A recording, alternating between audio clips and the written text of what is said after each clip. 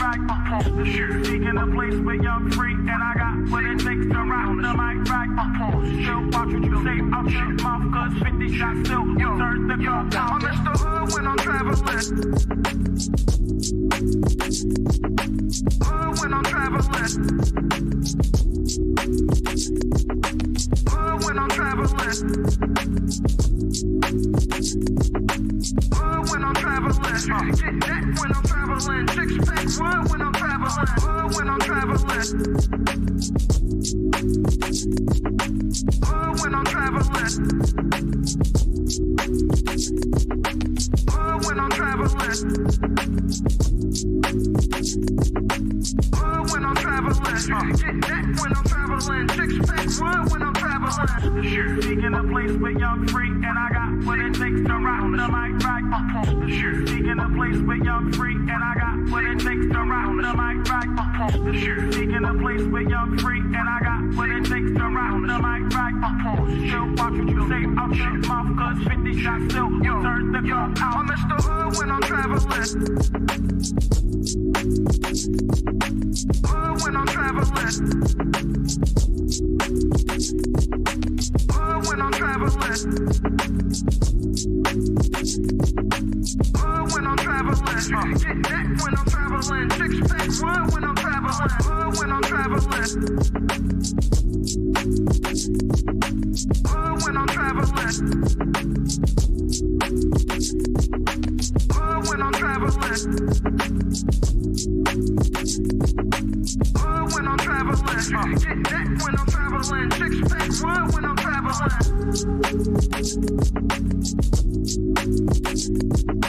Hood when I'm traveling.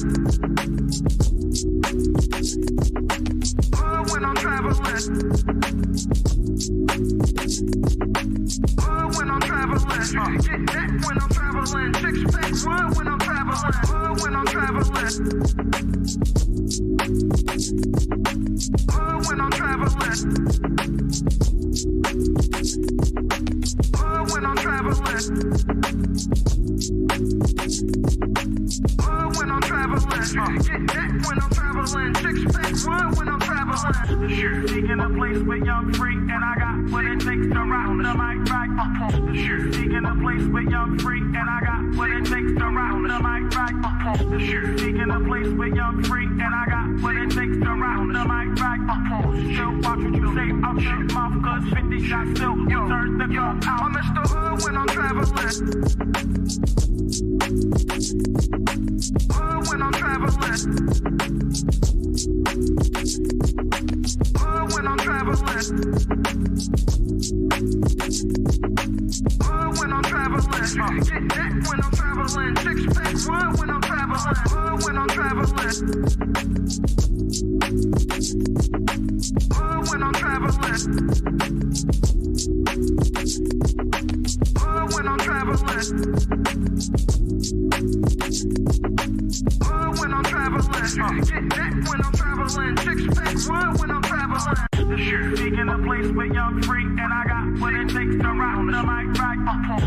Seeking a place where you're free, and I got what it takes to rock the mic right.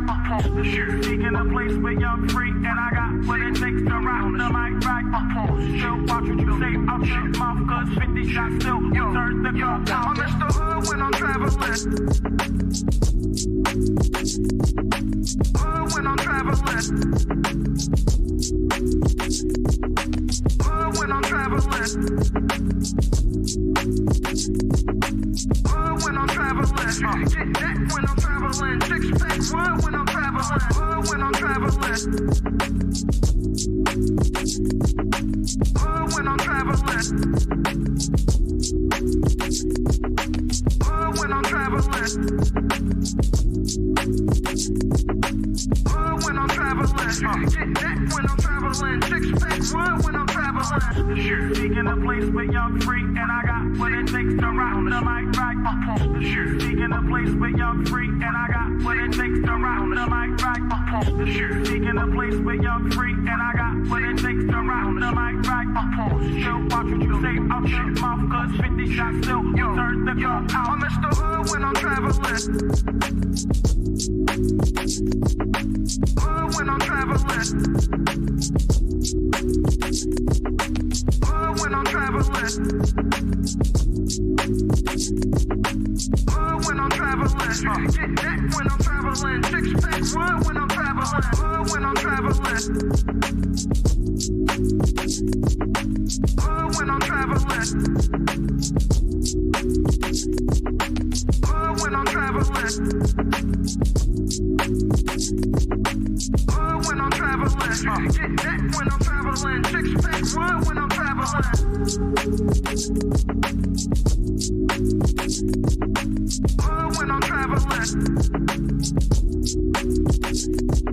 When I'm traveling.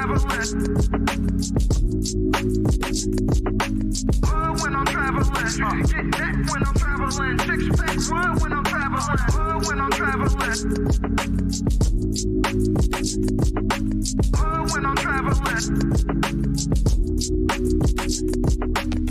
When I'm traveling. When I'm traveling. Get that when I'm traveling. Six pack one when I'm traveling. Seeking a place where young free and I got what it takes to rock the mic right. Seeking a place where young free and I got what it takes to rock the mic right. Seeking a place where young free and I got what it takes to rock the mic right. Still watch what you say out your mouth, cause 50 shots still turn the gun out. I'm Mr. Hood when I'm traveling. When I'm traveling.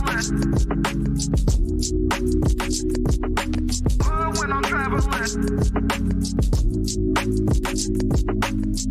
When I'm traveling. Get that when I'm traveling. Six pack one when I'm traveling. What do you mean by insecurity? When I say insecurity, you have, what's the word? You know, I got third grade education. Well, let me ask you a question. When you have a fear, when you have a fear of something. Okay, now if so, you're saying a man is secure if he allows other men around his woman. He's secure. He's secure within himself. What makes him secure that he allows men around his woman that he know? That nigga a fool. If she choose to go that way with that man, then she's never been for me. That's up to her, and I move in the way that I need to move. What makes him secure though? Because he knows that he can't control her, and so if she cheats, it is what it is. That makes him secure. Period. So, damn, for real. You know, I love you've been rocking with me when they had 10 people watching this motherfucker. Go ahead, ask your question. What's your question? Well, you know, just in terms of even an old friend, you know, just considering what was being said, I think Illa has a point. I think you guys have a point in terms of he'd been a friend for a long time. In my head, I'm like, the fuck that mean to me? You know, like that's just how my head, like when I be thinking this shit, I'm a husband now, right? Or I don't, what you did generally, I don't, it is what it is, right? But what can he do for her? Can she go to him for the support? Can she go to him for money? None of that shit. I'm gonna let you finish answering. Can she go to him for money? No, she can't. That's my job. Can she go to him for spiritual guidance? No, that's your job. Shit. Exactly. Can she go to him for protection? No. Like, man, they go fight things of that nature. The strong boys would be taken and separated from their family, stuff like that. Yeah, and they were, they're used to it. Yes, that's happened. So when we're criticizing black men, if you think it takes a couple generations to change, right? And we just went through some of the things you acknowledged happened to black men and were targeted specifically just 2 generations ago with your your generation. And then we come at black men like we did it all to ourselves. You don't think there's an apology of some sort in order? Can I just ask this, Mr. Fantastic, what was the reason that she would mention your pension? Because she's not going to just do that out of nowhere. What happened to make her say, oh, I want your pension? Or was she looking to divorce you for something? Just saying something that you may have done. She wanted to divorce you, and so she mentioned it, and then you beat her to it. I've explained this at least. This is the last time I'm gonna tell y'all this. We were living in 2 separate things called geobashing, right? She was the one accusing me of doing shit that I wasn't doing. I told her, if you go to this and you keep accusing me when I'm not doing anything. I was in her hometown with her people around all her folks for free. Let me be You clear. left Let him me for be clear about free. something. Shit. I did not ask him for his pension because that had children outside of our marriage. You left shut him the for fuck free. up. You're not. Y'all always get you're not on even here. listening. So shut the up. You not Y'all always listening. get on here. You not Try to listening. dismiss women. Stop You trying to not be listening. in abusive relationships, whether it is You are not beneficial or listening. not. Bro, you if you had two people sitting there, right? They had a one night stand. He put the rubber on, and you got to tell one of them they was wilding, and one of them they was wilding. You would say the woman was wilding. Mm-hmm. She should have made that nigga put a condom on. Yeah, especially because niggas' dicks be dirty. What level of responsibility? Well, not what the stats say. What level of responsibility would it be on? So he didn't put a condom on. She got pregnant. It's a one night stand. Who would you put the onus on for that happening more? If I had to choose the woman because she gives the access. Damn. So she should have made sure he put a condom on his dick. Mm-hmm. Damn.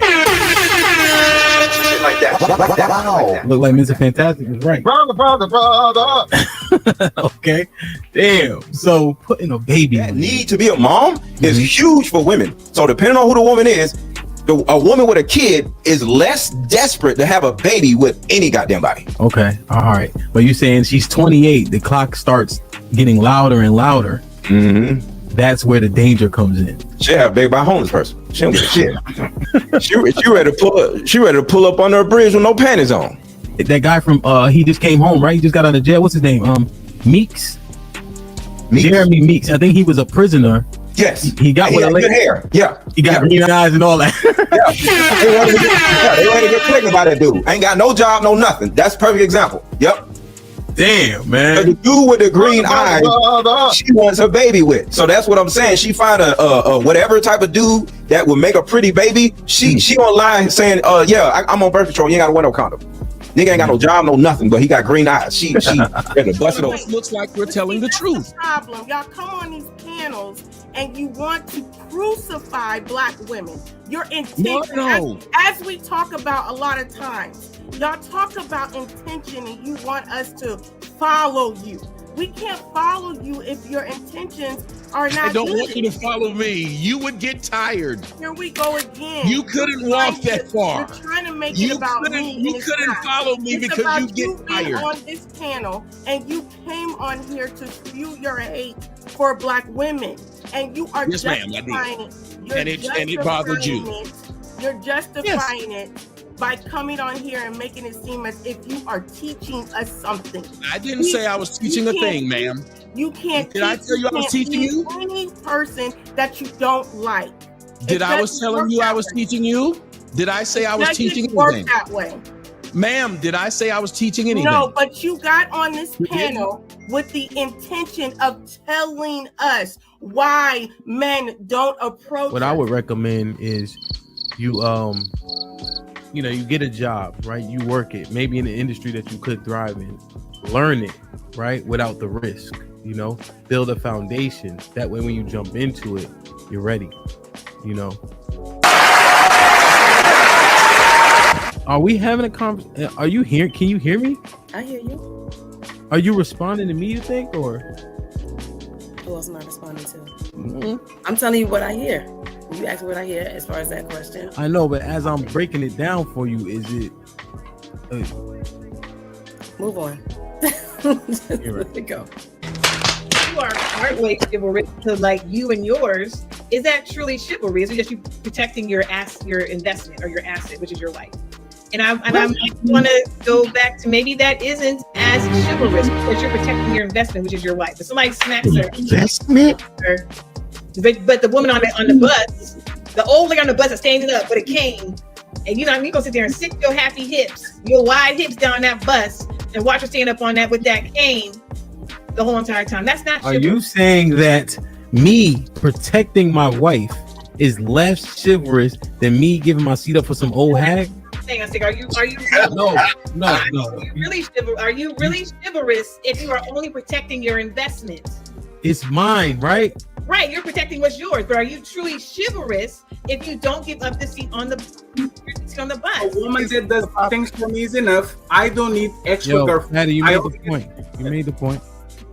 Yeah, let me make a quick point, right? I think this conversation can trigger women, but to be fair, right, to where Beans was going, because it's not a checkmate, but I understand your point, is that women don't actually believe that they're bringing value to guys like that, because otherwise they would be encouraging men outside their man to have more female friends, and they don't. They actually discourage. Hey, you don't need no female friends. But hey, wait, women are so valuable and important. What you mean I don't need no female friends? It actually shows you what women think. Even women think about that shit. There's a lot of nuance there that you could examine. That's a great point. That's clear. I agree. That's from the biological standpoint. Indeed. Now they try to change that culturally into women don't have a definition. There's nothing that actually defines it. What ended up happening was this, though. The advent of feminism actually took away what femininity was by saying it was antiquated, it was old school, it was slavery, it was oppressive. But then they turned women into fake men. So everything that a woman do valuable is what men do. She go out work, she go out and make money, she go out and get a degree, she go out and get education, she go out and buy things, she go out and she can afford things. These are all the things that men have been using to measure themselves and whether or not they've been successful or valuable or things of that nature. Women had a different set of things. Been only pursuing so much for the attention of women. This is all, it sounds so new to me when I'm hearing it, but maybe I didn't have this perspective before. Calvin was good. B-Love, what's up? But it's just like why we do things. Where does our moral code actually come from? How far are we willing to go to stand on it? Does your moral code have contingencies? You know, I have the clips queued up, but I'm just thinking through it. You know, the double standards. How long can we? I thought they just were a thing, but I guess they have like there's a reason for it.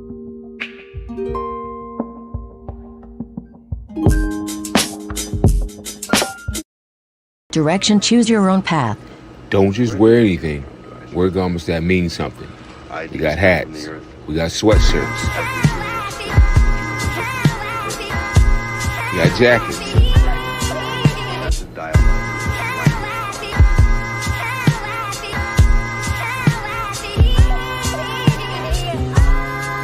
We even got hoodies.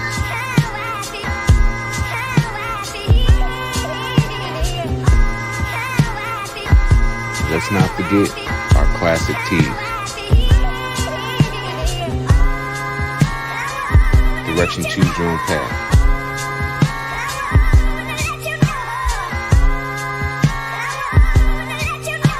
The message is always in the cloth, the colors, the designs, the fit.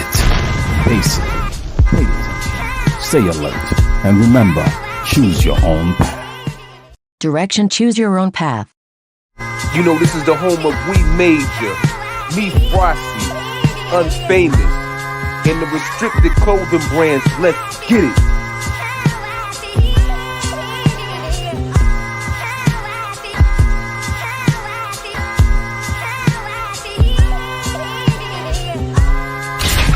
The message is always in the cloth, the colors, the designs, the fit.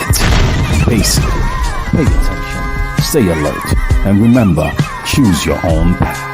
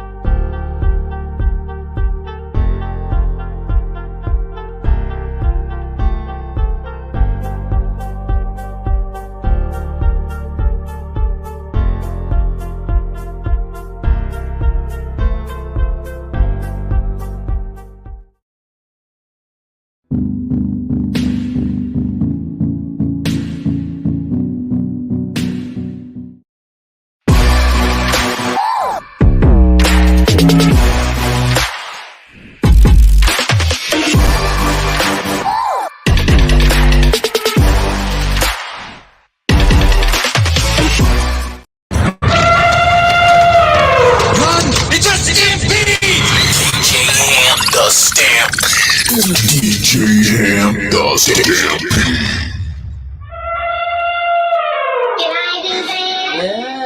I did that. Yeah, I did that. Like, subscribe, tell a friend, tell a friend. Hit that like button right now if you can. That helps the channel. Perfect. Yo, was popping, man. I was slow rolling on this one today, but I said you gotta be consistent. You gotta get it in. So here we are, man. We're here for a good time. I don't know if we're gonna be here for a long time. We gotta see, man. Gotta sit back and relax today a little bit. You know what I mean? Shit like that. Shit like that. Shit like that. Jarice, what's up? Almond Eyes was popping. Mel, I see you. Love Doobie in the building was popping. Corey, they running the all-out blitz on it. E-Dub was popping. Travel One in the building. Charles, salute. Josh, we gonna see. Lauren was popping. Death Strong was popping. I got Travel One already. Chris, what up though? Wow. Travis was good. Love seeing the building, putting in work already. Danielle, good morning. Miss Jilly, what's good? Homeboy, Shalom, Orchid in the building. Bella, we see you. I like it. Like, share, subscribe, tell a friend, hit that like button right now if you can. That helps the channel the most. Journey, salute. Rashard was popping. How are you? Keeps it 100, man. I appreciate all the commentary you give on the comments when I drop the clips too. Big Chug went to the pool, sis. Robert was good. Chocolate Bunny in the building, man. Like, share, subscribe. Tell a friend, hit that like button right now if you can. That helps the channel the most. So I was sitting back, man. Let's get right into it, man. We almost got 100 people in the building, which is dope, especially for a so-called holiday. And we have 43 likes. Lou was good. Dollar Washer was popping. Appreciate you.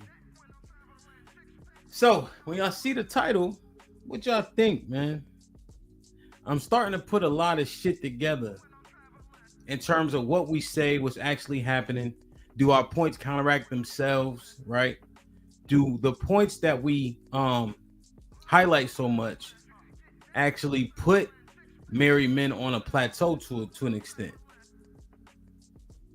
You know? Just thinking about the stats that we tout so much about how men don't have access to women and etc. You know?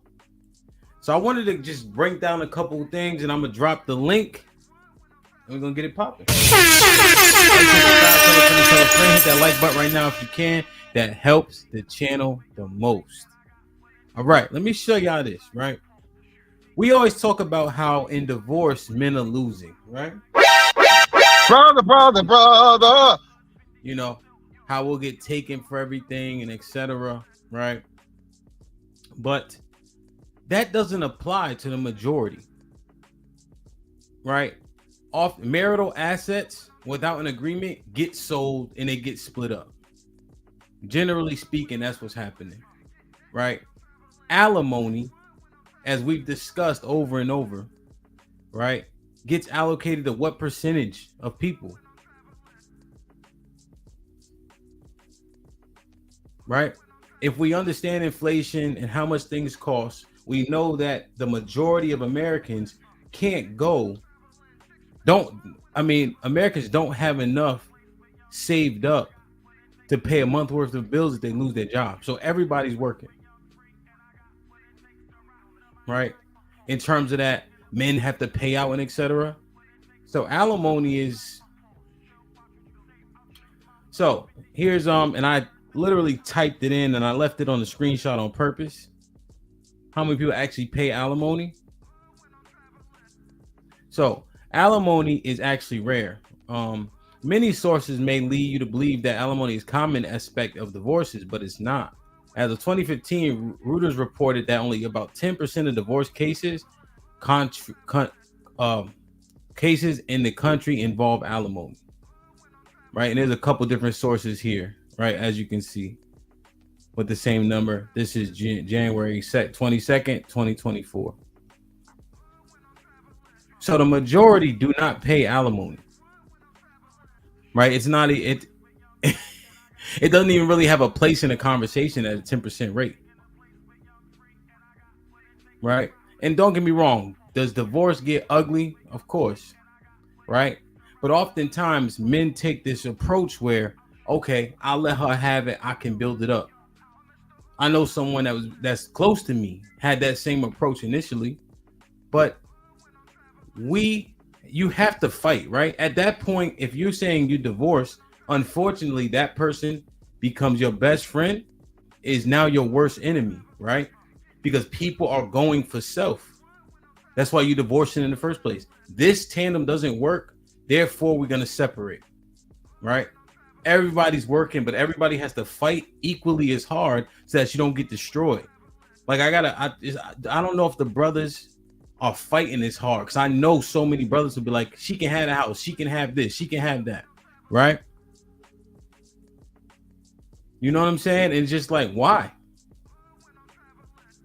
Why are you standing on this righteous pedestal, right? If you know that you are divided now, she's no longer your responsibility. I'm just saying, men need to fight equally as hard, right? Like a brother, Lou, great point right here, right? Like one of the brothers I know, she was going for his 401k, because the irony was he was making the most money.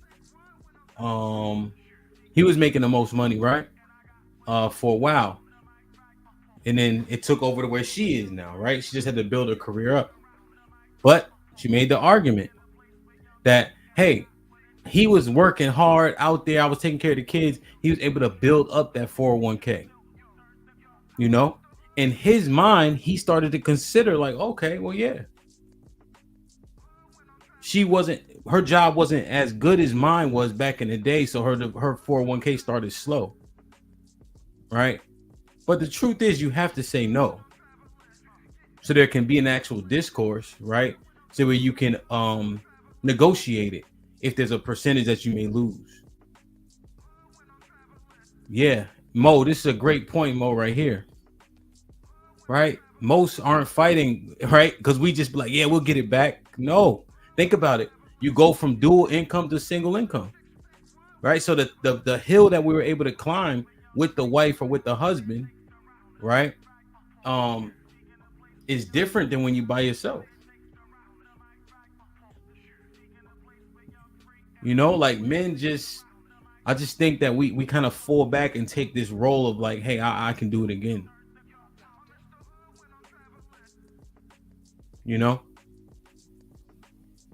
So it's just very important. Like, just think about it like this. You never take the first offer, right? Period. You never take the first offer. So even at the divorce table, it's recommended that you challenge everything. Just in terms of negotiation tactic, you challenge everything. But this alimony argument, I mean, it's only 10%. And when we talk about we getting our asses kicked, a part of it is the fact that we just don't fight. Let me show y'all this. Like, share, subscribe, tell a friend and tell a friend. Hit that like button right now if you can. That helps the channel the most. Right? And then when we really start talking about the money itself, right? This screenshot here, divorce rates for high earners, right? As you can see, I made a typo. This is what I typed in. Divorce rates for high earners. I'll just read it out just in case somebody's on the phone. Divorce rates tend to decrease as income increases, but only up to a certain point. For example, according to Forbes Advisor, divorce rates are around 30% for couples with a household income of $200,000, but drop closer to 25% for those with a household income of $600,000. However, once income exceeds $600,000, divorce rates begin to increase again, reaching 30% once more. This suggests that While higher income can reduce the risk of divorce, other complications can threaten a marriage stability once income reaches a certain level. Right? So I wanted to read the whole thing out, just so you guys can see what I screenshotted here. But the rates actually decrease when people start getting more money. It's just because people have skin in the game, you know, to an extent. So just thinking through it more and more, right? When the men are actually making the money, they're less likely, when men are making money, when the women are making money, because everybody's working, you know, the divorce rate seemingly decrease, you know. So essentially, in the situations where alimony might be more applicable, the rates decrease a bit. And I understand women initiate the divorces, right? But again, think about men, right? We don't want to. We know, we understand the stereotypes. We don't want to lose our kids, right? We built up all these assets, et cetera, et cetera. Men, I think we lean into our testicular fortitude, like sticking it out and all that. So is it even in our nature to necessarily initiate the divorce, unless she were to do something like cheat on us, you know? And so it's important that you guys see, you can literally see, I typed it. This is the AI review. This is what it came populated, you know? Like, share, subscribe, tell a friend to tell a friend. Hit that like button right now if you can. That helps the channel the most. All right. So I just wanted to paint that picture first. And of course, we can argue it in a few once I drop the link. But when we get in money, we see divorce rates decreasing. Stop making that alimony argument, because the overwhelming majority of us ain't making no money to even pay no alimony, because everybody's working the entire time we together, because it makes sense. And then aside from it making sense, we have to.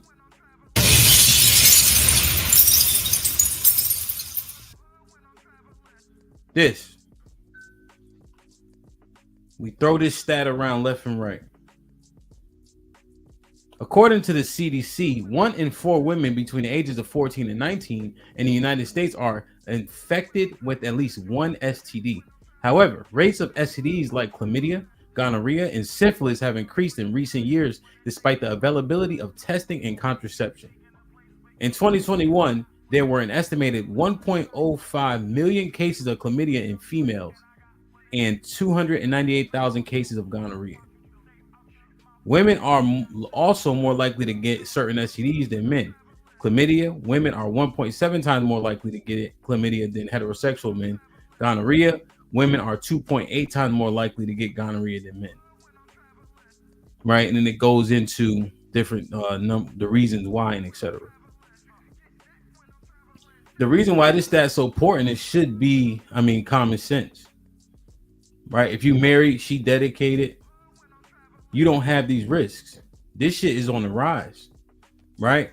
We have most of the supporters here are black, right? And what's the stat that's thrown at black women the whole time? How they lead in STD rates.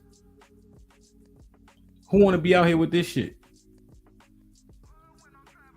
Who want to be out here with this shit, right? Because we use it,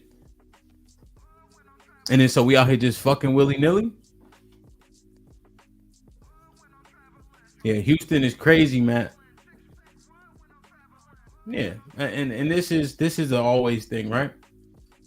Yeah, like it doesn't. Yeah, this is true, right? I'm not sure.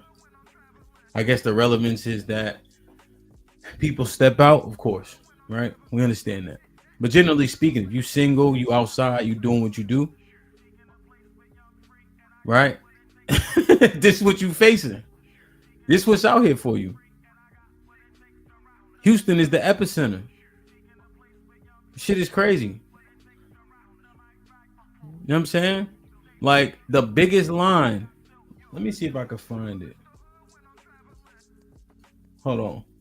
Let me try to find this line. I gotta try to find this line. Like, share, subscribe, tell a friend to tell a friend. Hit that like button right now if you can. That helps the channel the most. Hold on, y'all. Let me see if I can find it.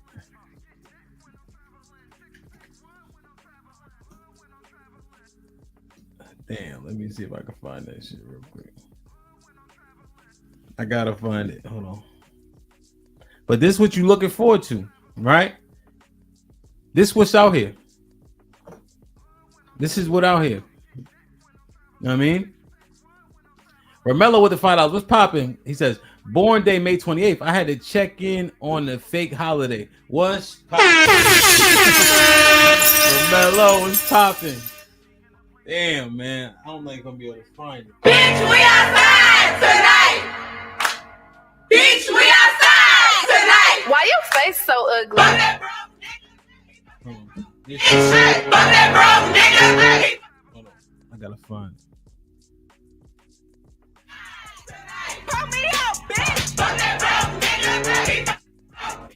Hold on, I gotta find this shit. Fuck that broke nigga. He fucking that broke bitch. Hold on. When this line drops, hold on. Welcome to Houston, everybody. Fuck This right here. So when you DJing, right, and he say this, the whole crowd in unison. And they not lying. everybody. Welcome to Houston, everybody. Fucking everybody.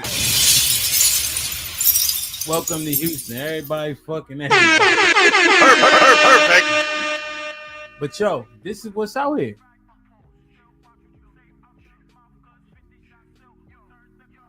All right. Alimony. Stop the cap about this shit. Stop the cap. When people start making money, they get divorced less. The STDs is going crazy out here if you single. Right? Let me read this one. Okay. Let's talk about the sexless marriages, right? So we got a couple different sources up here. The percentage of married couples in the United States who are considered to be in sexless marriages varies depending on the definition used in data sources. Okay, that's fair. Psychology Today, right? Because it have to be self-reported, right? According to the National Representative Survey, 7% of married adults in U.S. have not had sex in the past year, and 4% had not had sex in the past 5 years. If couples who have infrequent sex are included, the number increases to 15%. New York Times. One study estimates that 15% of married couples are sexless. Right? And you married, you only have the one option, right? So this number is low regardless. So married people are having sex. But the reason why I can use this number and say it's not bad is because what's the number of bodies for men? Right? Right, E? 85% of fucking. What do we say about men? 20% have access to women. The other 80% got to work goddamn hard to get some cheeks. So when they say you lock down to one vagina, niggas, so aren't you. Bodies.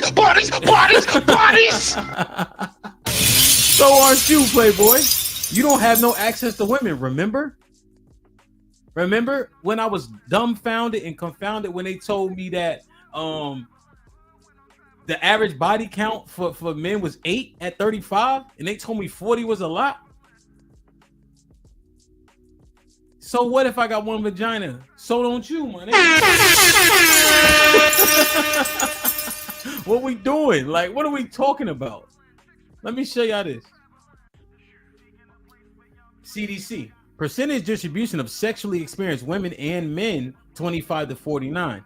Years of 25 to 49 years of age by number of opposite sexual partners in lifetime. Look at this shit. Men 25 to 49.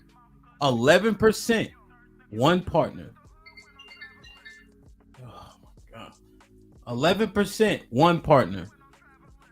2 to 4 partners, 22%. 5 to 9 partners, 25%. 10 to 14 partners, 12%. And then 15 or more, 28%. 70% of these cats have been with less than, less than 14 women, overwhelmingly. So 25, 47, 57, 50. So almost 60% of cats have been with That range, 9 or less women. Why won't you get married, Playboy? You don't got access to no women. Why you acting like we locked down? Nigga, you locked down. And it's not on purpose. Put him in the fucking bedroom. Get him out of here. Come on. Yo, let me know, man. Like, come on. We see the numbers start to see the stats. It start to break. It breaks each other down, right? We start to break our own talking points down. So you can't get no cheeks, but you talking about me because I got one box I chose to be with. Motherfucker, you need to go ahead and get you one box that you choose to be with. You can't get women no way.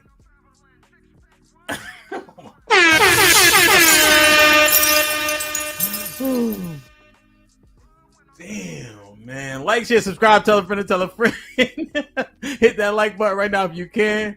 That helps the channel the most. Corey, you know I love you, Playboy. Nah, Roy, it's everybody. It's everybody. But the thing is, men are saying these things, you know? When we look at some of the people who talk on these topics, men are saying these things, right? So that's why it's important. I'm addressing just the men, you know? But there's one thing I did say specifically is when we use the stat against black women about how they lead in STDs, but the truth is women are just more susceptible overall, feel me? And everybody fucking. Yo, it's just crazy. It's just crazy. It's just crazy. Oh man, it's just crazy. And let me be fair. I've said this shit too. Hey, Love C, I've been thinking, man. I've been thinking. I've said it. Right? But what we doing here? What we actually talking about? What are we talking about? You know what I'm saying? And look at, watch this. For marriage, safest way for a man to have a child is within wedlock. Now look at men here. This Pew Research. 3 in 10 say they're not sure, right? So 3 out of 10 men say they're not sure. 18% say they don't want to have children, while 57% of young men say they want children one day. A smaller share of young women say the same. So look at men. We want kids. Majority of men understand that your legacy is largely tied to your children, and I would even speculate your son, right? Because your name carries on, you know? So, right? Men, when our rights are secured when we're married, right? And now the brothers, we say, if you want to have kids, there is a stronger recommendation towards marriage, right? And we always talk about protecting ourselves, and we want to have kids. Says the numbers. This is February 15, 2024. Paternity. For married parents, when a baby is born to married parents, the law automatically recognizes 2 legal parents, husband and wife. Married couples do not need to take any additional legal steps to establish paternity. For unmarried parents, when a baby is born to parents who are not married to each other, the law does not recognize the biological father as a legal parent. In other words, a biological father who is not married to the mother to their child does not have legal rights to his child until he becomes a legal parent. Paternity must be established first. Read on to learn more about establishing paternity.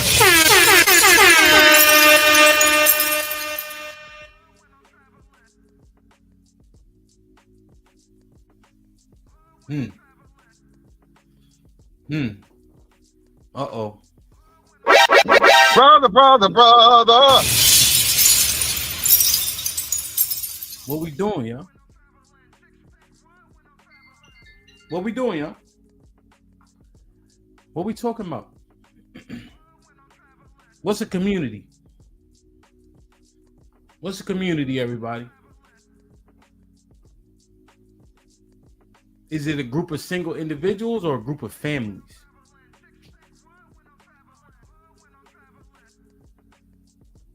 When we have a correlation between people who are uberly successful, they're also married. The most successful people in our country are the most married people. A community is a group of families. And you see it. You see it. My wife just went to the pool, right, with the kids. You know, there's a community pool in the neighborhood, right? I had to work, make sure I'm doing my thing. You know, I'm gonna get out there. I'm not gonna be on here super duper long, but it's a bunch of families, right? It's a bunch of families at the fucking pool, and you feel better. And here's the thing, right? And Romello, it just in terms of the money, my bad, to be clear, right? When you look at the Asians, they're the most married. They're also the highest earners, right? So we can, you might be, I understand what you're saying, just in terms of that and the correlation to it.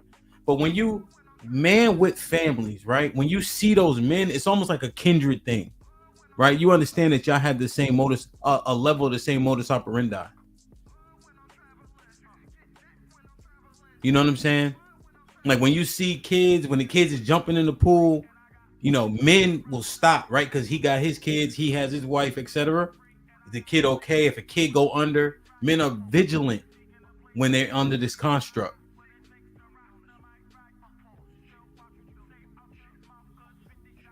Come on, man. Let's just run it down. Stop the alimony argument. We all broke his shit. We ain't paying no damn alimony. All right. When people start making money, they get divorced less. You have much more to lose. People have skin in the game. And even in these couples, everybody works. Women work. There was another thing, I accidentally cut it off. It actually said that women who are more educated are less likely to get divorced. But I kind of didn't want to go down that rabbit hole. But just as an FYI, and you can look this up, right? Just type in what I typed in. CDC. STDs is going crazy. Niggas hate condoms. Best way to not have to use a condom, get a wife. STDs are going crazy. Right? Sexless marriages, stop the cap. Married niggas is fucking. Perfect. All right? 15% ain't getting no cheeks, we understand it. But the truth is, 80% of single men ain't getting no cheeks either. All right? So what we doing? Right? We say it all the time. 80% of men are deemed unattractive by women. Find you one so you can get consistent cheeks, playboy. You being outside means nothing to nobody. All right? It not giving you more access. You just dry dicking out here. Perfect. Wow. Put him in the fucking bedroom. Get him out of here. Come on. Wait a. And the thing is, it might sound like a shot. It's actually not. It's the truth. So if I'm locked down, you locked down by proxy and not having access. At least I made a decision and I got benefits that come with it. Like my children. And the children that we as men, 57% say we want. Like, share, subscribe, tell a friend to tell a lotion. Tell a friend to tell a friend. Hit that like button right now if you can. That helps the channel.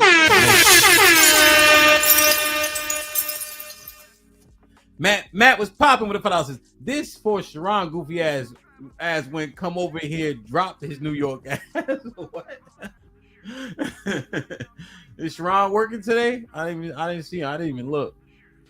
Mo was popping with the $5. Most people live. Most people are in sexless marriages is because one side or both have stopped doing the thing needed to still be desirable to each other. Indeed, Mo, right? We get comfortable, we get fat, you know, and all that. Pause. And the truth is that's still a small percentage, right? But to your point, Mo, there's so many things that you can do, right, that can initiate desire and sex, right? But the willingness to want to do them, right, based on just the what's the word I'm looking for, Mo? The monotony of just day in and day out life. You know what I mean? Right? We just get so engulfed in it. Kids, work, kids, cleaning up, etc., cutting the grass. You know, we don't make specific time for each other, right? The thing that we used to do, we don't do. 100%. Matt with the $5 says, Hamp join this fight. Married niggas versus single niggas. You know these motherfuckers just be hollering. I need some help. It's a lot of these bitter motherfuckers. Romello with the $5 says, does single men lack access to women, or is it the opposite? Men tend to settle down due to position in life. You got to expound on that, Romello. Men lack access to women, or is it? Well, yeah, men lack access, especially because they're deemed unattractive. They don't, you know, like for instance, Romello, I think it's 10 or 14% of men are 6 feet and above, you know? So that eliminates a whole lot when you go to the 666 thing, right? You drop down to, what is it, 8 or 9% that make, you know, the 6-figure money. So we just keep on not checking these stereotypical boxes. And women can say that they don't look for it or don't like it, but the things are that, for instance, they deem women associate strength and all that with height, as an example. And then we keep saying provision and protection. So when we say provision and they start looking at our money and we don't check the boxes, you know, God bless the dead, Mr. Samuels, what happens, man? He leaves with the 10 ounces. It's the same reason y'all don't get married, Playboy. Y'all got all the access to women, multiple at that, but y'all still don't get married until you ready, respectfully. I'm not sure what you mean. I'm not sure what you mean. I don't know. Hit the link.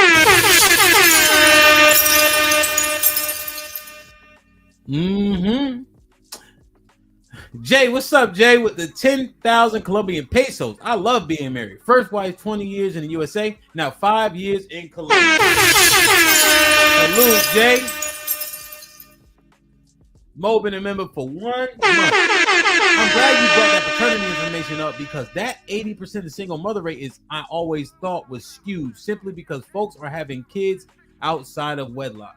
Yeah, and also, Mo, good point on this, right? When we talk about kids being born out of wedlock, we're also telling men marriage is a bad deal. Find different ways to get the same advantages that marriage gives you, i.e. taxes in the States, and right, not being taxed, not being like your spouse gets, you know, your assets if you pass, right? And they're not taxed on them. They're not seen as, they're seen as gifts, you know? Obviously rights if somebody's about to pass, things of that nature. You can get those rights with things like power of attorney and such, but they're built in with marriage, right? But we're telling men don't get married, but then we're using a stat against women about having kids out of wedlock, while we know 57% of men, as on the screen, want kids. So the wedlock stat, we're adding to it on purpose by recommending men not getting married. You see what I'm saying? So kids are going to be continue to be born out of wedlock, and essentially we're telling men do that because it's less risky than getting married, when the truth is we ain't making no goddamn money to be paying out no way. Lauren Mack with the $5 says Uncle Ricky probably still out celebrating his B-Day, so I will say it for him. They are liars. I gotta call him, man. She leaves with the $5 says, yo, you asked the question about why men don't have access to women, don't get married to, don't have access to women, don't get married to that woman. What? Oh, I think I understand what you're saying. And so, T-Lees, obviously, I'm being hyperbolic. What it is they don't have access to a plethora of women, right? They maybe have 1 or 2 women that like them. And so my argument is, why not just get a consistent woman, since you don't have access to that many women in general? Does it mean zero? No, I'm not saying zero, right? But the overwhelming majority of us don't have access to a bunch of women. So to be outside and not be locked down to one vagina, it's a moot point. They don't like us anyway. Paul with a $5. See, I'm a 4, so I be knowing. You know what I'm saying? Paul, the true believer, for the $5. What's popping, my brother? Said they always forget that the other P, provision, protection, and priest over the. Good shit, Paul. Good shit. Like, share, subscribe, tell a friend, and tell a friend. Hit that like button right now if you can. That helps the channel the most. E was popping. I got 25 minutes. I said I'm about to come up here and cook it for 25 minutes straight. Go ahead. I ain't saying nothing. Go ahead. What you think? I just painted it, quick. You know what I'm saying? Whatever you think, though. Go ahead. All right, first of all, this is why you should give a woman half if you did the right thing. If you did the right thing while you were married, it makes sense to actually give her half, right? So, for example, I was taught by my financial advisor. He said, hey, what you need to do is you need to live off of your money and you need to invest her paycheck, right? So if over 10 years, I invest her paycheck while she was at work, if she asks for half of her paycheck, I'm going to give her half of it. Why would I argue with the money that we use to invest, right? Because when we start talking about wealth, most people don't understand wealth. But when we start talking about wealth, if I invest if I literally invest her paycheck over 10 years, she's asking for half of the money that she contributes to the actual marriage. On top of that, if you start looking at the housing market, most single men cannot afford a house in this market by themselves. So when we start actually talking about the next level of actually building wealth, having two incomes actually qualify you more to be able to have home ownership, which open up the ability for wealth. I got a couple more, but I think you want to hop in there. Go ahead. All right. So then the next thing is, I know we always like to go to divorce. We always like to go to that. Another thing is when you start looking at the single dudes it's a bigger liability to mess with multiple women. When we start seeing, especially when we start talking about the Zion Williams, he's paying quote unquote HQ.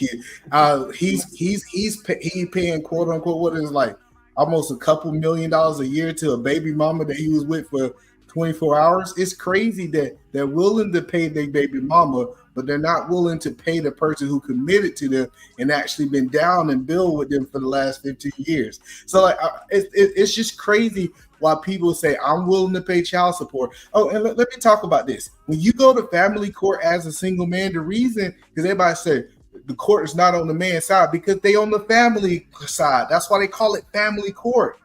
The stat that DJ Hamp said earlier, you're not even considered part of the family until you prove yourself. So why would you want them to be on your side if you're not a part of the family? The whole goal of family court is to be able to protect the family. You haven't proved that you was part of the family yet. So then we start understanding these things. Marriage really puts you in a situation where you can win. I don't have to fight for custody of my kids. I'm investing my wife's income. And on top of that, I know for a fact that y'all guys are making love to the lotion.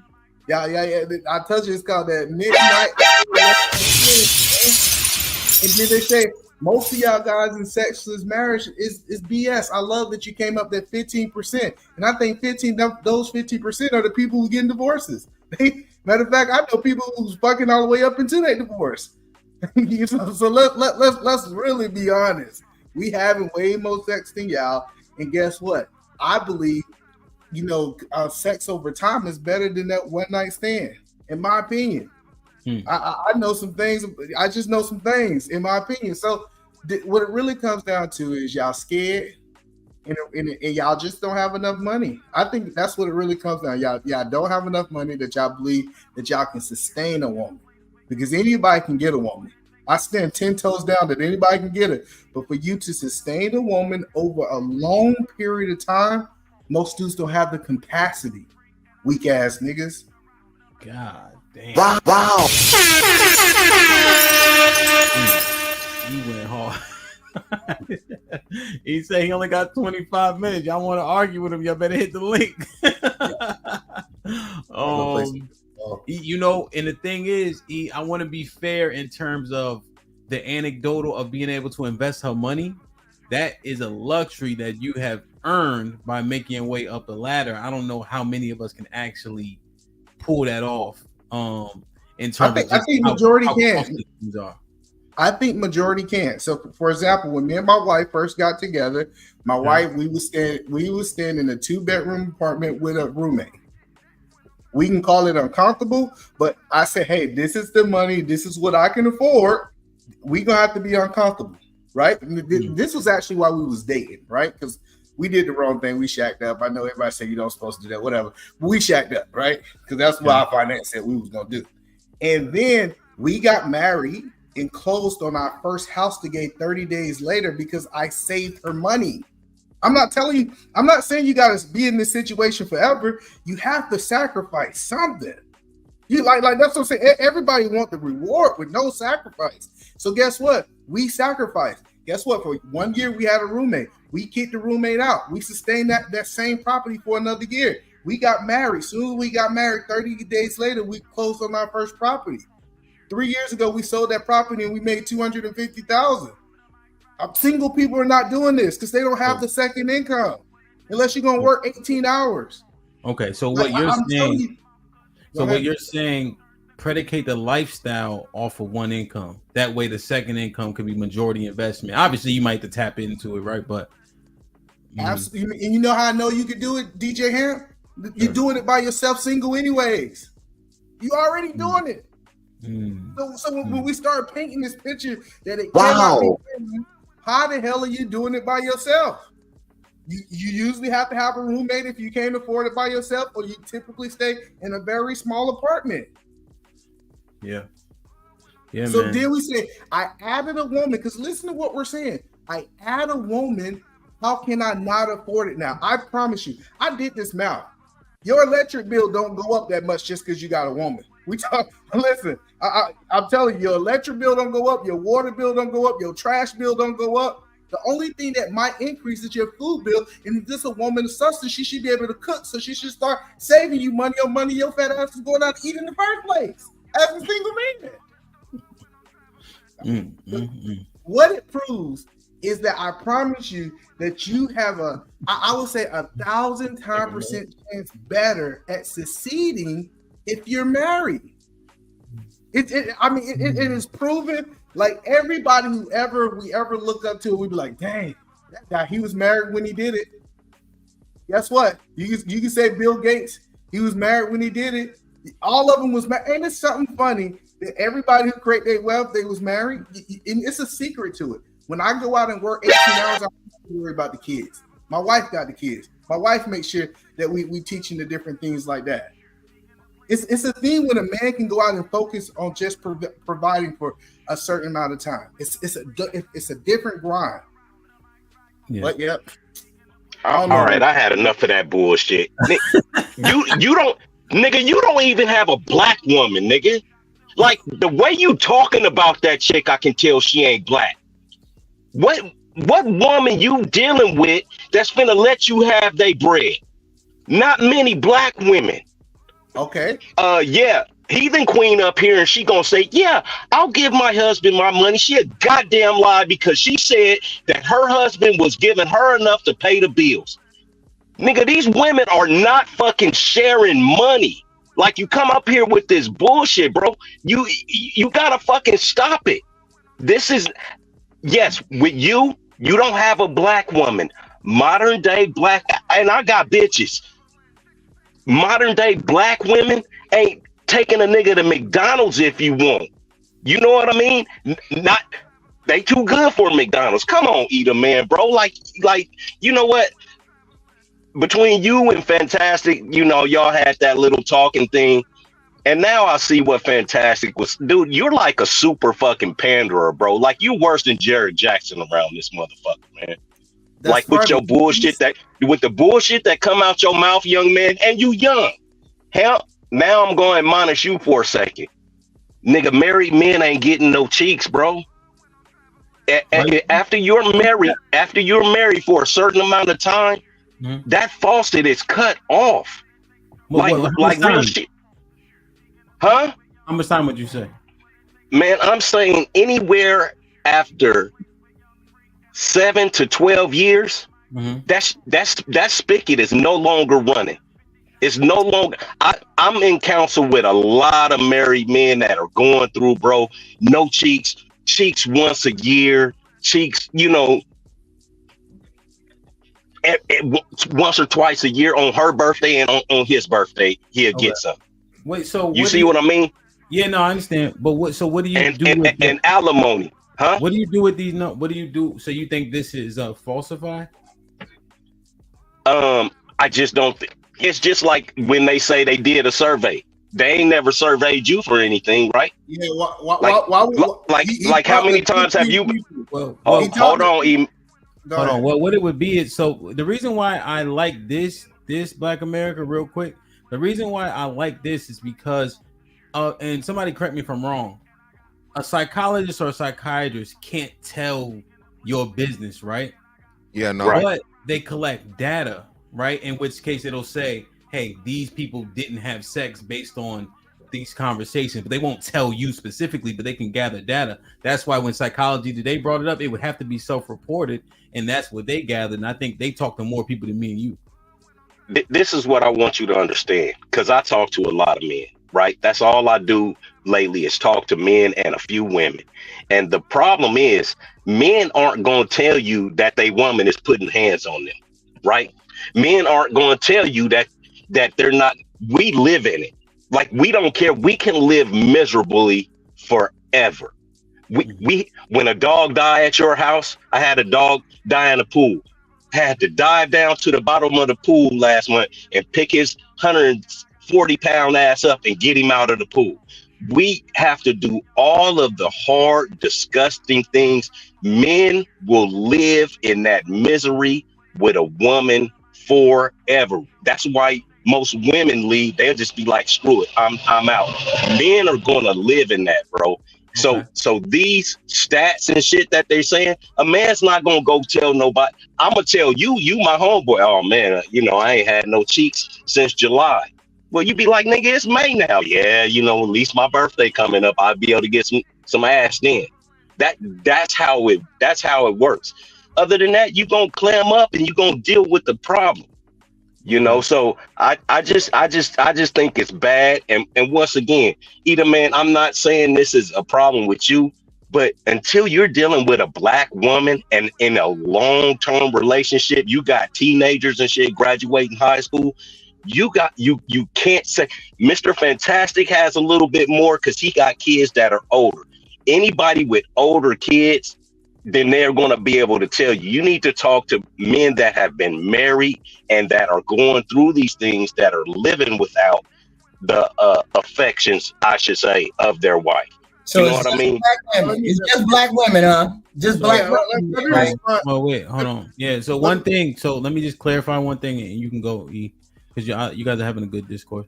So Black America, the only thing that I need to push back on is what you're saying is anecdotal and speculative, right? This is data that was gathered by people who literally gather data.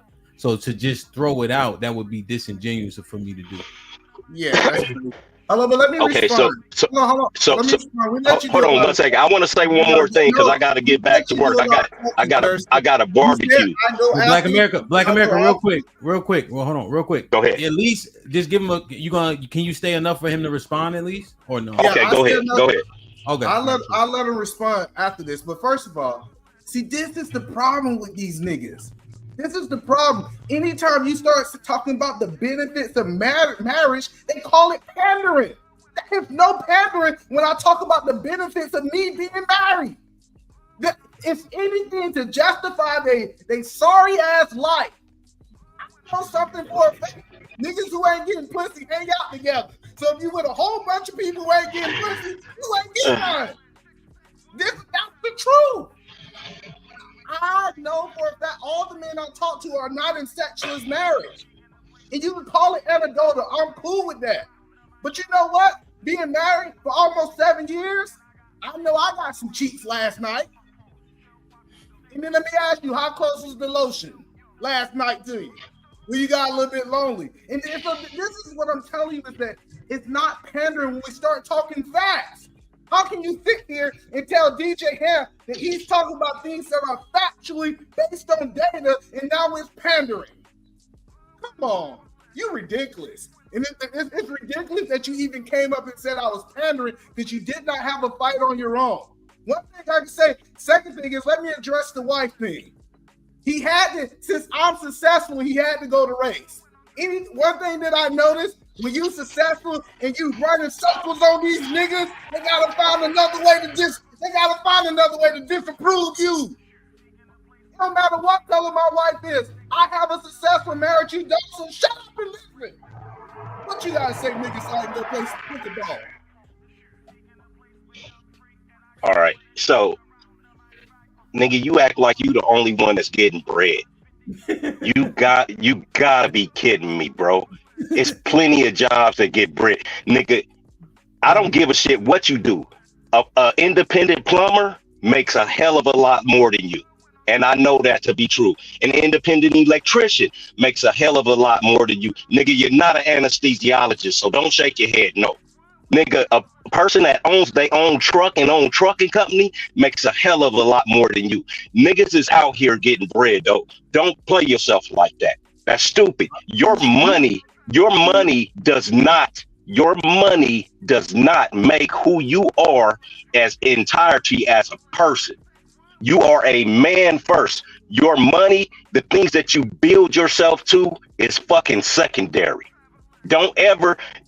Money don't make who you are. Money's just going to make you more of what you are.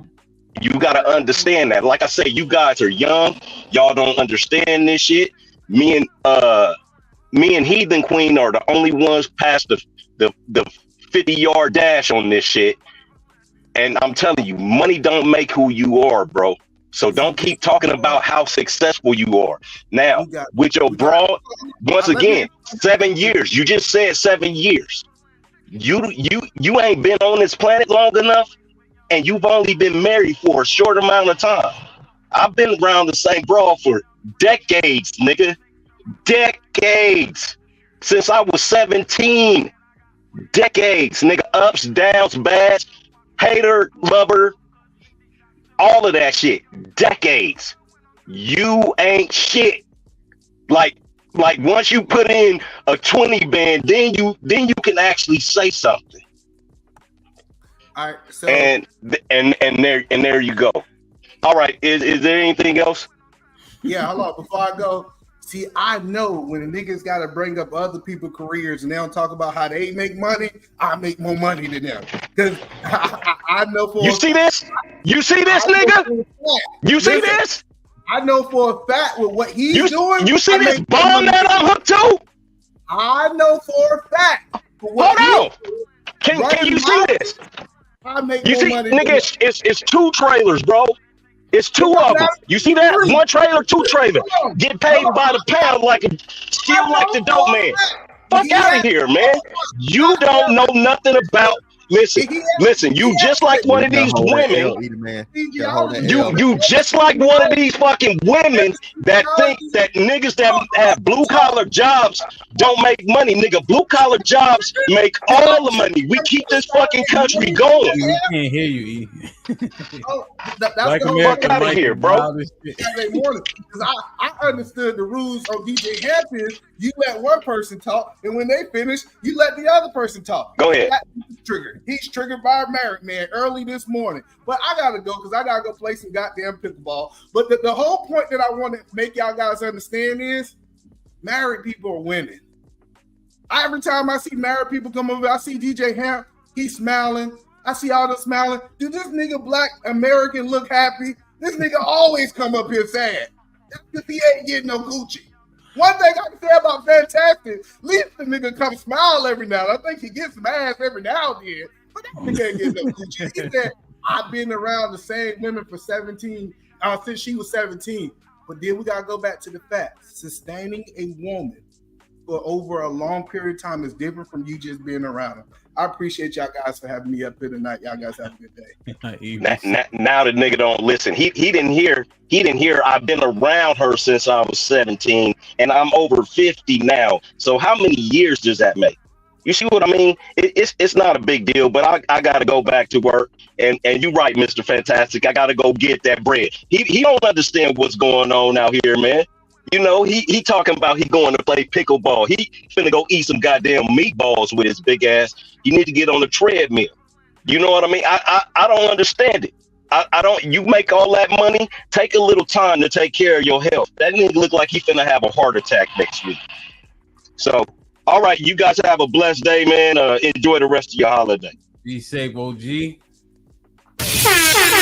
Like, subscribe, tell a friend, tell a friend. Hit that like button right now if you can. That helps the channel the most. So E came up with a separate premise from what I painted. Although he was decently aligned. He just had a way of how to be successful and allocate money effectively. I wasn't necessarily talking about money per se. What I was talking about is just the alimony argument, how I don't know if it's viable at a 10% rate. I think how men go about divorce is the reason why we get our asses handed to us. Oftentimes we assume we're just going to be able to rebuild and we'll let her have this, that, and the third, when the truth is we have to put up a little bit more of a fight. Unfortunately, your wife becomes your enemy in divorce, and I don't think enough men understand that. You know, when they talk about, I'm just giving you, I don't know if you guys were here, so I'm just giving you guys the premise. When we talk about you locked down in one vagina, my argument is, so ain't you, my nigga. Women don't like you, remember? 80% of niggas don't have access to no cheeks. And when I say no, I don't mean zero. I mean 1 or 2, right? You got to work goddamn hard to get it. Miss Fantastic, you're 6'5". You are 5% of the population. Hush. brother. Right? So for us regular niggas, like I'm a 4. You know how hard it is for a 4 that don't got charisma like me to get cheeks? Huh? At least I can play football. I could DJ like this. Imagine a regular Joe Schmo like me. So you might as well go ahead and get you one vagina, bro. You only got 2 on the table in the past 20 years. Go ahead and get you one call today. And then the kids. 57% of young men want to have a kid. Even in Mr. Fantastic, I think you said this before. If you want to have children, marriage has to be a consideration because you have your parental rights. You don't have to prove them. So when we looking at all the numbers, and then the STD rates, don't even get me started with that. Brother. You know, with all the raw dog Ronnies out here, man. You know, like, hey, you know, like being married might be the way to go. Like, share, subscribe, tell a friend, hit that like button right now if you can. That helps the channel the most. So I asked the question to men and women: are we scarring ourselves out of doing the right thing for one another due to our own ignorance to the data and judging everything through only our anecdotal experience? Yeah, I like that, Mo. If I were to answer and everybody else on the panel could definitely answer, I think that it does. Yeah, I think it could be at a detriment for sure, right? We have to be fair in the conversations. Like what's more likely to happen, not just what happened to me. You know what I'm saying? Let me play this for the first 20 ball of the day.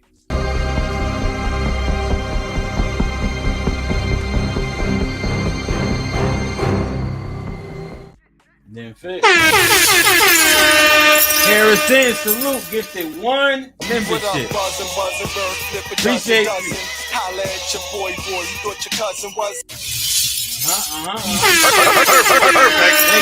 Thank you.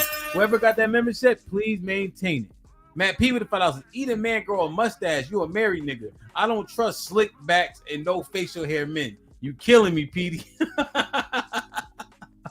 Matt with the $5 says, drop this black America nigga during wartime. Okay, I'm gonna turn the bounty on in a second because I ain't gonna be here all day today. Sean Brewer with the $5 says, who be doing them surveys though? We can't name nobody that ever did one. LOL. Nobody. Well, that's the thing. That's why psychology, and I'll say it again real quick. That's why when it came up with Psychology Today, that makes more sense. They can't tell your name and etc., but they can gather data based on what you said during your sessions. All right, which made that take more interesting, right? But yes, you do have to self-report, you know. But we've been highlighting therapy. I've been hearing that more and more over the past few years. So people are going. Omar Smith with the $5 says, if she not sleeping with you, damn dog, she not your bitch. Get another one. I prefer gold diggers. They never let you down. Sean with the $2 says, Black America dropped the mic on that bread. Yeah, he had 2 tankers, didn't he? Son, kids, shallow. Aaron with the $2 says, single and divorced men and women ruin the market. Harrison. I need to get these memberships up, man. Hold on. There you go. What up, buzzing, bird flipping dozen. Let's go. Holla at your boy. You thought your cousin was. Appreciate you, man. Whoever got that membership, please maintain it. Judas, Shalom was popping. Peace and blessings to all. We put too much emphasis on money in marriages. No one ever talks about morals, ethics, and all right, who was up here? HQ was popping. What's happening? Oh, hi to the panel. Hi, him. Hey. What's up? Hey. What's up? Yeah, man, I just was looking at this shit, HQ, because I'm like, hold on now. You know what I mean? Like, when you say it out loud, you ever wrote an essay? Mm-hmm. You know, and when you read it out loud, it don't sound the same as it does in your head.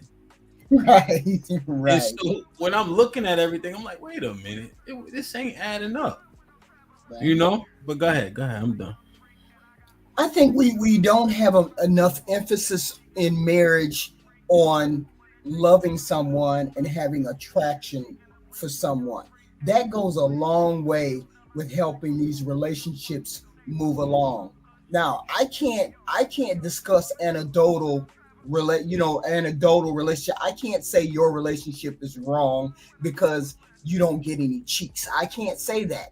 My whole thing for that guy would be, why did you stay so long and you weren't getting cheeks? Okay. There's no reason for you to stay. But most of us are getting cheeks. Most people are doing what they need to do in a relationship, in a marriage, to sustain that marriage. People don't stay married because they're trapped. And we seem to always present the worst of marriages. When marriage is a good thing, when you have two people who see the same thing the same way and they want to walk down the street together, right? I don't see exactly what my husband wanted, but he knew I was more financially savvy. So therefore I was the leader in the money. So I was the one who made the investments. I was the one who made sure we went on vacation. I was the one that made sure that you never ran out of tissue. You never ran out of these things. So you just have to know your roles in relationships and what you're supposed to do and not supposed to do. People say, well, you're in a marriage and you become dick prison. You come in dick prison or you get in dick prison.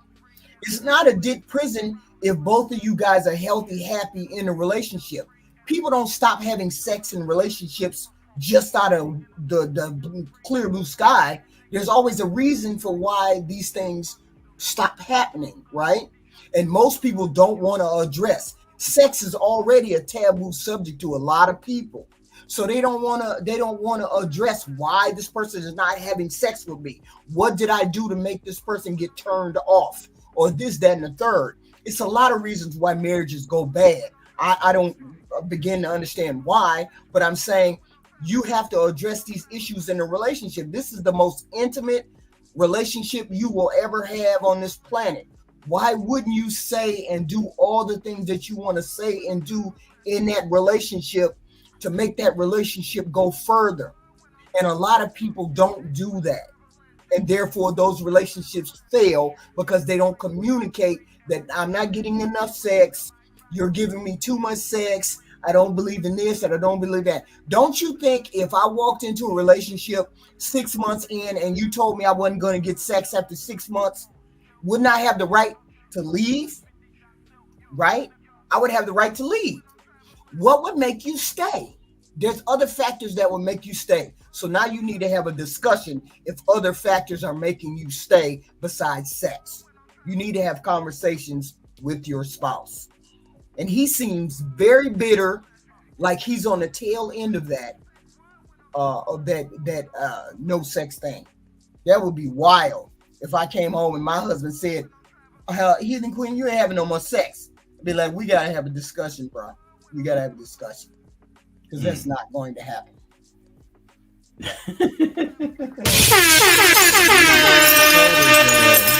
happened once you went back outside? So, damn, man, who was here first, Bub or Fantastic? Fantastic. Me. What's poppin'? What's good? What's good, good people? Hey, I ain't gonna be up here long, but when you first started this topic, I'm like, man, I gotta hop on this shit, man, because I'm married. I've been married 12 years, and I feel like we keep hearing all these fucking horror stories because of the unsuccessful marriages and all these divorces and shit. But yo, being married is popping, yo, and you hit a lot of points earlier, when you were talking about these STD rates and the being able to come home to a woman, one woman, and y'all in a good relationship and not have to deal with no bullshit trying to please multiple women and this and that running around. Yo, it's a good ass fucking feeling, man. And like as far as like the sex aspect of it, yo, of course you ain't gonna be having sex 3-4 fucking times a day like you used to in your younger years or before kids got involved and shit like that. And if you are having sex that much, bruh, what how the fuck you got that much time? Ain't nobody working? What the kids doing when y'all having sex 3-4 fucking 5 times a day? Like, knock it the fuck off. Married couples that say they getting buns like that in the first place, y'all fucking lying. Y'all ain't got that much time on your hands. Trust me when I tell you. You know what I'm saying? But as far as like Heathen Queen said, like sexless marriages, yeah, that's a problem. Y'all gonna have to have a conversation about that, man. Everything comes down to a simple conversation, man. That's it. So anybody fucking saying marriage ain't popping, y'all full of shit. Let's get it. Niggas ain't getting cheeks no way, remember? Like, yo, why not just get you one that you can depend on? Yeah, like word. Perfect. Yeah, that's a solution right there. But they so scared. You done heard these horror stories about what marriage is like. I mean, there's 2 heads are better than one. I'm getting the cheat. I get married. I'm getting the cheats. The bills are 50-50 according to people. I got somebody I can talk to. I got somebody I can come home to. I ain't got to walk in the house and ain't nobody there. I maybe have children with these people. I mean, there's many benefits to being married. And people be like, I don't want to do that because I'm getting dick prison. Man, you get liberated when you get into marriage. You can do all kinds of wild shit on the refrigerator and the laundry room. All kinds of weird shit. All what the hell you doing on the refrigerator though? About doing, right? What you doing on the refrigerator?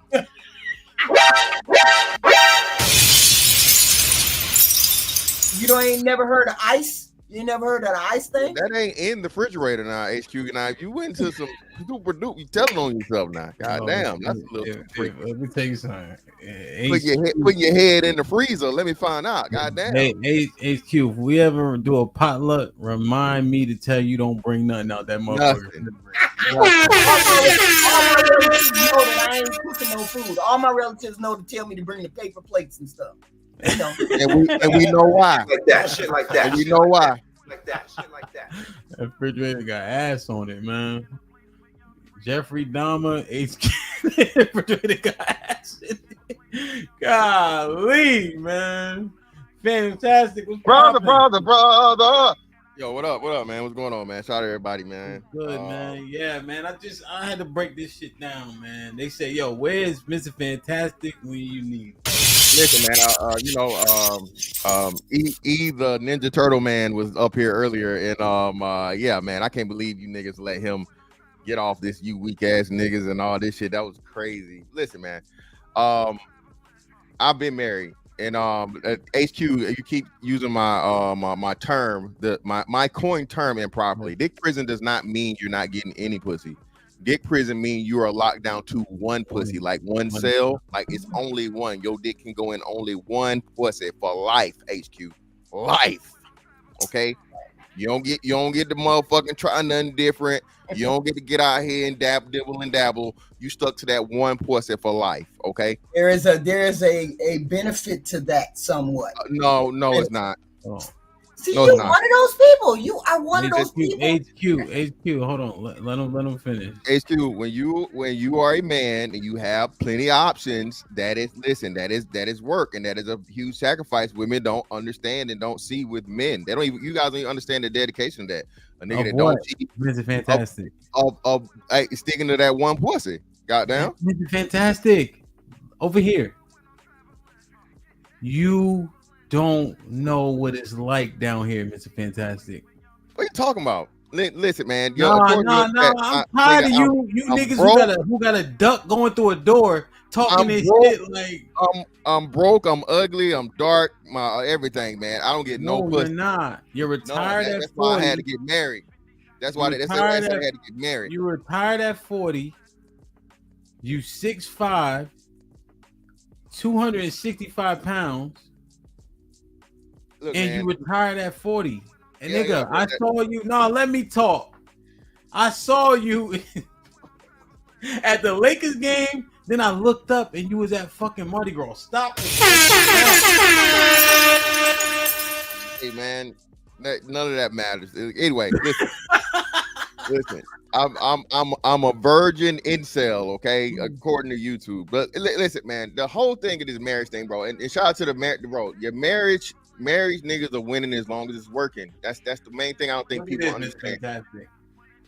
What? All I'm saying is stop telling these cats that dick prison isn't a thing. Based on the numbers, dick prison is exactly their speed. That's all I'm saying.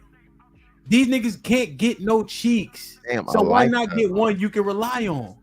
Well, for one, them hoes lying.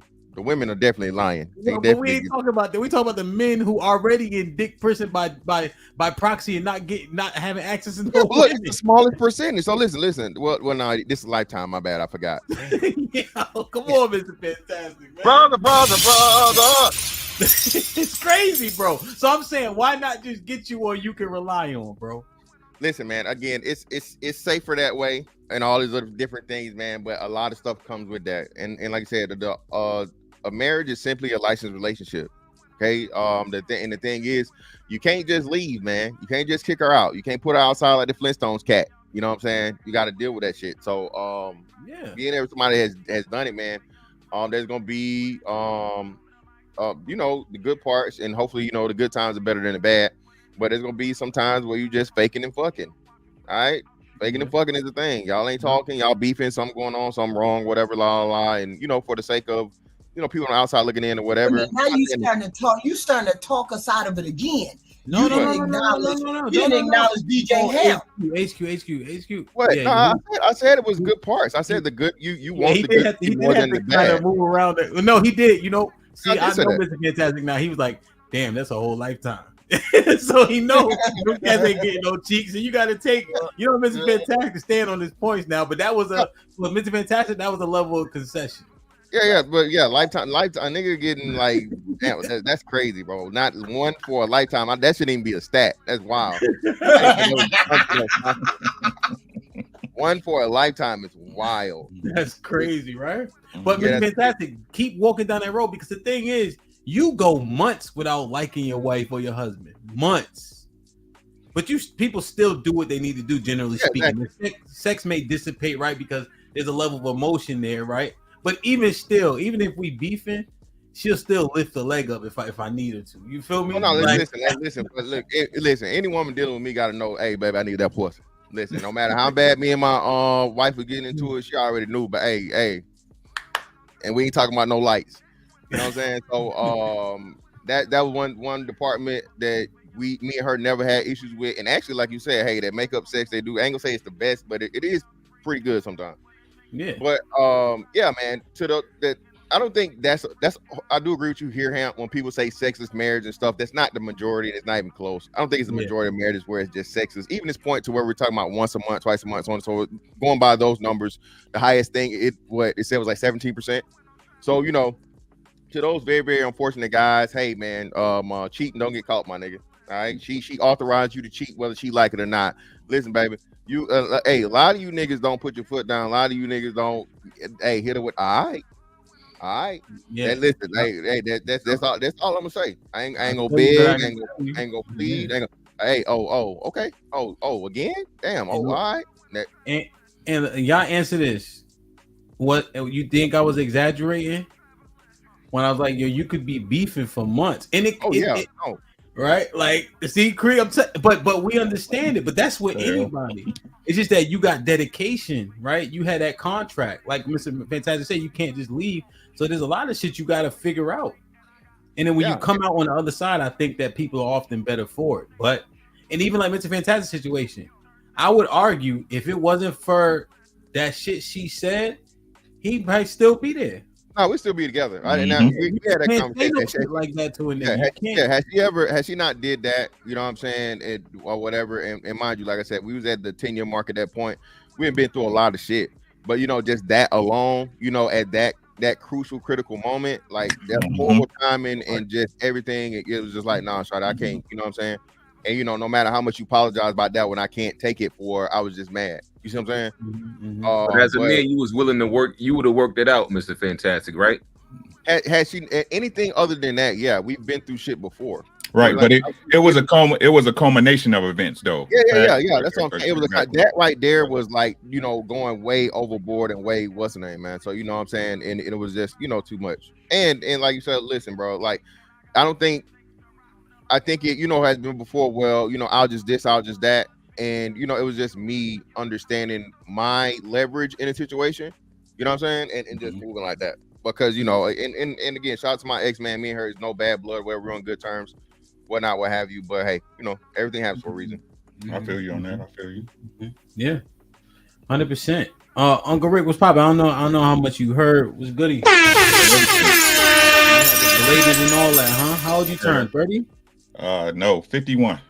God damn. Perfect. What's up, man? How it feel to be 51? What is that like? Shit, I don't know. It's like, no, it's just another day. You know what I'm saying? Did your feet start hurting worse? No, man. I'm good. Like I think I'm in pretty good shape for my age. But shout out to Fantastic. I see that work. Trusting the process. You're looking good, bro. So y'all inspire me to get my ass back in the gym. So that's what's popping tomorrow. So Uncle Rick, I go every day. Every single day I get up before all these niggas get up. Oh, sorry. Kids get up. And I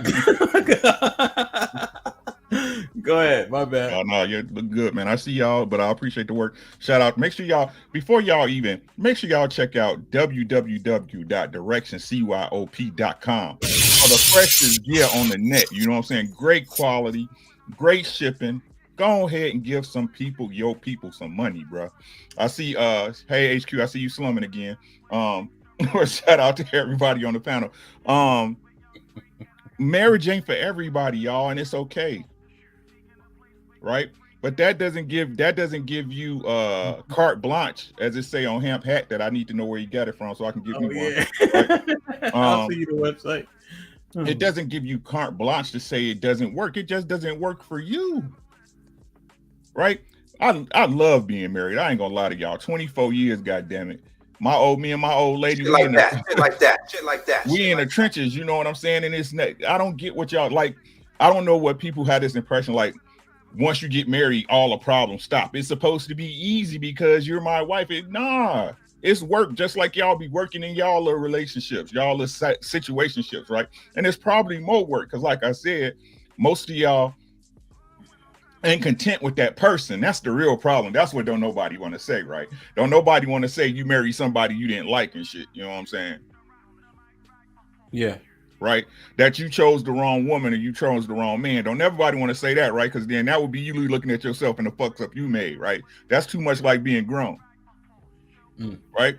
What y'all need to learn is that relationships is all about understanding. Y'all need to stop this communication shit. Oh, if I communicate, yeah, I don't care. You keep talking to me, you talking at a wall. I don't understand shit you saying. Y'all got to come to an understanding of goals. Understanding of the long game, because that's what marriage is about. Marriage is not about today. I keep trying to tell y'all, go be with somebody with 20 plus years and see if y'all fucking every day. It's not gonna happen. I don't give a fuck how good you think your dick is or your pussy wet. Marriage is a marathon. Y'all like sprints. Shit like that. Y'all shit like like that. sprinting and it's cool, but we don't be out here knocking y'all because y'all complain about it's what they say, the dating pool is full with piss. Yeah, you pissy too. Yeah. Like a motherfucker. Right? It takes a certain mentality to get married. And I love Fantastic because no matter what, he stayed even killed on the shit. He tell y'all if his wife would have been what she's supposed to be, he'll still be with her. This is me, and I'm assuming. You know what they say when you assume, right? My impression is that she just took Fantastic to a place she couldn't come back from. Yeah. Yep. Right. So if it's for you, it's for you. I'm not the reason why I tell the young guys right now, watch out, because again, a lot of these women, y'all out here wearing lizard suits. Right. And the problem is that when we tell y'all as OGs what to look for, y'all don't like that. So it's best for y'all not to ruin each other, but y'all ruin each other anyway because y'all still having babies with each other. Marriage is great for the people who want to be in it. If you don't want to be in it, it ain't gonna work for you. Just like the little chick you be messing with every other week. You don't want to be in it. Just like the dude you don't want to be with, but you keep fucking with them. You don't really want to be in it. So why do you expect a marriage to work for you when you ain't, that's not your mentality? And it's cool. Listen to what I'm saying, guys. It's cool. But that doesn't make it bad. It's just not for you. That's all I got. Word, no. Now you got one thing you can repeat. One thing, Uncle Rick. That one thing you said about Mr. Fantastic. Don't go no place that you don't want to go. Repeat that again, please. Don't be nowhere. Don't take a person somewhere. Right, exactly. See, but this is what's crazy, right?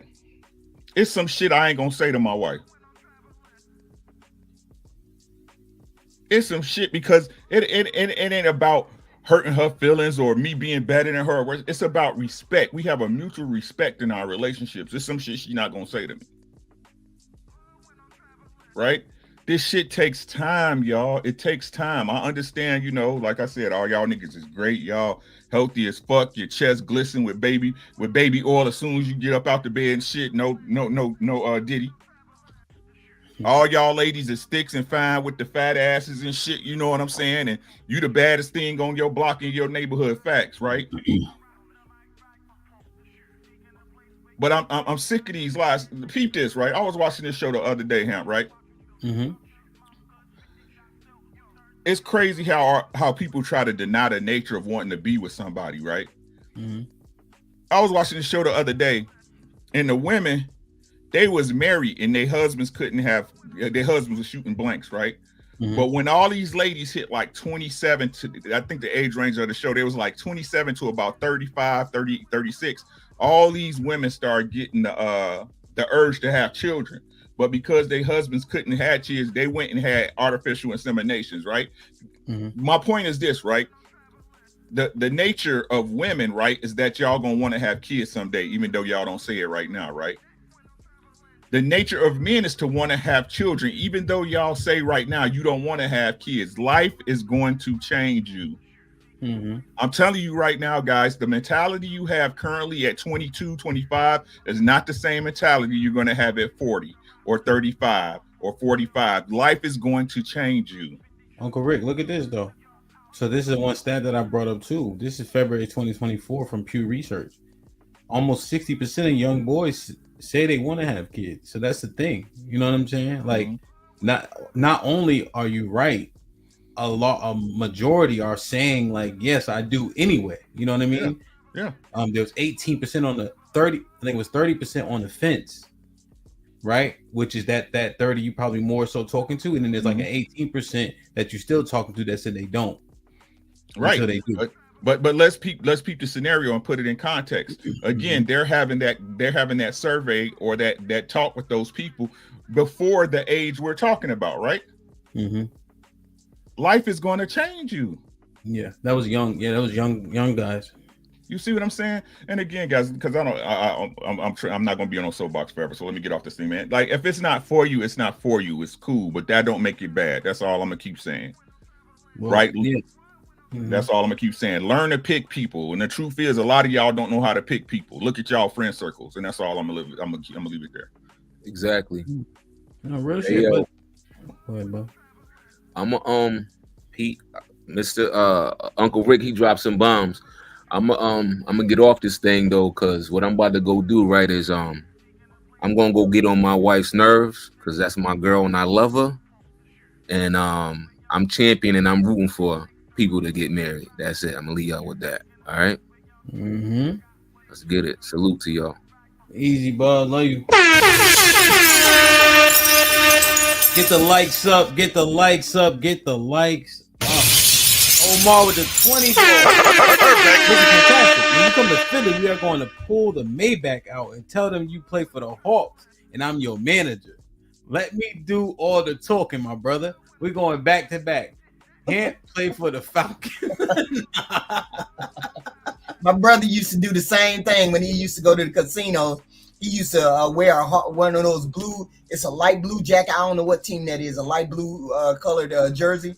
And they used to think he was a basketball player. And he used to get drinks and food and everything all night long in casinos because he used to pretend to be a basketball player. Yeah, they love that. These things. I'm broke, baby. I ain't got no money. Bullshit. I see you shining, nigga. I can smell a motherfucker with money. Even Ray Charles can see you got money. Now Henry with a $5 says Aaron. Oh, hold on. Aaron Woe 218. And you don't feel baby mamas ruin the market? Here you go on a holiday with this dumb shit.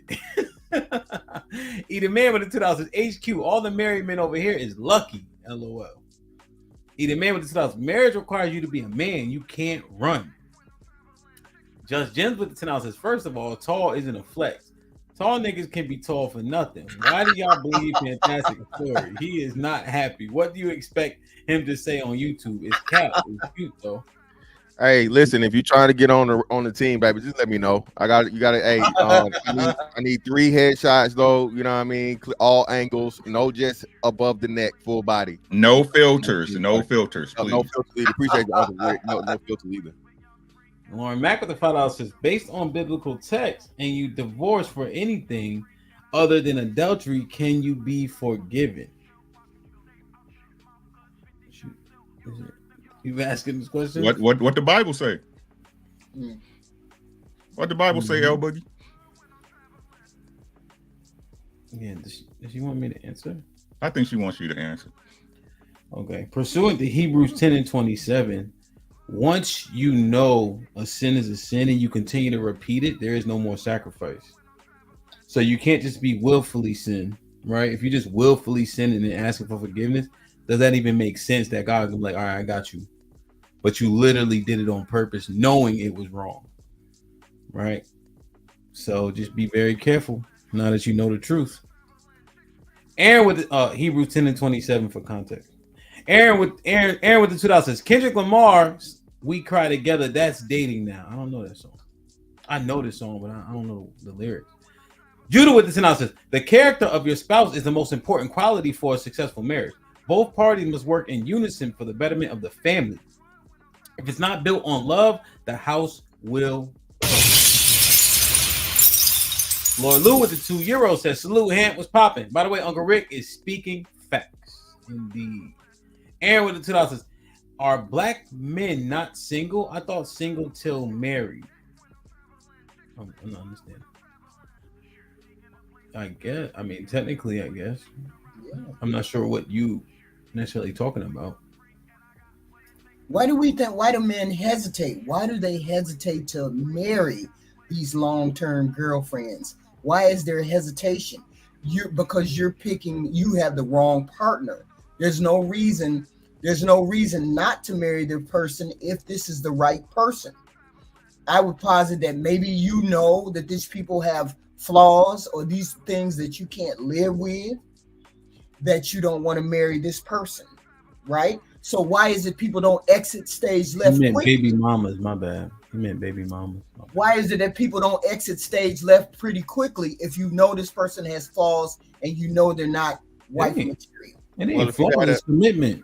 Yeah, if not even that, if you had a kid with them, I mean, do you want to just immediately get up out of there? If we're just talking about, baby moms and baby dads, I mean, you don't want to. I mean, that's really a big part of it. I don't think people understand too. Hey, you want to try and work it out. You want to give your kids the best situation, but if a person is just, so unwilling or incapable of improving or being compatible, now what do you do? because everybody talk about the whole, hey, the best situation, or not everybody talks about it. Even the data says, and it's proven to be the best situation is, a 2-parent household. But they leave out the context of a healthy 2-parent household where you have 2 people that are working together that, aren't disrespectful, ain't cussing each other the fuck out, ain't fighting every day, and now teaching kids, nothing but toxicity in relationships. So I think that's why a lot of these things don't happen, is because, having a kid with somebody don't mean you should marry them. It's not encouraged. That's not the way you should go about it. Right. But again, these are the times we live in, right? So you have to take that into consideration.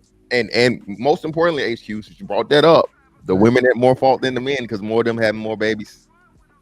Men are out here making this baby like we ain't going down that path. We're talking about we talking about facts, goddamn. But so this is what I mean by pick your poison, right? Okay.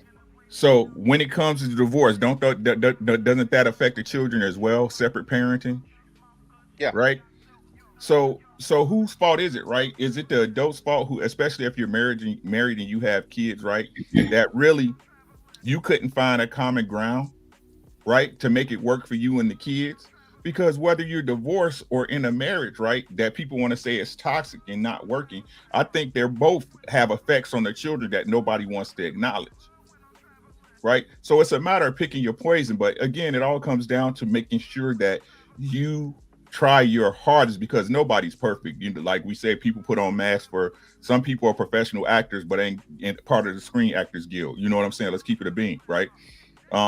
So it's all really coming depending on who are you picking as a partner. Who? Right. I mean, I had a conversation with somebody the other day, and I was explaining to them that my husband at the beginning was toxic. He would come home. He had a specific job in which he had to be very brutal in his job, right? And he would come home and bring that to me. And in order for me to deal with that, I had to leave. Every time he would come in the door and he would be he'd be rah with me, I would just leave, right? And months went by, and I would just leave every time he would get like that, right? And then eventually he grabbed me before I walked out the door and said, "Why do you keep leaving when I come in the house?" Right? And I said to him, I don't want this marriage to end. I want this marriage to work.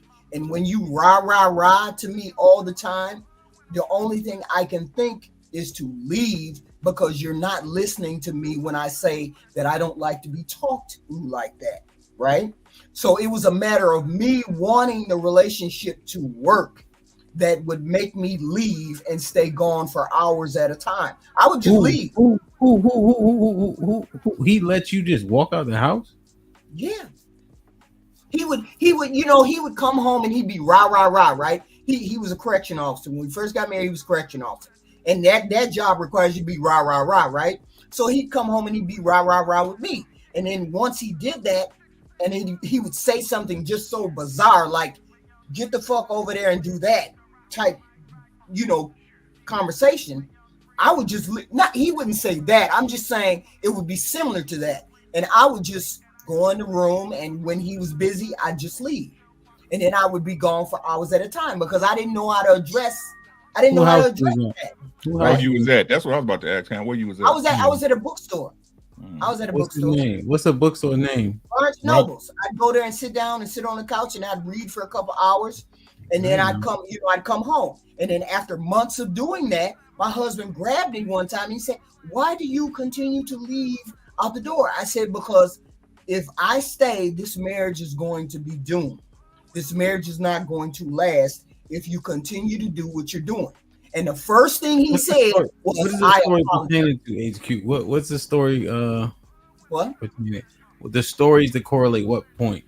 But the point is that people have all kinds of issues in relationships, and today they just walk out the door instead of addressing the issue, instead of addressing the concern right then. And they're not willing to put an effort into making these relationships work. And they're afraid that kind of thing is going to happen in the relationship. So they don't do it at all. They just said, forget being married. I don't want to deal with a toxic person. Instead of saying, maybe I can deal with it in a certain way, and then maybe we can get through it. I mean, not all of us have good relationships all the time. There's toxic things that happen, but you have to be willing to work through. Yeah, no, 100%. You got to work through a lot of shit. You got to know there's more than one way to skin a cat, right? I think that's key, right? Learn different remedies and tactics and techniques. You know, we use different techniques and tactics for everywhere else except for at home. You know, so I think we got to do a better job of understanding what we're trying to combat and then combat it effectively, right? Like you can't use a hammer for every single job, you know. So I think that's key. But again, you know, even Mr. Fantastic is in agreement. Brother. Married niggas is winning. Shit like that. Jim, we got Crimson Q. We got Mr. Fantastic to agree, man. Brother. They ain't winning over single niggas, goddamn. I just say that. Hey, they ain't winning over single niggas. Now, It's a bigger win. Just predicated on sex for the 18% of men who get cheeks. Right. Not just sex. Well, not just sex. Listen, Specific men. The thing is, but I'm saying just being single again. Listen, like you said, marriage is work first and foremost. I don't think a lot of people talk about marriage and they have no idea because they've never done it, never even had a chance. Marriage is work, bro. Like you said, being boyfriend and girlfriend is not even the same as like, hey, we live in separate cribs or whatever. We not talking. We just don't talk to each other. Nah, motherfucker. We got to work this shit out. We can't just keep walking past each other in the motherfucking kitchen and, you know, and motherfuckers sucking their teeth and whatever and going in different rooms. No. Yeah, you can't. That's what I'm saying. You can't do it. You know what I'm saying? Who cares about a little work? Well, look, bro, niggas don't want, bro. Nobody. Say it again. Go ahead and say it, Fantastic. Go ahead and say it. Nobody wants to fucking. The path of least resistance is a human fucking just need, bro. Path of least resistance is what all humans want to do. Just even as a kid, right? You give a kid the yourself, Mr. Fantastic. Hey, no, fuck that. I'm talking about majority, brother. The majority. You have a motherfucking kid. You say, hey, you want to go outside and play? You want to sit down and do these math problems? What the fuck they gonna pick? What they gonna choose? 90% of these kids, 90% of these kids gonna have fun. And as adults, that shit don't change. A lot of people, there's growth from being a child to an adult, but a lot of things, man, like you said, just the easier path, that's always going to be the thing. And that's not even just your relationships, hell, that's business. If you got a easier way, you know what I'm saying, these businesses cut the most corners and get the easiest process to get to the dollars possible, right? So it's a premise that I don't think we really give a lot of credence or attention to because it's just the way things are. But bro, like I said, nobody wants to deal with ladies. Let me tell you this: that man that's married to you, you don't got a lot of niggas that want to marry you or even want to be in a relationship with you. You got a lot of niggas that want to fuck you. Okay, y'all don't understand that between fuckable, likable, wifeable. Okay, you're welcome. By the way, fuckable, likable, wifeable. All right. And everything is dependent upon the first one. But that part of it, man. The putting in that work and staying through, you know what I'm saying, those things that aren't completely totally disrespectful, but hey, making concessions, the stuff that you really can't stand, you can't like, but you learn for it to be okay because you love her or because she love him. And that's the biggest part. That bro, it's just like, hey, I ain't gotta fucking worry about how you feeling. Like, what's good? We going to motherfucking watch this movie, we going to get these drinks. You come to motherfucking let me hit it from the bike. Let me get to the bottom. Hey, that's all we got to talk about, baby. That's all that matters. And I love that shit. You know what I'm saying? Listen, call me, baby, when you need me. Okay, and you know what I'm best doing the job for. That bro, it's no more freedom than that. You know, all the motherfucking advantages and none of the responsibility, man. I think that's what everybody wants to be in the thing, and that's why HQ. That's the answer to your question. That's why men are slow to commit. Because bro, hanging that jersey up, bro, that shit not easy. Especially like you said, because you're cutting off them hoes, blocking them phone numbers. Yeah, but it's fantastic though. That is only for a few of us, minority. Right, a chosen few. Yeah, and it's your fault, Mr. Fantastic. Look at this. It's my fault. The fuck? See, you make it seem as though all men are you. HQ. Look, I don't get no cheeks. HQ, I got them covered up on purpose. Look at these numbers, HQ. These niggas ain't getting no cheese. What jersey? This if it's a jersey, it's the one that flip inside. Hold on. out. Put it back up. Put it back up, Ham. Put it back up. 5%, 28 at the most. Hold on. The 28% had the most percentage. The highest percentage, 15 or more, baby. What you talking about? Is 28% a lot? That's the most though. That's it. No. That's not the question I asked you, sir. Is 28% a lot? Would you prefer 28 cents out of a dollar? In reference to 11, yes, it is. In comparison to the one, that's a lot. And then Mr. Fantastic, let's be honest. Hold on, Mike. Let me just make this last. Let's be honest now. What do niggas add to? They height and they body count, nigga. Yo, that whole chart is a lie. It's literally flipped. Men have an incentive to exaggerate. Women have to reduce their numbers. Like, come on, Mr. Fantastic. Them niggas got, you know how the jersey where you blue and red today? The inside blue, the outside out red. shit. Reversible. Hey, Mike, man, what's popping, Mike? Man, what up with y'all, man? Good holiday. You know what I mean? I don't know why you went that way, Mike. But you went that way. I don't know why. Go ahead. Funny story. I thought I was gonna be a Q anyway. I didn't know much about that whole thing when I got into college, and my RA was a Q. He was like, "You gonna get down with the bros. You gonna be one of us." So I thought that's the way it worked. My whole freshman year, I was like, "Nah, bro, I'm gonna be a Q. I've already been chosen." My dumb ass, right? But no, it don't work like that. It don't work like that. Damn. But Mike, yeah, man, we just in here celebrating the win for the married niggas. You know what I'm saying? I put up stats and numbers that couldn't be refuted. So now we just doing victory laps. What's popping? Nah, that's what's up, man. I had to come up on this one though, man. Yeah, every day I'm just reminded, bro. I'm reminded of like how much we're pushing the issue of singleness is better. And I understand that, relationships can be contentious and people can fail within them. It can make them bitter. It can make them sour. But ain't no way on the face of this earth you're not going to tell me I'm not winning. Right? No way nobody can tell me I'm not winning. I don't text nobody to see my own damn children. See what I'm saying? When I listen to men complain, I'm like, nigga, you trying to tell me to be single? You trying to tell me that's what I should be out here dealing with? You know what I mean? Going through relationship after relationship.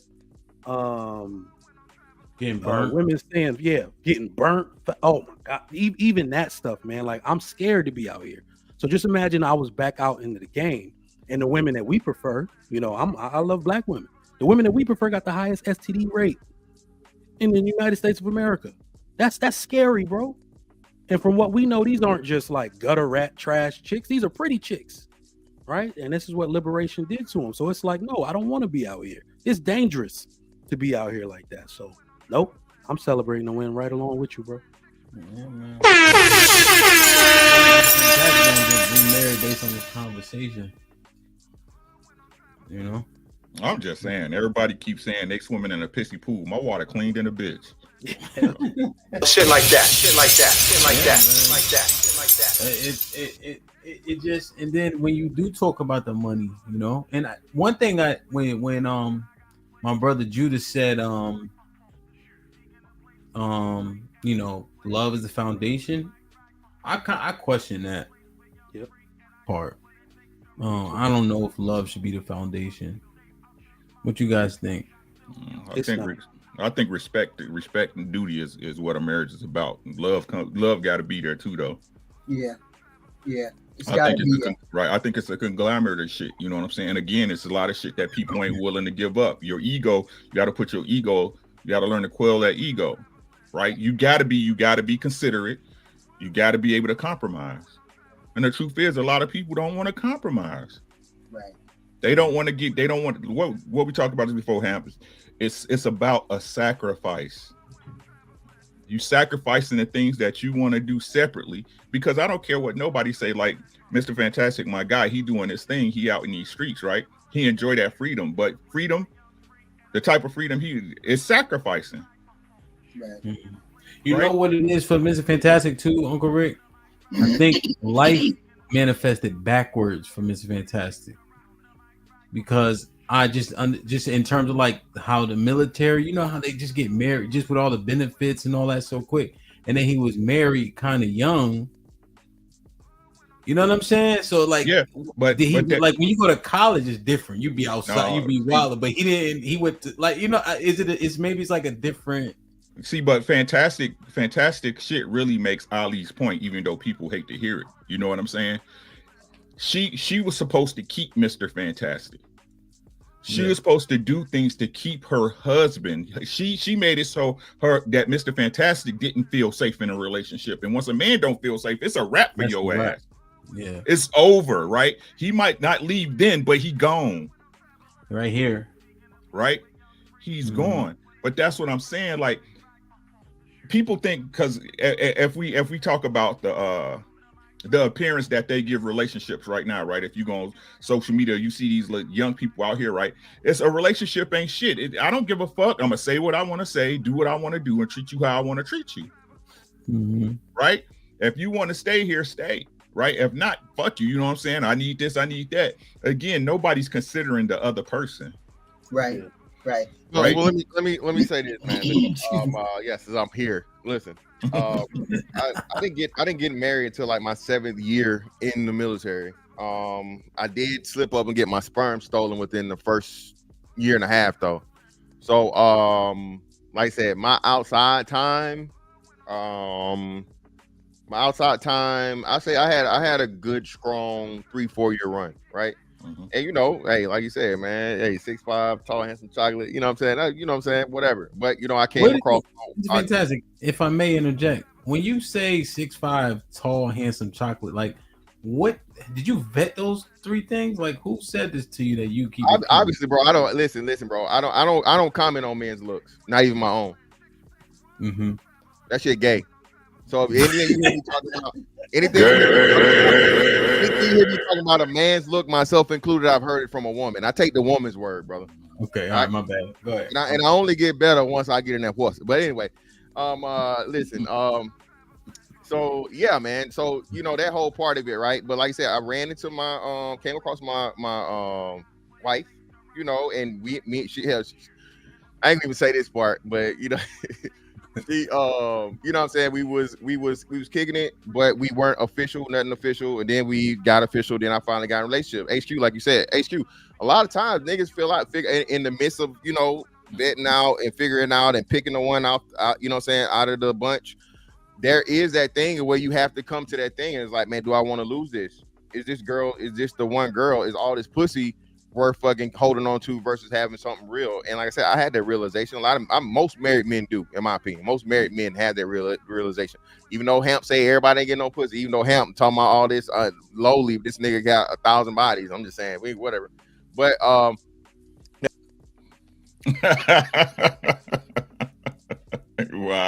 How you gonna get mad at me, nigga? You saying this on your show, all right? You incriminated yourself. This. Yo, wow. Crazy, man. This man, hey, he snitched on himself. He say he had this. No, it's fantastic. It was only 800 people watching that show, nigga. Now you spreading it. My bad. Yeah. Put it on the membership. My bad.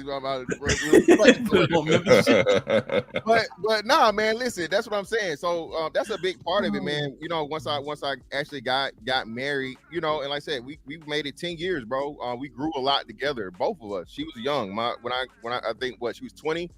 I was 25, so you know what I'm saying. That's a big part of it too. I don't think anybody listen. The younger you get married, the least chances of it's working out. I don't think that's a good point. Under 25, like I said, those college years, because you're just learning yourself as an adult. You know what I'm saying. You're finding yourself. You've matured past the club stage. You don't really want to hang out as much. You're willing to do different things, and so on and so forth. But that played a part of it. And when we had a conversation, I'm like, hey, we just got married a little too young, even though we grew together a lot. You know what I'm saying? I've seen my ex, man, just her transformation, you know, from what she was at 20 years old to now. Even when we were married, it was just, you know, phenomenal. And it's just a thing, bro, as to where you're in it and you try to make it work. If it don't work, hey, you guys got to move on, man, and see what's next. Let me address a quick question. You said something about do we need to have love in that relationship? Now, you know that women are emotional. You know women are emotional. So she's going to have that aspect in a relationship. She's going to have that. You may not feel as though that's a priority, but it is a priority for women. I can only tell women that once a woman realizes that, not that you're going to be a simp for her, but that you're going to be in her corner, she will do what she needs to do if she's the right woman in a relationship, in a marriage. The happiest I ever was when I was married. The happiest I ever was. I never liked being single. I knew very early that I wanted to be married, that I wanted to be in a relationship, that I wanted to be under that cover, right? I remember, like I told someone months ago, I woke up one night after my husband died, and I wondered why I was scared. Why I woke up scared in the middle of the night. I had to run around and check the windows and the doors, thinking that was it. That wasn't it. What it was I realized my husband was gone, and I did not have that protection anymore, or that safety. You know how you go to bed and you don't worry about those things? You don't worry about that safety? I realized it was gone that moment. That's when I really felt that I wanted what I wanted. I had what I wanted. I had it for 30 years. Man, go put a shirt on. Yeah, I just I feel you on HQ. My bad. You done, HQ? Yeah, I'm done. So that's deep. That's deep. That's what she said. Hold on, Mike. Let me read these. Yeah, like that safety is different. Omar Smith with the $5 says, man, if she going for missing for hours, lock the door, my brothers, and pack her shit. Tell her to return to where she has been. Hell yeah. Aaron with the $2 says, wifey, girlfriend, and mistress. Fantastic right for K. Dot. Harrison with the $5 says, TM. Who's that?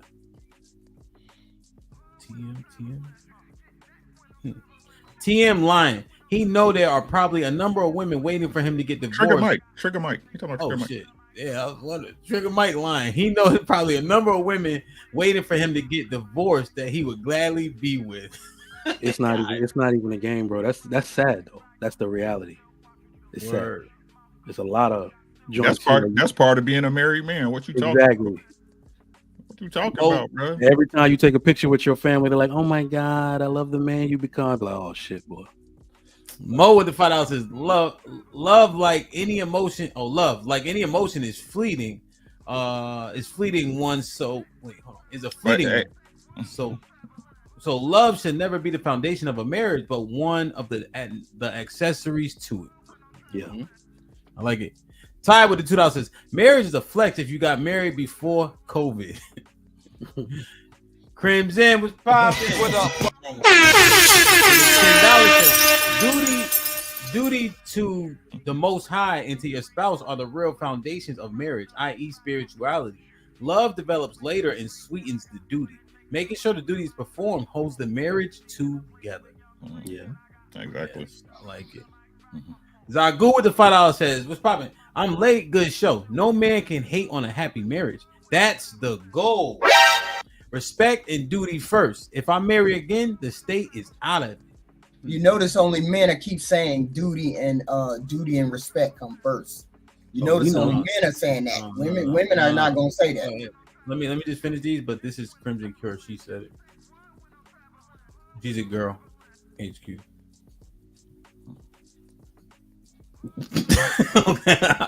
Omar Smith with the $10 says, damn, fantastic. I'm being forced to remove myself from the night out with the fellas. The cars will be available. Just let me know about all the fun when you guys get back. Married life sucks. Judah with the $5 says, so we're building lives with people we don't love. I'm not saying love is the only factor, but it is very important. So marriages are built on life. No, sir. We agree that it's important. However, I think we want to set the foundation. Right. It's a priority, but it's not the priority. Yeah, because feeling is fleeting, right? But if you build a foundation on respect, responsibility, duty, that seems to be more sustainable. When you receive those things, love will come. Hell yeah. Because love manifests in my eyes as respect. Like, you know what I mean? Like, that's how you can show love, like with a level of respect and etc. Right. Consideration, things of that nature. That's love to me. Yeah. as A for the 2000s. So now change is not getting married early. No, Mr. Fantastic was speaking on the success rates of those marriages. That's all. So what I was saying was to HQ's point about women needing love. You said like women need love, and that's facts. But I think the issue today is that they have the wrong interpretation of what love actually is, and that's why all of their relationships fail. So security is love. I'm quoting somebody on Facebook that had put it in air quotes. I think it was like a Netflix show. She said, love is not romantic. Security is romantic. And what happens is now these women get into their later parts in life and they start to look for that security after they've given up so much value looking for love. All right. I'm telling you right now, I know this for a fact. Ain't nothing more sexy to certain women, mature women. I'm going to just use that. Ain't nothing more sexy than looking at her bank account and seeing that her husband's check just got deposited. You see what I'm saying? The bills are paid. She can just swipe the card without any worries, right? Like these type of things. She look at the 401k, it grew, and the company matched it with their 4%. Like that is sexy to people. When it's real security like that, that's the relationship or the atmosphere where you can actually love someone. Because what you see now is that everybody wanted romantic love. Everybody wanted that ethereal, floating on a cloud type of bullshit. And all those people hate each other now. So how do you expect us to teach that to our children? All of you people that went after love, you hate each other. Y'all talking about each other on the internet. Y'all divorcing each other. So we can tell from your failure that is not the foundation for a good marriage or relationship. Right? In this atmosphere of security is the only way you can love somebody for life. You cannot love somebody that's not protecting you, that's not securing you. That love will fade quicker than anything I've ever seen. Callie, I see you making faces. Go ahead. I wholeheartedly disagree. Hey, Ricky. Hey, everybody. I'm sorry. But yeah, I can't. I don't. I think that love needs to be the foundation, or else why the hell am I doing any of this? Why the hell would I even care about his bank account if I don't love? I don't love his bank account. I don't love his 401k. I love this nigga. So why would I even bother doing any of this shit if I didn't love him? So why? I'm sorry. Duty to me sounds like some shit that you don't really feel like doing. No. Well, I might as well because I said I was. No. If you love the person, you're gonna want to actually do it. Callie, question: Why did you characterize duty like that? Why do you see duty? That's what it sounds like. But nobody said it like that. No, you know what? Nobody disrespected love, nor did anybody disrespect duty. But then when you mention duty, you make like a facetious, like, oh, well, I guess why? Because that's what do you do that? Like. Hold on, let me talk, Negro.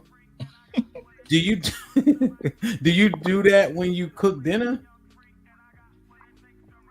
No, because I actually love him. You have a duty to love him, wouldn't you say? No, I don't have a duty to love him. I love him because I do. All right, Callie, let me ask you a few questions. Your husband, does he provide the infrastructure for your house? Meaning, is he good to he's a good dad? Yes. He's a good husband? Yes. Does he make an effort to like get along with your family and represent the family well?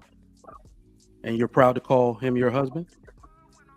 Depends on what family member we're talking about, but overall, right, but that's yes. what we're talking about. Like maybe I made a mistake of saying money and security, but what I mean is that a woman can fall in love. This is how I think, not divorced people, what is it? Widows and widowers have a higher remarriage rate. They're like the highest remarriage rate of people who no longer have a spouse. You know why? That's why.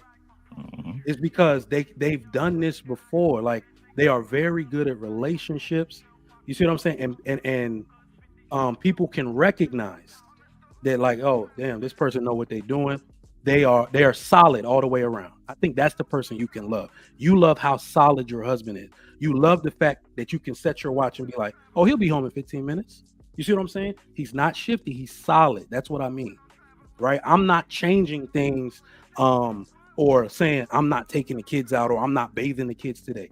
I am willing to make a process work no matter what. I actually have said this to someone and didn't even realize it was true. I've never told my wife no. Any reasonable request she's ever given me, within reason, I've accommodated it. Yep. Ain't no I'm watching the game or none of this. She's like, babe, I'm so sorry. I got here late. I haven't done my notes. Can you bathe the kids? Well, you think I'm sitting on the couch being like, hell no, that's your job. I'm be like, I got you. Let me do that. Women fall in love with men like that. You see what I'm saying? That are solid all the way around, willing to accommodate, willing to help. That's what I mean. Right? So it's not just about his wallet. It's that she knows there's nothing I won't do to provide infrastructure for my family. You see what I'm saying? That's it. Yeah, I mean, yes, but to me, that is a character trait, and I fell in love with him, not necessarily the. But it's a part of him, right? It's a part of him, right? Yeah, definitely, it's a part of him. But yeah, I love him. I don't love the fact that he's dutiful. No, it's just different understandings, but Callie, you can put the dutiful part in any nigga. That don't mean I'm gonna love that nigga. No, it's just different understandings. That's all. We have different understanding of duty. That's all it is. And and the truth is, we wasn't supposed to see it. We wasn't supposed to see the way we look at love the same way. As long as we listen to what I'm saying, right? As long as we have a common understanding, it'll work out. Not communicate, right? We have an understanding. Right? That's why I keep trying to tell you, try to learn to understand your partner, right? Fuck you.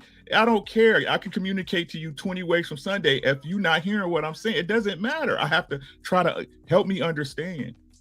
Yeah, I got you. I was putting a whole bunch of 100s in the chat when you were saying that earlier, Ricky. Ain't no pushback for that shit. But go ahead. I'm sorry. Apologies. Do it just sound like I'm just going through the motions and I'm doing it because whatchamacallit, oh well, I might as, it just sounds like I'm on some I might as well shit.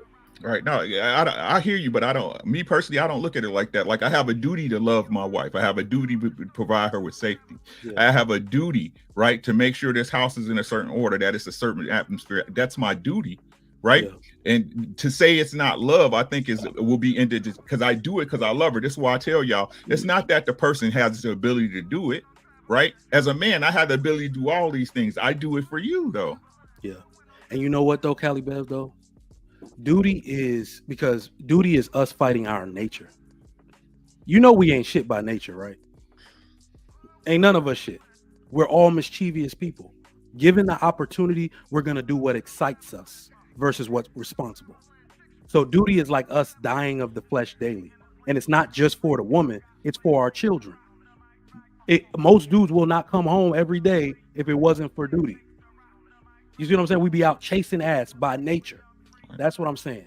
Duty is just doing what the hell I said I was going to do. I didn't want to go to church every Sunday, waking up at 5 a.m. and doing all that stuff. But religion is a duty. It's what keeps us in line, even though our nature would have us do otherwise. That's all it is.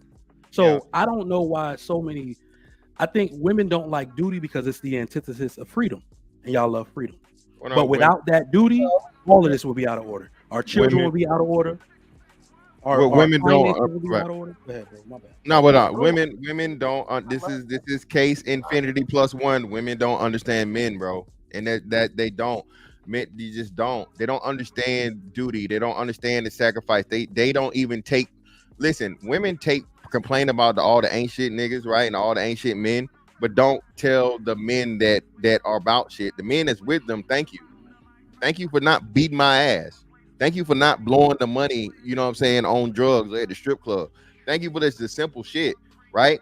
And well, why don't you do it? Well, men do it. Men do it for women all the time. Birthdays, anniversaries, Mother's Day, special occasion, whatever the fuck. Men always have to give something to women, but women don't even recognize the major sacrifices that, like you said, just comes with manhood. And more importantly, a man that loves and wants to be in a relationship or marriage with a woman. And they take this shit for granted, bro. You know what I'm saying? So that's why I say this shit all the time. Women do not understand men at all. They think that you just supposed to. You just supposed to. It's so many niggas that's supposed to do shit and don't do it. It's so many niggas supposed to motherfucking be monogamous and they don't. And y'all constantly talk about them. But the niggas that's doing the right thing, y'all, it's just well, he supposed to do that. He don't get no credit. Okay, and then when he started doing the shit he ain't supposed to do, well, you didn't appreciate it when he was. Wait a minute. Cody in there. Let's get Cody in there. Hey, what's good with y'all, big dog? Y'all good? What up? What's up with you, bro? Man, shit. Fantastic right on this part, bro. You know, he's saying like, as far as the, I guess the appreciation and the giving people their accolades and giving people their flowers while they're here and shit type shit. You understand what I'm saying? I guess that's the angle you was at, like, right? Fantastic. Yeah, pretty much. Yeah, just appreciating a man for being a man. Yeah. Saying the shit they want in a man, but you know what I'm saying. But see, I think we go so wishy-washy with this shit though. You know what I'm saying? See, cause like I've been like hearing forever, like saying, you know, so what, you want a cookie because you doing what a man's supposed to do, because you take care of your kids, because you get up and go to work, so you want to cook. I've been hearing this shit like forever, right? Yep. But shit, the niggas play that game with each other too though, big dog. You feel? See, it's like I say, bro, we indirectly leading these women, bro. We don't want to see it and acknowledge it, but our movement, our actions, our way of thinking, they adapting all that shit, big dog, over the years. Before me and you, fantastic, before our generation, this shit is been in a transitional cycle for so many years, bro, where they just been adapting and picking up on our motherfucking movements and our phrases, the way we talk. You get what I'm saying? All this shit, bro, is us leading them, but we ain't recognizing that, hey man, because we really feel like we can't lead a motherfucker ain't under us, right? But shit, on top, but people learn a lot by actions, big dog. You understand what I'm saying? People learn a lot by seeing shit, being visual. You get what I'm saying? So that's why I always say it ain't to blame the man or no shit, because nigga, I think we man, and you know what I'm saying? We doing what the fuck men do. You get what I'm saying? But shit, I know based off of the fact we doing what men do, and they looking at it and seeing it as if from their viewpoint, men winning, big dog, because they able to do what the fuck they want to do, how they want to do it, when they want to do it. You understand what I'm saying?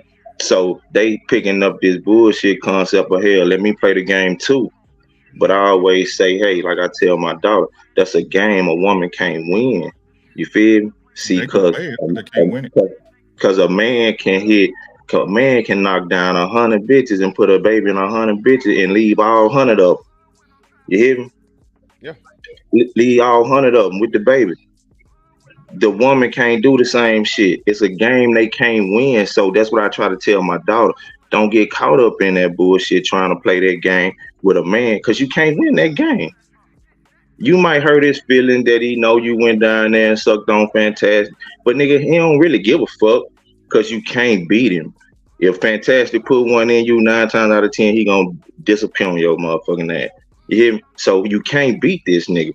So why play that game? A woman shouldn't want to do shit a man do, and a man damn sure shouldn't want to do shit a woman doing, big dog. That's what's up. I like that reference when you say they can't beat the dude. Pause. But that's really what, when I'm talking to my sisters-in-law and the advice I'm gonna give my daughter, that's exactly what you can't beat a man at this game at all. Anytime you give your value up, every time you give your body up, he won. Don't you call it liberation, you call it I'm doing me, I got freedom. He won. He took something from you. He took your virtue. That's a body on you. It's a plus for him and a negative for you. It's interesting. Damn. Game you can't win, boy. So Cody, did you agree with my premise as well? Married niggas is winning. What you think? Yeah, it ain't nowhere around that, big dog. Shit, I know Fantastic. I know player niggas like Fantastic. You know what I'm saying? A few of them, but shit, hell, for every one of them few I know like Fantastic, I know it's goddamn me 5 to 1,000 goddamn out here. That's goddamn me got a hell of a lotion goddamn me campaign going, big dog.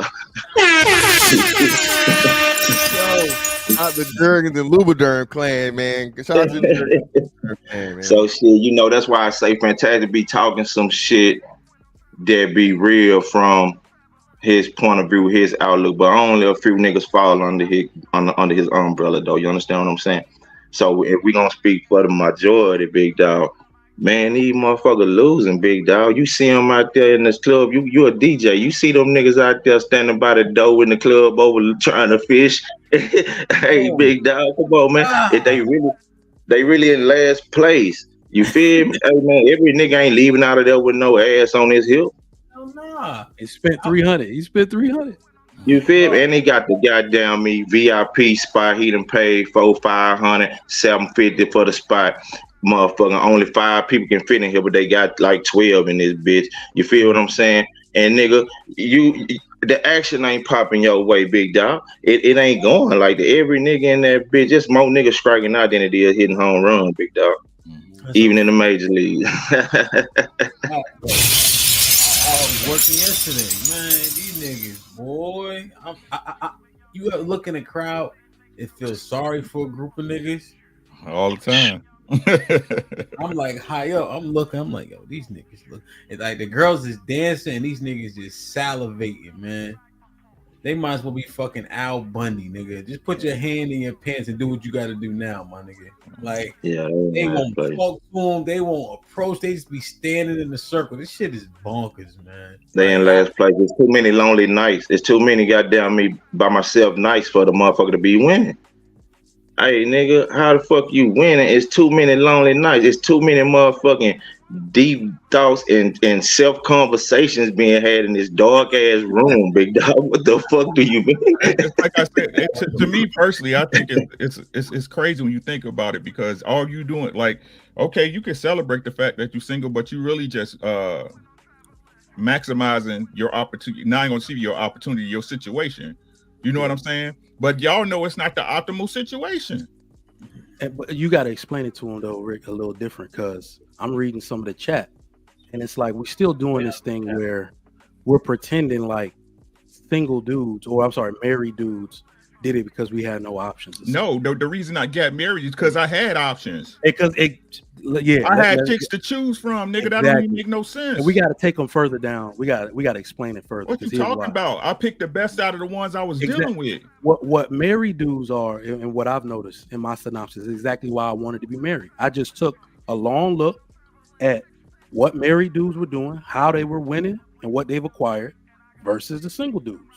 I wanted to be CEO of a behavioral hospital. What did the CEO, the black dude, look just like me? What did his life look like?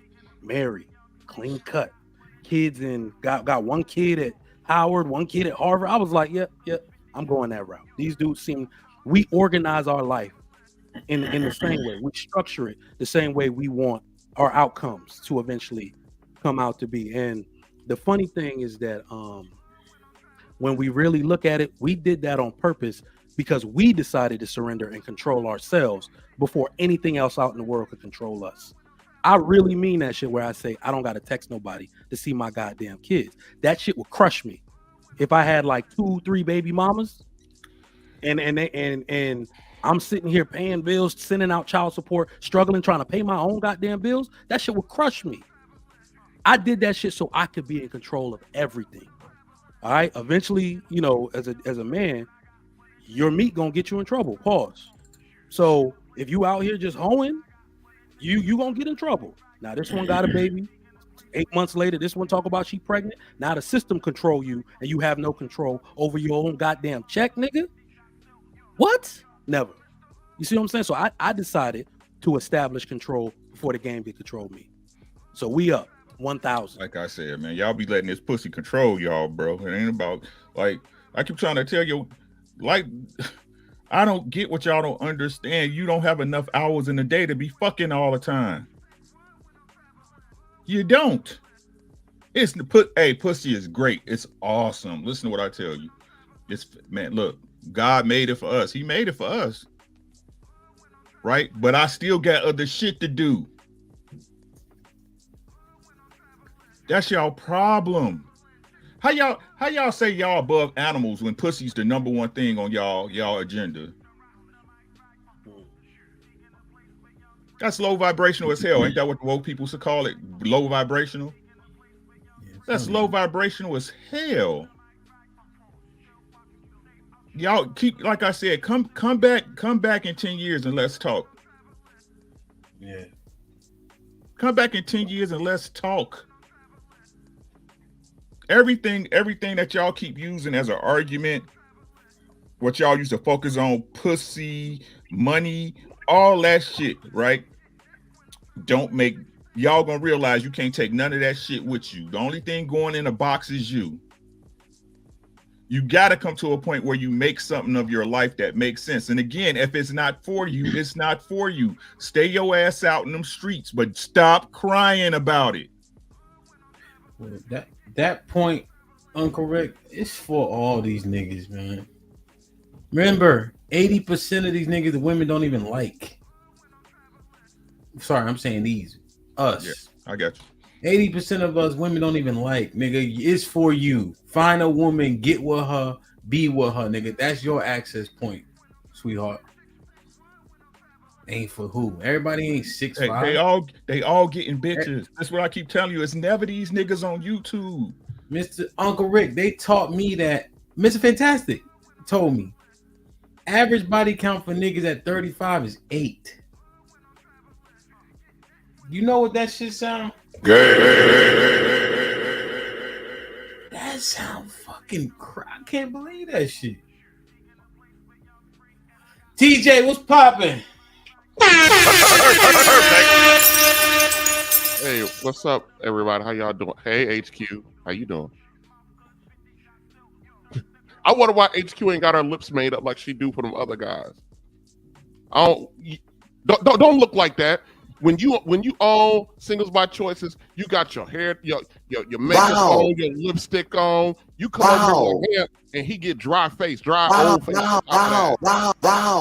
I know my audience. Most of my audience over there is mostly men. Over here, it's a lot of women.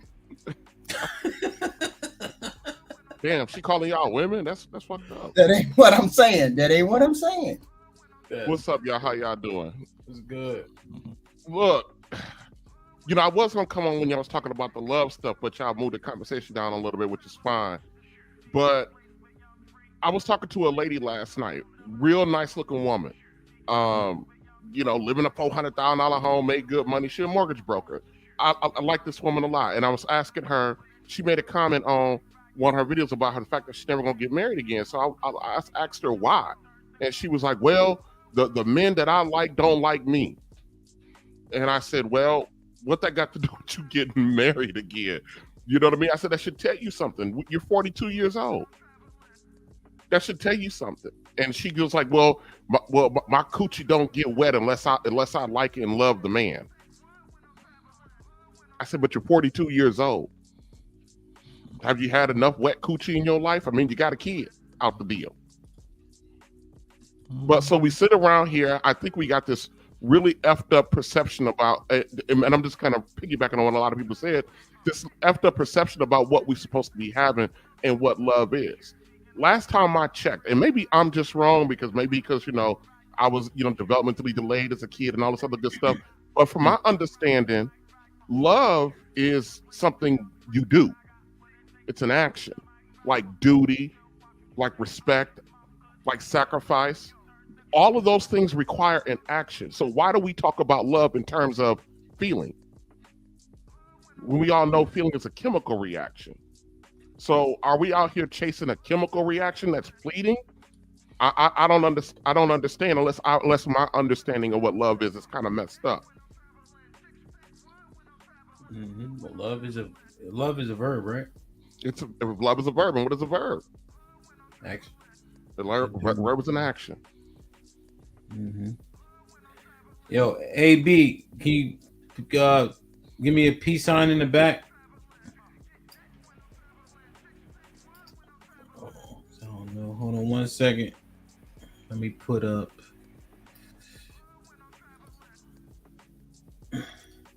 AB, you can hear me? You on mute.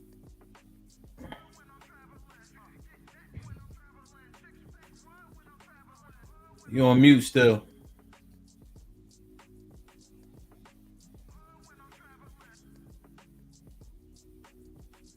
Maybe unmute yourself.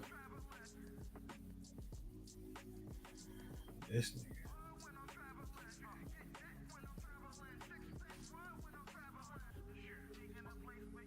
Oh, he had a problem. All right, let me put him back in the back. All right, my bad. I was trying to get him up here. Let me read these super chats real quick. I know what I was about to say. Like, share, subscribe, tell a friend, hit that like button right now if you can. That helps the channel the most. Salute to Matt. Matt with the 2000. Cody, hold it down. I'll be back to drop a hater. As Abe with the 2000. If money is love, then Trigger Mike. When women trigger Mike, then wait.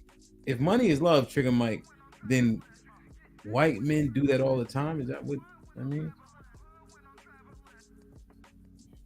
Andre Dead, what's popping with the $2 says trust is the foundation, love is the strategy.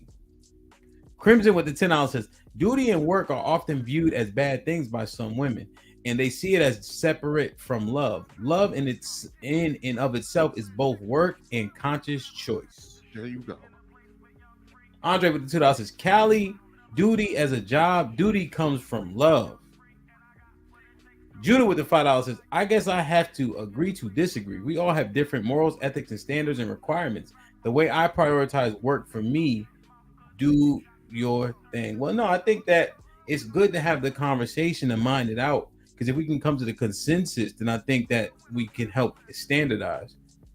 I hate the narrative that people could just should do things however they think it should work. People be fucking up. People ain't smart. We need help, guidance. We need accountability. If Uncle Rick got a better way than the shit I think is working, I should adopt that. You know?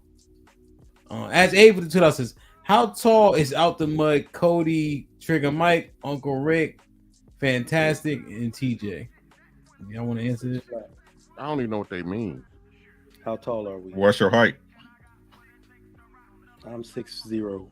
I'm 6 feet. 6 feet even. 5'11". Making the world go around with the $10 says, so the only options are to be married through the state or be a whoremonger. Y'all missing a lot of nuance. No, so Naked, what actually is happening is we are addressing the conversations that are often had, right? Uncle Rick has spoken of nuance. Even HQ spoke of nuance in terms of relationships, figuring out how to deal with different friction that comes about. We've been discussing what's the foundation, love or duty, right? So we've been discussing the nuances, but oftentimes what's highlighted the most is dick prison, lack of dick discipline, having one woman. That's what we seem to really focus on. So that's what we had to mine out more. Divorce, alimony, child Yeah. support. Mhm. Like I just don't understand. Y'all act like there's no successful marriages. That's what's crazy to me. I'm not gonna say all dating relationships is bad, because that'd be a lie. That'd be a lie. But in part, like I said, if it's not for you, it's not for you. That don't make it bad. That's all I keep saying. It don't make it bad. If it's two people that's looking to come to a common understanding of what the goal is, you can make it work. Andre tells us the married man is winning hands.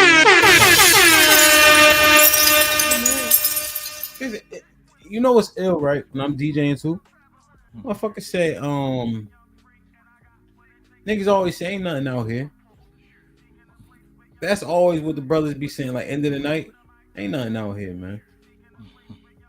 You know, even when you see the girls with that look good and all that, right? While I'm DJing, Like, ain't nothing out here, man. Like, you just know it. Like they said, the dating pool got piss and shit in it. Everybody say that. I think their problem is people think we say get married and we are 100% sure that it's going to work on the day that we get married. We don't think it's 100% sure that it's going to work, but we're hoping, we're praying, we're doing everything possible for it to last. Nobody walks into the church and says, I know this is going to last for 20 years. I know this is going to last for 10 years. We ensure that these things last for as long as they do because we do the things we have to do in order to make duty work, make looking in the same direction work, make sure we have the right person, make sure that person thinks the way we do or want the same things that we do. There's no way I walk into a relationship and say, I know this is going to work 100%. People want guarantees, and that's not how marriage works. That's not how life works. That's not how life works. Right. Nothing works like that. Nothing at all. You gotta risk the biscuit. Yep. You got to. It's all risky though. It's all a risk. And I relate it to, I don't want to get so deep in the marriage conversation that we make it about two individual people. Because it's not. Most marriages involve children. Like over 85% or something like that. The people that are married have kids. So are you going to say if it's better for you to be single, but then you have a kid, is that how you want your child to be raised? Like, let's answer those questions systematically. I understand people that say, I'd rather be by myself. I find women to be extremely annoying. But then put that same thought up against how do you want control over your children's life? Or do you want the ability to have proximity to them, to give them discipline? That's your seed. I'll be damned if a kid with my last name out here fucking up in school like some of these kids out here fucking up. I'll be damned. So I have to weigh all of that into the equation to say when I got married, it's like I ain't got no choice. I'm gonna have a kid because most people that say they don't want to get married, they're not saying they celibate, right? I never hear that. Are you celibate? You're not gonna bring any seeds into this world? All right, then you better start thinking about how you want those children to be raised. And marriage is always the institute. Everything goes back to marriage. You try to avoid it, you're gonna run slam back into that motherfucker. Yeah, no, real shit. The argument of marriage without the paperwork, right? That's being made more and more. I think it's bullshit. Ain't enough morals and principles for majority of niggas to even be able to sustain it without that contract that actually lock you in. Right. It's like I like to use the example like you don't just go up to a car lot like, ooh, I don't want to sign no paperwork on it. Right. You sign paperwork because so they make sure you make them payments. That's the same thing with a marriage. Right? Yeah, but the problem with that though is again that hasn't worked. And it hasn't understood. I understand. It hasn't worked and again to keep doing this expecting a different result is what? What? It hasn't worked for anything. It hasn't worked for families, and it definitely hasn't worked for men. So what do you mean? I'm about to explain it. Well, it hasn't worked for families because again, the women are getting a divorce regardless of the man signing himself to the paperwork. Women still out here getting divorced at the 70% rate. Okay. Why though? Why? The reasons why matter. Okay, so again, the why is the incentives. The why is she can fucking be married to that man. Hold on, let me finish. Okay, my bad. Take care of her. About that though. Yeah, but you I'm countering the thing. I'm countering the part of you saying where it's bullshit as to where what's the name, and it's not in the alimony just ain't it. Ham again. Listen, I told you. I know all the breakdowns, but we talked about it before. What I'm saying is the commitment is not there. It's not the same, and no. Us men don't have enough principle to act like we in some type of marriage for real. We don't. And so I'm gonna be honest. When I already knew the truth, right? Before I actually signed the paperwork, I actually know what marriage actually is because people speak biblically, right? And I follow enough laws to where I could say, hey, I take this very seriously, right?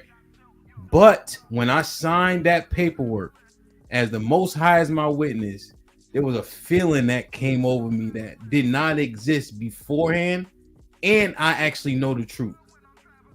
So it causes a different level of, and so men are out here doing what, Mr. Fantastic? They're not going to be. They're not going to commit the same way. Go ahead. My bad. Again, we're putting all the onus on the men when this is a man and woman relationship. 1, 2, right? And regardless of the principle of the man and the duty of the man, each party has to be equally committed. Do we not agree? Agree.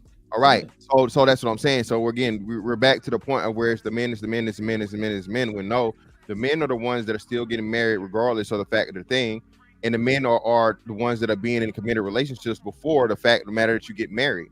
So all I'm simply saying is this: the paperwork is the I guess the way we're comfortable with and we know of, but there's a different method that you're able to get everything the same way, and then it's the same result or the turnout. I don't see what the issue and the problem is, especially again now if you have some sort of safety net protection or whatever, what have you for yourself. But that's all I'm saying. Okay, and I hear you, right? But your situation worked out for you, right? No, in what part? When you left, right? You I done heard you say plenty of times. Right. So again, is it a knowledge problem?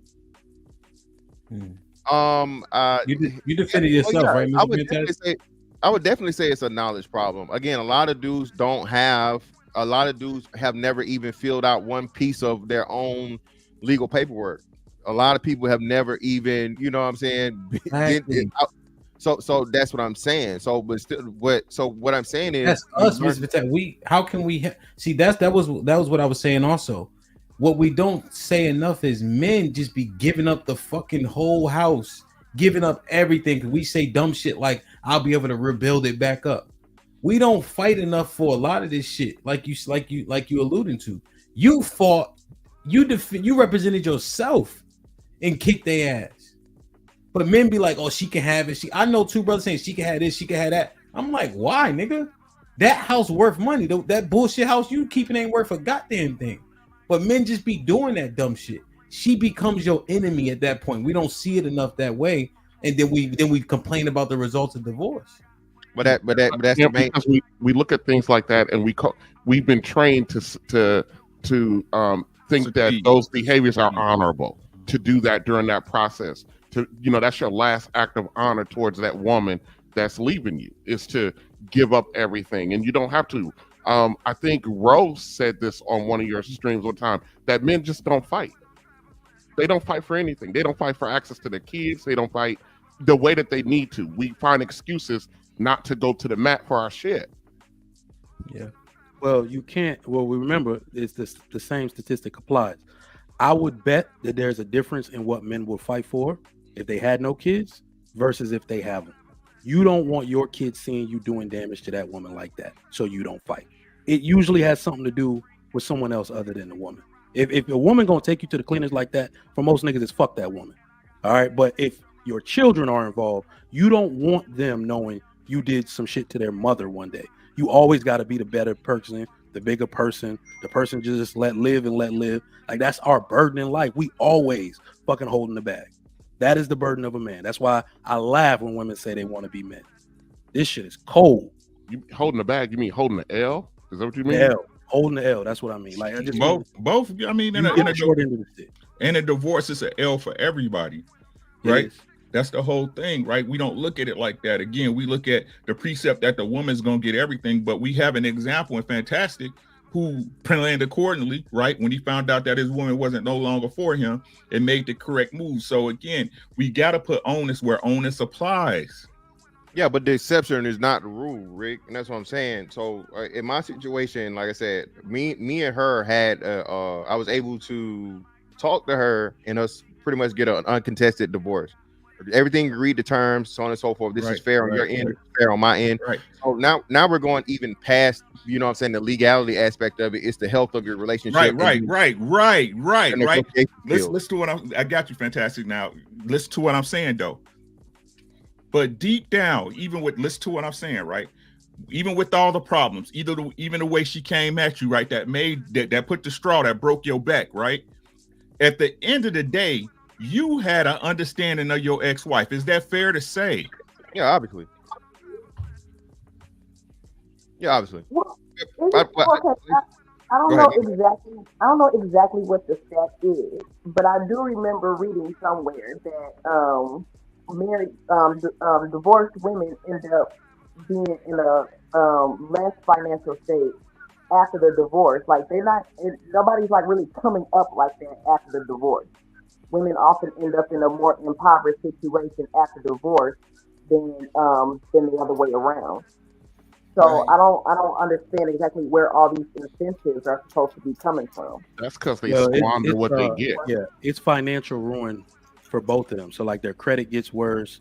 But what it really is once you take the team aspect out of the provision part of it, he usually makes more money. The sad part is that it's coming. Some of it may be coming back to her.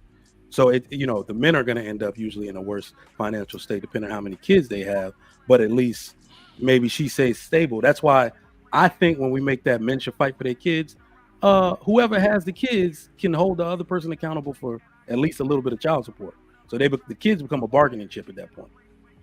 Yeah, So but that's the other part too, right? And like I said, it talks about alimony, but then it gives no reference to child support. And what people don't know, and I'll tell you this: anybody's been through this, men that's been through this, and men that speak for other men. A lot of times, what happens is, bro, they work that motherfucking alimony into the child support for real. I told you I was a dude, military trick him out. You probably seen this shit too, especially, bro. This dude that got divorced.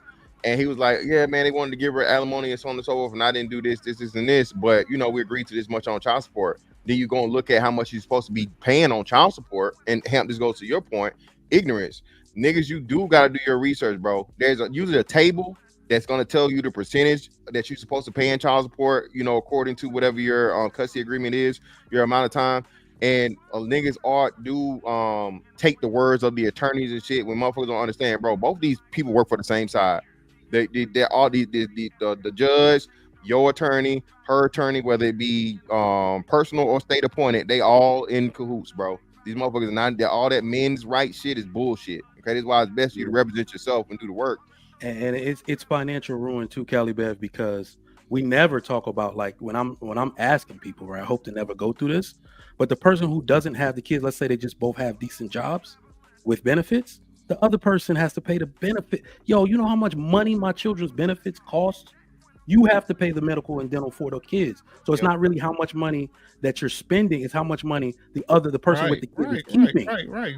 That's 800 on her side. She get to keep because I got to pay for benefits. Right. But still, right, Trigger Mike, do you have to worry about that right now? Oh, no, I don't. Right? Mr. Fantastic, even though he said he's the exception and not the rule, he was able to set the terms of his divorce because he wasn't ignorant. Right? Even though, listen to what I'm saying, right? We got to be responsible for what we're responsible for, right? You chose that woman. I know it sucks. I know it's fucked up. None of us expect our woman to become the bitch we hate. But that's what she becomes, and you chose her. It's fucked up, I know. That's not saying it's, like I said, that the majority, that there's a large majority of women get into marriages and they faking the funk and they somebody they not, right? Then they get in and switch. Yes, but you still the one who got down on one knee and married her. It's what we're responsible for. The reason why these things exist is because people weren't responsible in the first place.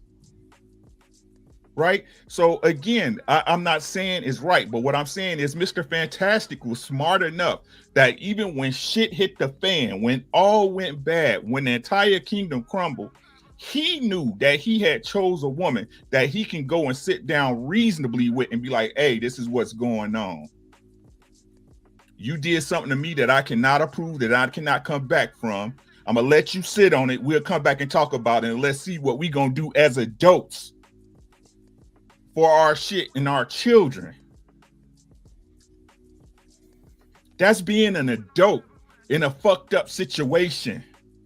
Are you with an adult? Are you with somebody you can sit down and, because it's not going the way that both of you look at it and want, can y'all sit down at the table and be reasonable with each other? What, your girl can't? She can't? Then that's who she was, big dog. Because we can say that, right? We can say that's the way she's been, or we can say, what the fuck did you do to make her that way? Did you hear what I said?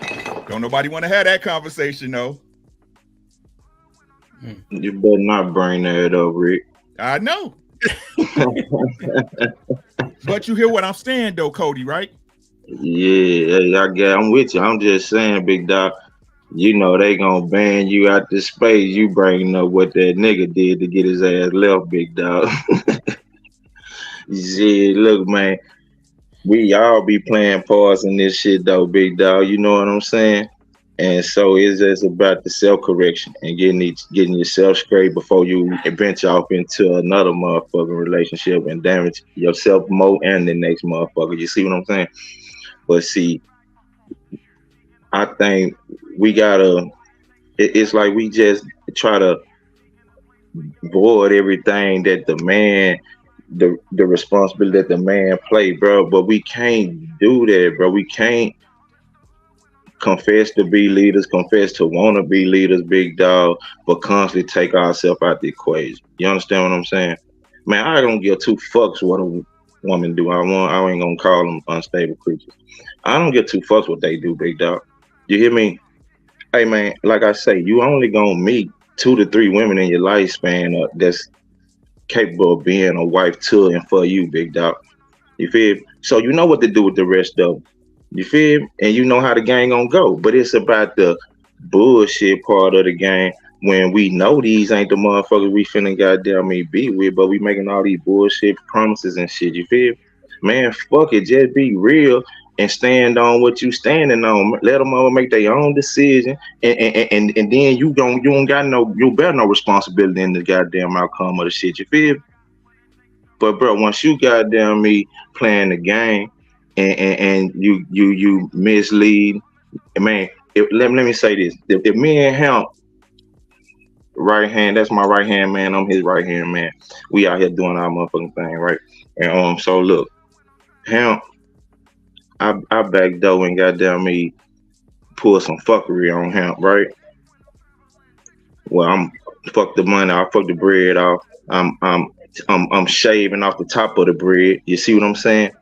And so look, him like, man, hey, he ain't feeling that shit. He ain't addressed that shit in about like 2-3 months. But now he addressing this shit.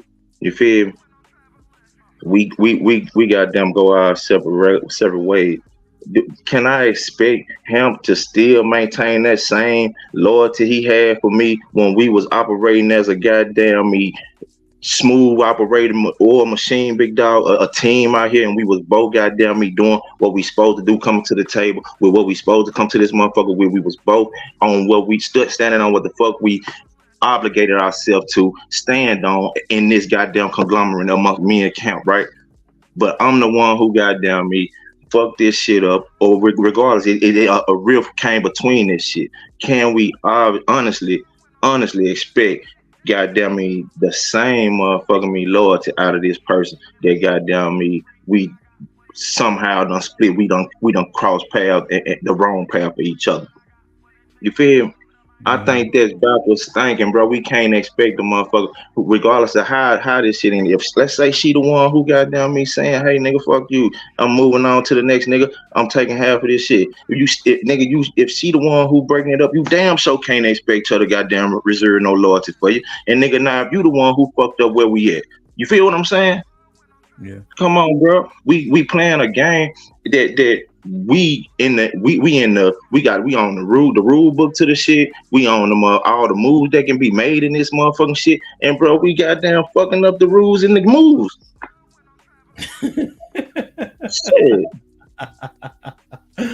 Yeah, man. This shit is you know what's ill, right? Well, this is where I'm speaking from. Let me speak for myself. I never had an issue having access to women. Now I'm a 4 on the scale from 1 to 10. You know what I'm saying? But I never had a problem having access to women. So when we saying this shit, I'm saying it from that place. Like, yo, being outside, being a whoremongerer, being desensitized to a point. You know what I mean? Because you just messing with so many different women. And now you here. It ain't from a place of a deficit. You know what I'm saying? There's no benefit to me. Be like, hey, get married because I couldn't get no pussy. No, I'm saying like, yo, I'm seeing it from both sides. Been outside, like, yo, there's a lot of benefits. And Cody, 100% accurate. They'll see me leaving, like, fuck Cody, etc. I'm cutting this shit off, right? But if I keep it tall, I'm not gonna tell everybody why we don't fuck with each other anymore, right? But because I'm the one to be like, nah, I don't fuck with boy, right? It's gonna look like I'm the culprit. Because I'm gonna keep it tall between me and him. The reason why we ain't partners no more. Mm-hmm. You know what I'm saying? Keep it tall and keep it 100. I forgot y'all niggas from down south and shit. Damn, hold on. Let me read these couple super chats real quick. Like, share, subscribe, tell a friend, hit that like button right now if you can. That helps the channel the most. As Ava the 10 ounces, men are insecure against taller men. Women keep telling you that's not the way women think, and men won't accept it as real. DJ said you DJ weddings with men. Is that under 6 feet? 6 feet? Gets my dander because you see it. Fantastic stepdad and married. Oh, I've never been a stepdad in my fucking life. As Ava the 2 says, terms in military are pretty much black and white. Maurice with the $5 says, Rick, the law is across the board. Doesn't matter the woman. Any woman can get mad and manipulate the system. That's a fact. That's a fact. Yeah. My woman ain't.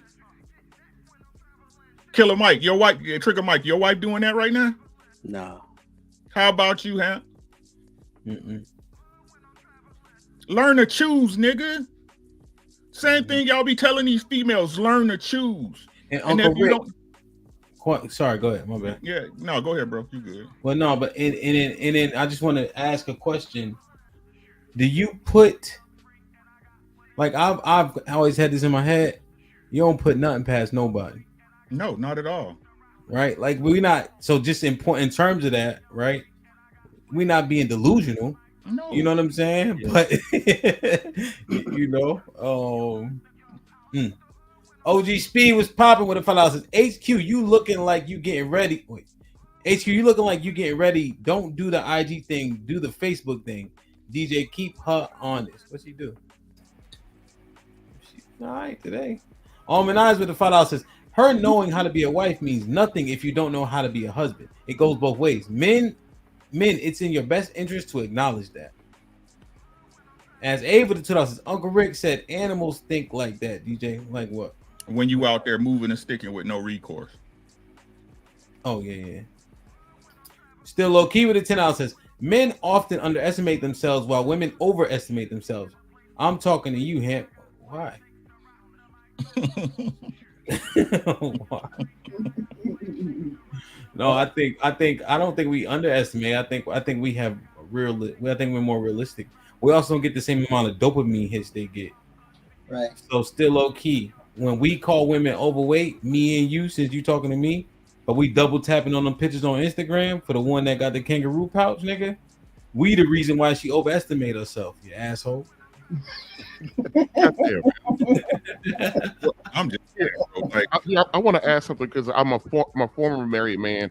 One of the things that I did not experience during my divorce, I didn't experience all of that acrimony throughout my divorce. It was actually pretty civil. I mean, I ended up with the house and everything. So, there, I think to a degree it depends on how you operated during that marriage. You know what I mean? Will determine the outcome of that. Now, me and my ex-wife did not have any children together, so I don't know if that would have changed the situation.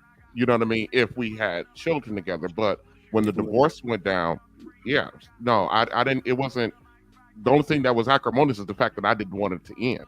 But other than that, I'm just saying, bro. Like, you didn't want to end? Go ahead, Bill. No, I did not. I think that's part of a character trait.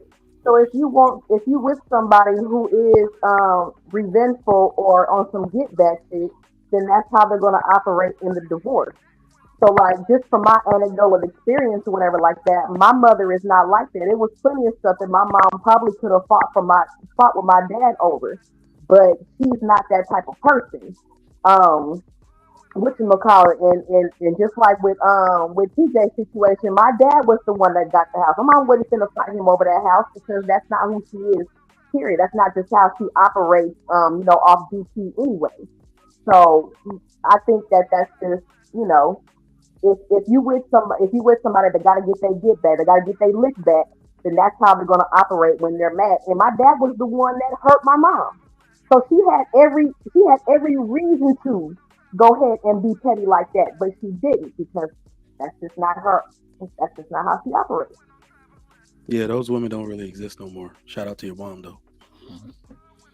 Yeah, your mom sound like a dope ass outlier. There's a lot of outliers. That's all I'm gonna keep saying. Goddamn. It's a lot of outliers, just like it's a lot of the loud minority. You know what though? You said it though, Uncle Rick. You said it. It's really partly the men's fault on who they marrying in the first place. If you'll look at some of the, if especially if it doesn't involve children, it's weird how they use that stat that women that are college educated leave, but it's only if they decide to leave. They leave at a rate of 90% versus the man.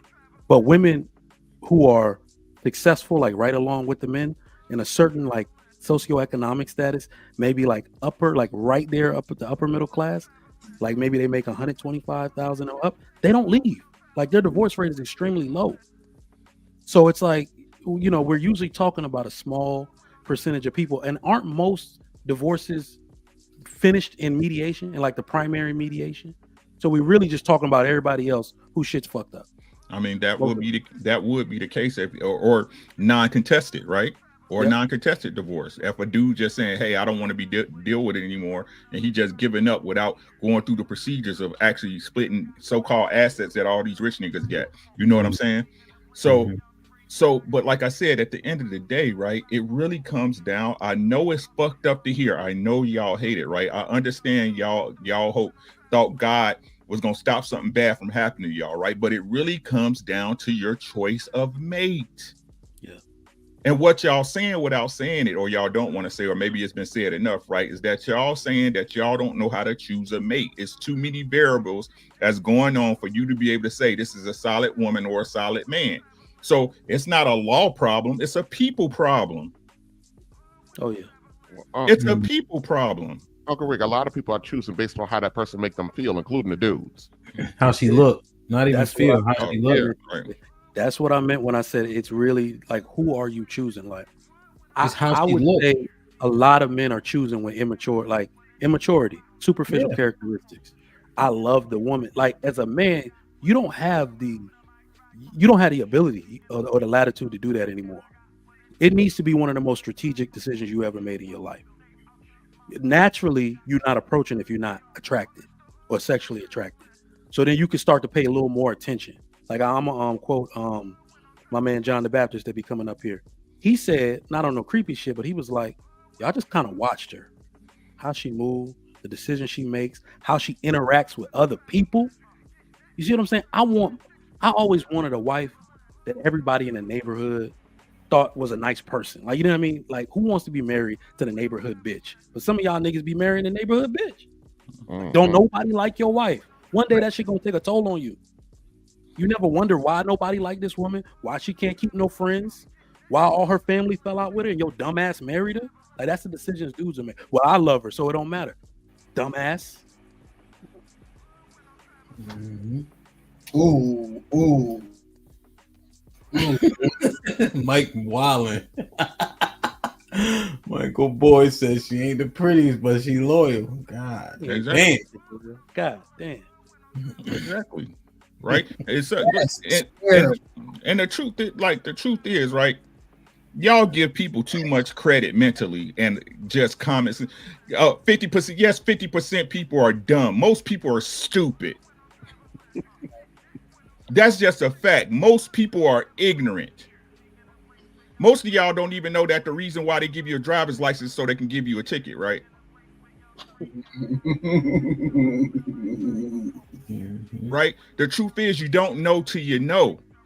And the truth is, like I said, I don't care what nobody say. If you marry the right partner, and again, If my wife left tomorrow, we've been together 24 years. Damn, I fucked up. I chose the wrong one because I was in this bitch for life, and she changed her mind.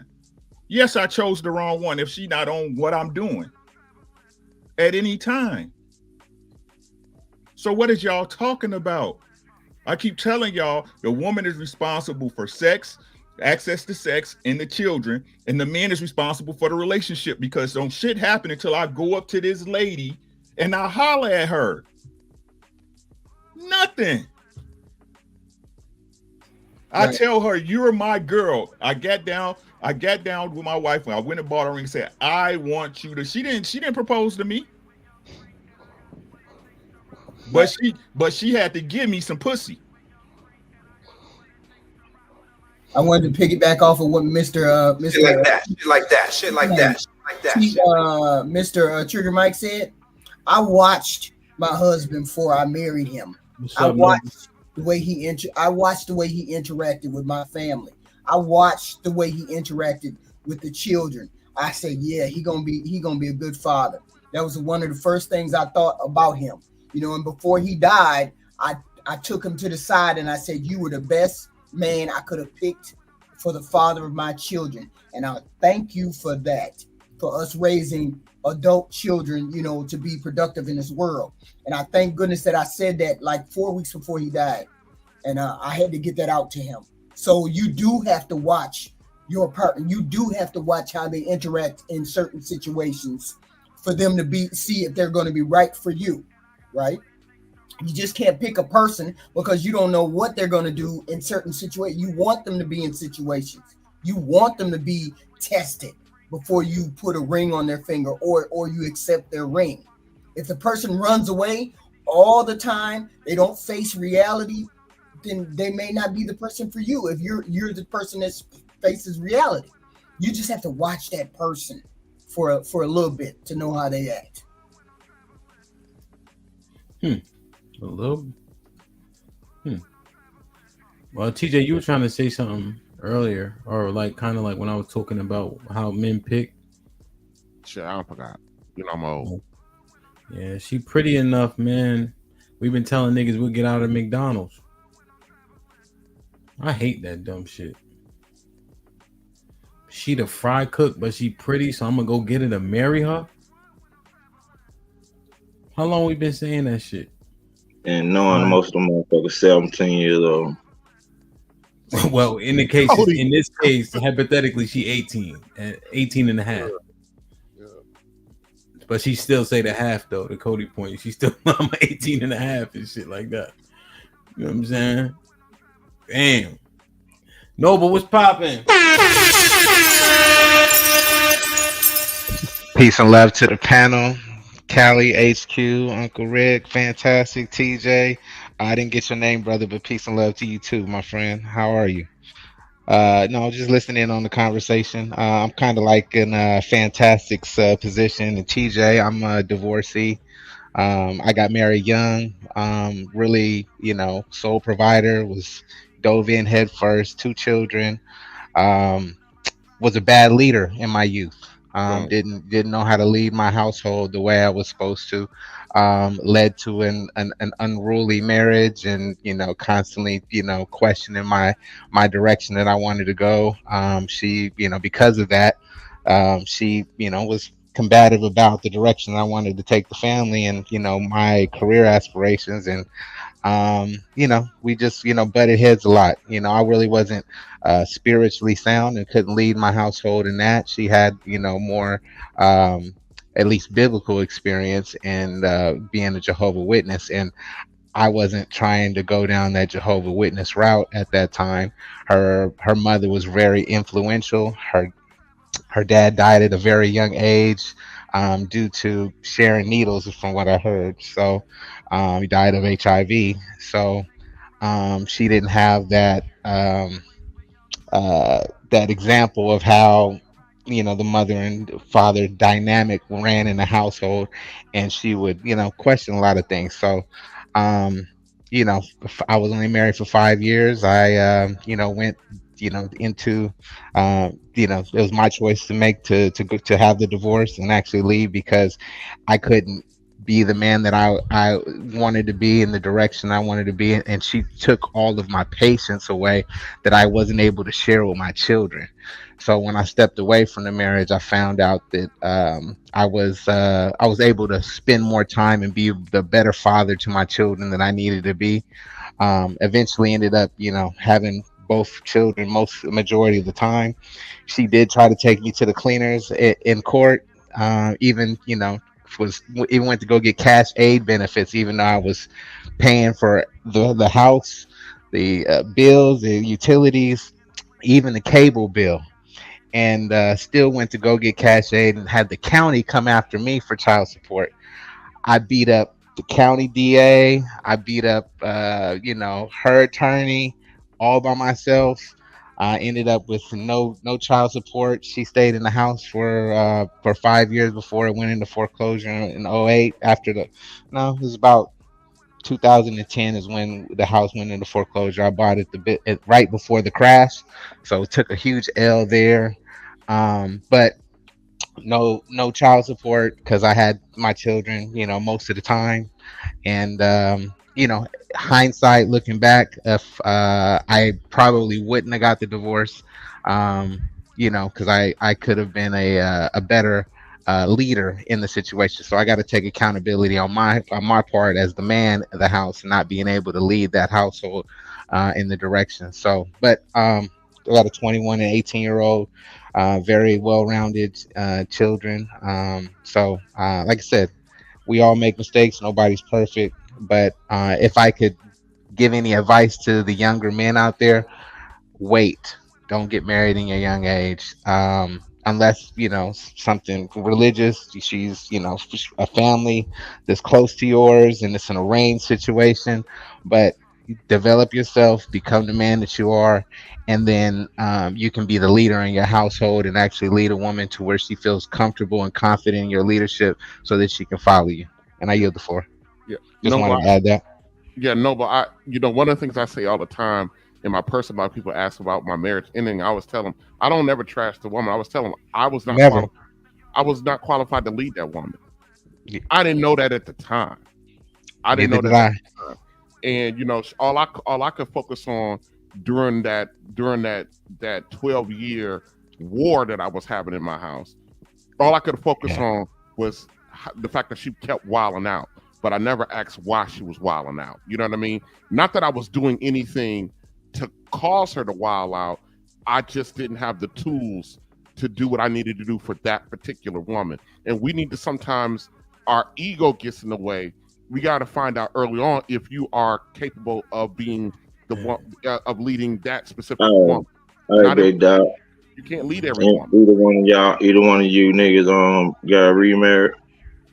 No, but if I find the right woman, I'm open to it because I've gotten to a point where I've acquired the knowledge and the skill set to navigate the world, and I know now that I will be able to raise even better children than I was able to in my younger days.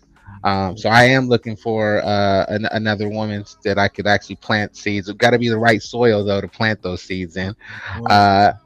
But I'm excited for it. Real quick, why did you guys said absolutely? Well, because you used the word never. You never blame the woman. What you mean? I didn't say that. That was TJ. I said that my ex-wife is a great mother to my children. So I have nothing bad to say about her. My choice as far as a woman to be the mother of my children, because that's one of the reasons why I did marry her. But that's not mutually exclusive to wife, though. But no, I agree. But when TJ said what he said, you said yes. Why did you guys say you never blame the woman? Why is that? Because had I been the leader that I was supposed to be, right, then she would have fell in line. And you know that how? Because of how she interacts with me now, because she definitely follows my advice. She listens to me. She didn't get the vaccine when I told her don't get that shit. Don't even talk about getting my son vaccinated or anything like that. So she followed my lead. She follows my lead now. This is So this is what I like in that too. When I coach football, because football makes sense for every part of life. yeah, I know how you are. The moms can call, right? They'll call me, or the dads. Coach, such and such not doing what they need to do in school, right? But I have a degree of separation, right? And I also am their football coach. So you ever notice how kids are more likely inclined to listen there, right? Because there is that degree of separation. So now that you guys are separate, it's easier for her to heed it because you're not over her face. What are the repercussions, etc. That's True. how I I get that. Not down in it, but just in general. No, I totally get. I get that aspect. Where is that degree of separation? Because I'm not in the household and everything. She's running her own shit. But as far as the children go, she definitely comes to me for advice and how to handle certain situations, and she takes the advice in and usually applies it. Yeah, no, 100%. I see the hold on, Kyle. I just want to ask TJ as well. You can jump in. My bad. Because I heard it. And I think the children, I mean that's uberly important. So I'm not downplaying that whatsoever. But just her in terms of her coordination with you in real time in a marriage, I'm just questioning why she wouldn't have fault there at all. Not digging too far deep because TJ actually said it. TJ, why can you never blame her? Well, when I say blame is what I mean by that is I won't be out here. A lot of people will try to run the other person down for the breakdown of the marriage. She's responsible for what she did. Those actions tore up the household. But I'm not gonna out here and just dog walk her as if I'm some kind of victim.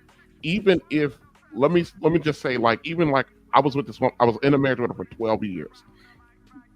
The third year in, I knew this woman was unruly. I knew I was gonna have a problem.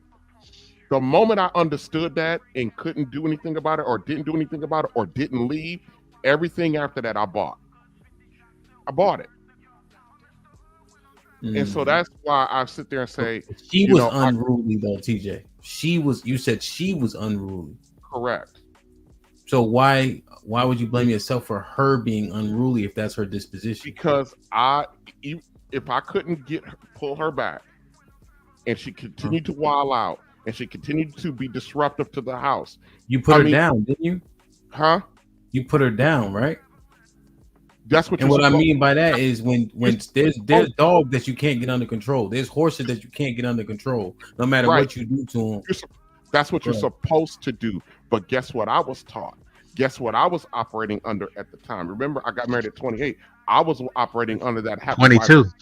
That happy wife, happy life. So I was under the impression that she was doing this because there was something I wasn't doing to make her happy. And so, but the moment I understood that wasn't the case, I couldn't get her. I was supposed to, as you say, put her down, but I didn't. I was there for 12 years. And so everything from the moment that I understood, I can't blame her for that because I said that what she was doing was okay. Okay, fool me once is your premise. Fool me once, fool me twice. Okay, I understand that premise, right? However, when you go back to the catalyst, right, in which why things didn't work, you blaming yourself because you tried to make it work 8 years longer than you should have doesn't mean it's your fault though. Like you can't. She got to eat the part that she's supposed to eat, especially if she's the catalyst. Just because that by proxy of that would actually be simpery in the actual definition form. Like that's probably the one time we actually used it correctly, right? Where you're not getting the equal exchange or the proper exchange for what you're doing and you do it anyway. Not this bullshit with motherfucker just throw it out in the chat. You see what I'm saying, DJ? Like that would be what that would actually be. But nah, just saying it's all on me because I got a dick and balls. That doesn't make any sense. But that's not what I'm trying to say. Okay. What I'm saying is I'm not for to drag her because it. Like I was saying with Cody. Okay, yeah. Like in the hypothetical that he painted, like I wouldn't if I fell out with one of my mans, I'm not gonna put it out to the earth. You know what I'm saying? Yeah, that's what I mean. I'm not for to drag this woman. You know, I used to tell people all the time. You know, I used to try to separate it. I was like, she's a terrible wife, but she was an excellent friend, daughter, church member, all of that. You know what I mean? I could, and then it showed up during the divorce. Because during the divorce, I thought I was gonna be in this knockdown, drag out fight. Yeah. And she was like, "No, your resources bought this home. You should be the one to keep this house." That shit knocked me the fuck over. Mm-hmm. And Yeah, she no, went 100%. to the apartment. Yeah. 100%. And I understand that. You know, that's that hill that men die on, right? That leadership hill that I'm the leader here. So if it fails, then I failed, right? And there's a component of that, right? But to gain real clarity, we gotta allocate proper blame for proper things. And I left with my dog, my Cadillac, and my clothes. Damn. Let me get Callie real quick. Go ahead, Callie. My fault. It was kind of along the same lines. My question was gonna be, what did TJ mean by wilding out, or whatever? Like, was that like a switch up in behavior, or was that pretty much what it was from GP? It's just that it was overlooked. I think I let too much small shit slide. I think that's what happened. There was a lot of little bitty stuff happening, and this is even during the dating process. And I let a lot of the little stuff slide. So it was a progressive behavior. So I wouldn't call it like a switch up on me or nothing like that. I just think it was progressive because I would let like little shit slide, which is kind of why I don't let nothing slide, and I don't let nothing slide. I was guilty of this. I was guilty of the same. Yeah. But like what, TJ? I know you don't want to, but like, what were these knick-knacky things? Like someone that's more superficial, not that deep. Just like what? Okay. So she got off work at 2:30 in the evening. She didn't show up to 6 o'clock in the evening. I knew where she was at, but I'm at home. I wanted her to be home. I get off home at 5. I want her to be at home, but she gets off at 2:30 p.m. Yes. She was a high school teacher. Okay. She was a high school teacher, but she would sit there at the school, do all of her grading, do this, do that. She's a big social butterfly. She liked to socialize, all this, that, and the third. I get, she just kind of was that thing, but I wanted her home. You know what I mean? So it wasn't the fact that I didn't push for her to come home more consistently. So that's a little thing. You know what I mean? But was consistent? She used to do that? Yeah, that was, like happy hour or some shit like that. She wouldn't go to happy hour. Her ass would be up at the school. What the hell they doing up there? She would do her. She never brought her work home, so she would do all her grading.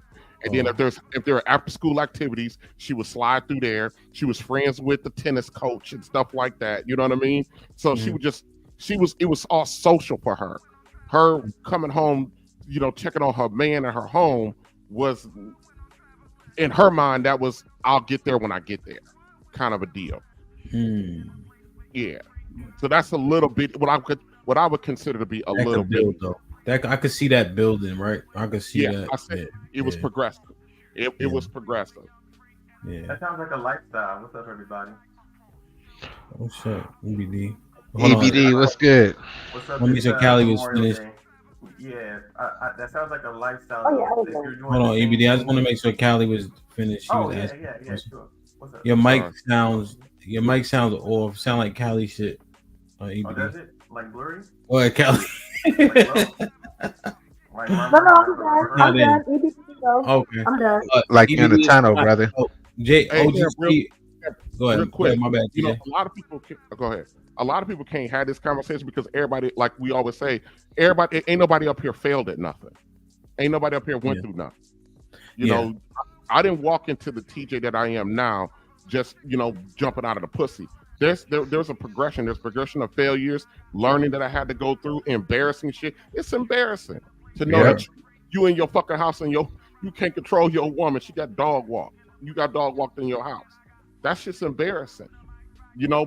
But how can you teach somebody if you haven't gone through nothing? Facts. Yeah. No, I think it has a lot of substance. And that's why, well, one, we have a relationship, and two, we have an actual conversation. That's why I was able to use that term in the proper context for that situation. You know what I'm saying? As opposed to people just throwing that shit out because they don't like what a nigga say because he say he like women too much or some shit like that. You know what I'm saying? EBD, let me just hear your mic, but OG was here. I want to make sure he get in. Yeah, sure. Hold on. I That vest can look wait. nuts. Is it coming through clear or muffled or what? Still sound like you're in a tunnel. Yeah, it doesn't sound like you're on your It sounds like the mic is disconnected. Yeah. Let me hop off, disconnect, and reconnect, and then jump back on here. And then we'll Do you think you're definitely not talking to your mic? That's for sure. Okay, yeah, let me come back. OG, what's popping? Hey, what's going on? You got any feedback or anything? I took off my headphones, so I'm listening to the computer. But if it sound bad, just let me know. You sound all right. Yeah, the only feedback we got. Just like to say. Yeah, the only just feedback like to say, Salon to Hamp. Can you hear me? And OG? HQ. OG, can you hear me? Yeah. Let me put my earphones on. Yeah. Yeah, the only feedback I got is. Yeah, I hear you now. Okay. Yeah, I hear you now. Only feedback we got is that the majority of chat dislikes your vest, but other than that, well, you know, it's hard beating up 16-year-old and taking their damn clothes and putting them on, especially when you get my age. So, but anyway, DJ, salon to you, HQ, Cody, Beverly, and Honorable Amio Tap. And it's all good, brother. It's all good. It's Peace all and love. good. It's all good. Peace and love. Peace and love. And TJ, reason why I don't discuss my two marriages because they're so different from anything I ever heard over the internet. So it wouldn't even help anybody in the marriage. But what I can say is one of the things we don't talk about more than anything, a lot of this situation in the courtroom happens from the lawyer. It don't happen from the woman. The more money that the lawyer can get from you is the more money he can put in his bank. So he's encouraging that behavior. He's encouraging that behavior in the courtroom. And so most marriage could be over about, the first day, really, go in that courtroom. Because when you start using mediation, you'll find out a lot of this stuff is coming from lawyers. It's not coming from the individual. Because if you're sitting in front of the lawyer and he's saying, well, why are you not asking for this? Do you know you can get this? You know what I mean? And who's going to turn down something? You know what I mean? Unless that person, just like you said earlier, have an outlier, a nice outlier, and say, I don't want that. But not too many people, men or women, going to turn down anything. And a lot of that behavior comes from the lawyers. And when we start to understand that, I never used a lawyer in none of my divorces. And it was quite understood when I got married that wouldn't happen. And so I have a unique and reason why I don't discuss my marriages because neither one of my marriages I had passion or love for the woman that I had married. It was only due to respecting the way I was raised. You get a woman pregnant, you marry her. You take a woman virtue, you marry her. So in all the marriages, I walked away because there was no passion there. It was just a mistake of me not doing the things I should have did as a man, as far as protecting myself so I wouldn't bring children in the world that I hadn't married that woman before, or taking a woman virtue that I didn't have passion or love for. So that's why I don't talk about my marriages because they're so unique. I walked away from both of them, and all of them went over 7 years. Got 5 beautiful children out of 2 marriages, 49 to 28. And so a lot of the things, I guess I'm just not an expert as far as when it comes down to marriage. But as far as respecting a woman and respecting yourself, I can talk on them conditions. But the intimate part of a marriage when you have passion or love, that's something totally different, and it brings a totally different conversation. And that's why I usually don't get in them conversations because mine was so unique, both of them. Well, you in it today, OG. HQ, you looking good. You can smile. I seen you smiling. You said what? I'm sorry. I said you looking good. You heard. You just want me to say it twice. Yeah, I wanted you to say it twice. Look at her. She goes off camera every time. Oh, gee. Oh, you just got here? Huh? You just got here? Kind of like trying to take care of some business upstairs. But I tuned in early when you first started off, I heard a lot of things you said, your statistics and things that you was putting up about a lot of the things that men be saying in these spaces, and you were saying it was better, to be married. And in the first place, you're getting just as much the box as a person who's single, especially when it was 8 and 40. So yeah, I was here for your initial monologue. I haven't been here for the conversation because I've been upstairs for the last, I guess, about 45, 50 minutes. But I did hear your monologue. Work. Okay, yeah, we've been talking, man. When we mined it out, Cody is a proponent of marriage. Even Miss Fantastic had to make a few concessions for sure. I got a little point of contention on him. I don't think that this, the state needs to be involved in your marital business. Yeah, I think they do. Well, this is my reasoning behind it, right? A license is something that needs to be had in order to do something, otherwise it would be illegal, right? Driver's license, you need a contractor's license, right? What's illegal about marriage if you decide to marry a woman and be there for her and have children? Is there something that, how did, because the marriage license didn't exist until 1935, right? Prior to that, how did we as spiritual beings marry a woman or marry a man? Can I ask you a question, Dan? Well, hold on. Let me get my answer question. You can answer it. You can ask me, sir. OG. Sex and agreement. So agreement from her father, passing her to you, and then sex or cost, pay the cost. So there was agreement. Now in terms of an actual written contract, sounds contractual. But I don't know if it was handshake contract, if that was okay back then or what. Well, the marriage license didn't come into account to 1935. The actual license, right? And why did it come into being? What was the reason? That's a deep portal if we want to dive into that, but that comes into after the Emergency War Powers Act of 1933 and the creation of the artificial person. Certificates came into being because of inheritance. They wanted the right people to inherit. They wanted the right people to be taxed. They wanted the right children to belong to this particular marriage. That's the reason why certificates of marriage came into being. Only for those particular reasons, taxes, inheritance, and that type of thing, right? So, which are most are unconstitutional too. Okay, according to you, but those are the reasons why it was.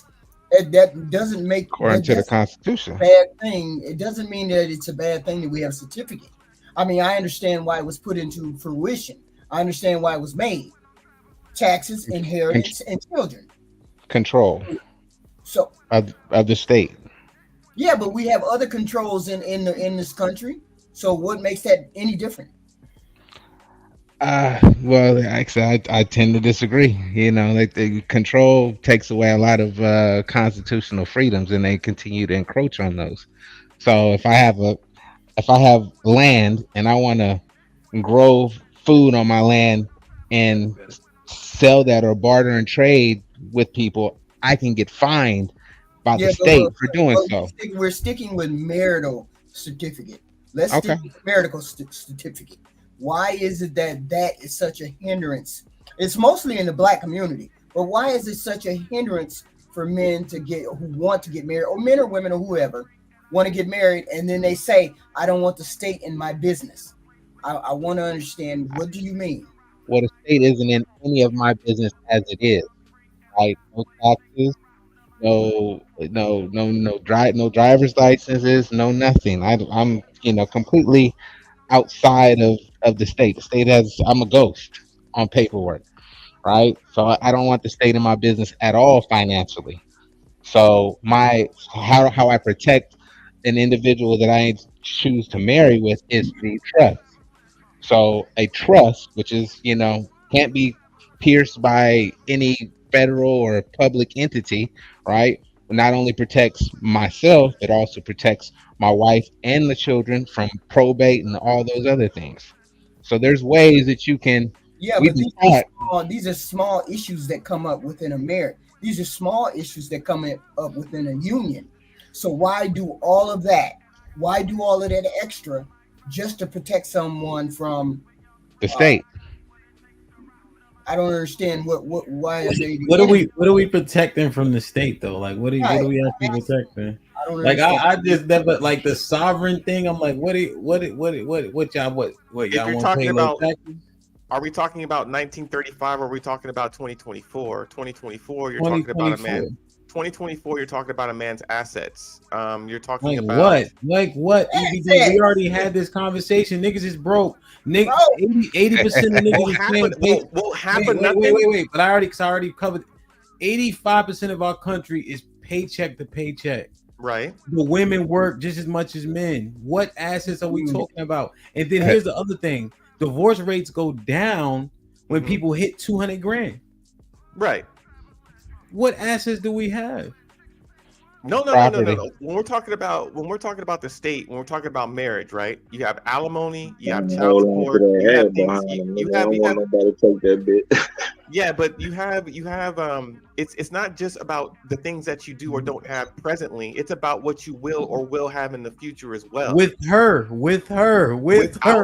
But without her. Oh, see, here's the thing. What the fastest construct of wealth is marriage. Why? Because those two set incomes and both people bought in, i.e. the legendary Hink is here with the one pot. So you don't got no assets, Playboy. Y'all got assets. But if not everybody's in Hink's situation though. I don't own anything though, Hamp. Nothing's in my name. Yeah, but not. It goes into everything. Goes into if it's a trust, right? If it's truly a union between two people, those people will put all of their trust in the actual family trust for the benefit of the family and their children. The reason why the argument is moot because when you purchase things in a marriage, it's a marital asset, and guess what? Everybody's in. That's why when you divorce, they oftentimes split it. So that's the same thing. Y'all jump through all these hoops to get what the marriage contract gives you because y'all don't want to stay in your business, but you have a will and a trust. Well, if the trust is in place, there's no state involvement. There's no court. There's no judge. There's no probate. There's no lawyers. It's done. It's all taken care of. So when the union splits, the trustees initiate. You just windmilling. Now, how do you what happens if people don't abide by or people want to challenge, or how do you enforce a trust? It's absolute. There's no challenge in the trust. The trust. What I'm saying is people do a lot of set it up in trust. Hold on. Here's what actually happens, right? People go rogue. People do a whole bunch of shit, and then now you have a trust that's written down and signed. Is it notarized? It has to be. Exactly, right? You need a notary to recognize that this is agreement between two people. It's an outside entity, right? And then if that person doesn't abide by said trust, where do you have to go to enforce?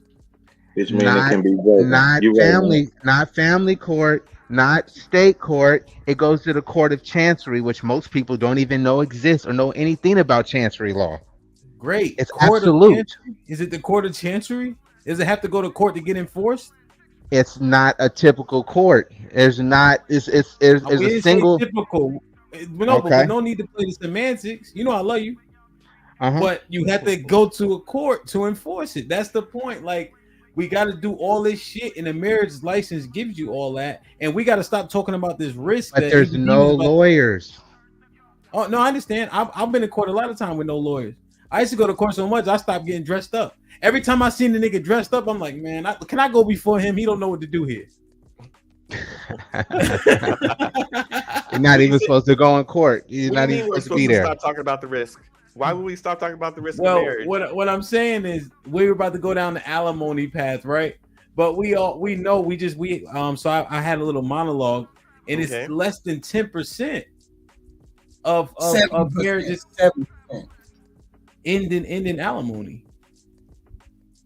Like it's so low. We discussing an outlier as a talking point. That's because most people are both working in a marriage, and there's no Exactly. alimony only comes place. Like I had to, my alimony was I let my ex-wife stay in the house that I had just purchased for 5+ years. And then Right, you that can look was at the cost difference of that, right? that was the cost. She didn't pay any rent or anything. Now she should have came out with a bachelor's degree or a master's degree, but that's hindsight. She didn't utilize that time, or she Sure. could have really Did stacked you the have bag. your children?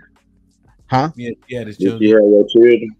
Yeah, of course. That's why you had to take. But I had my children more than half of the time, so it wasn't like there was any child support owed because I had most of the custody of the children. I'm So saying, but you wouldn't want her to have when she got custody of your children. You wouldn't want her to have your children homeless, would you? of course not. That's where the alimony comes in.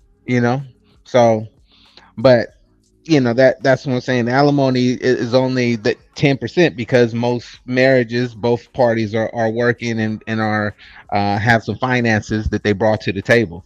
So if you are the sole provider, then yes, that alimony should be owed to help that woman get back on her feet so she can sustain herself, and also sustain those children that she shares custody with you with. So I agree with you on that.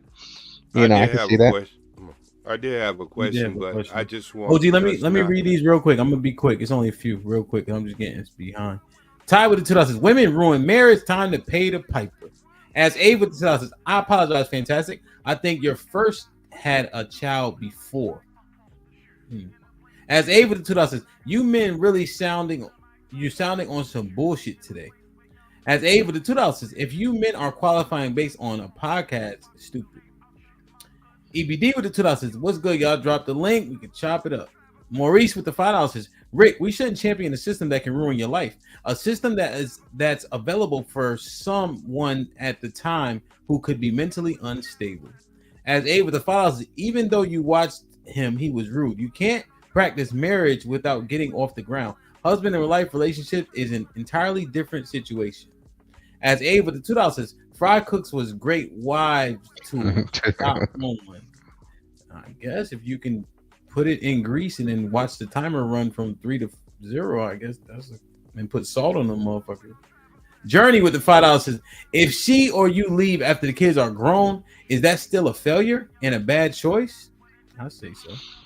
As A with the $2 says, what direction y'all niggas got? Stop the cap.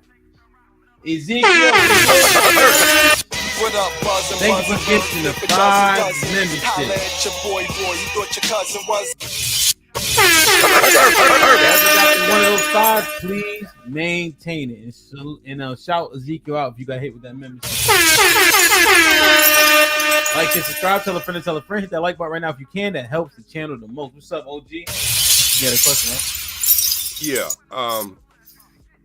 I just don't want everybody to believe everything is black and white in the state of California. A trust can be contested in the state of California if there's lead. You be a damn fool to think that shit.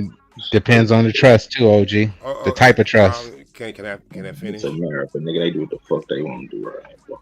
If they found out in the process that the trust, was created, and the administration and lawyers, and I see these things challenged a lot in California because I'm in civil court a lot because of the business I'm in.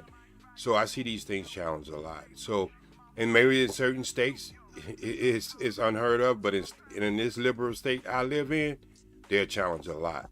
And California. This is why the lawyers has to write these things. It's these things correctly.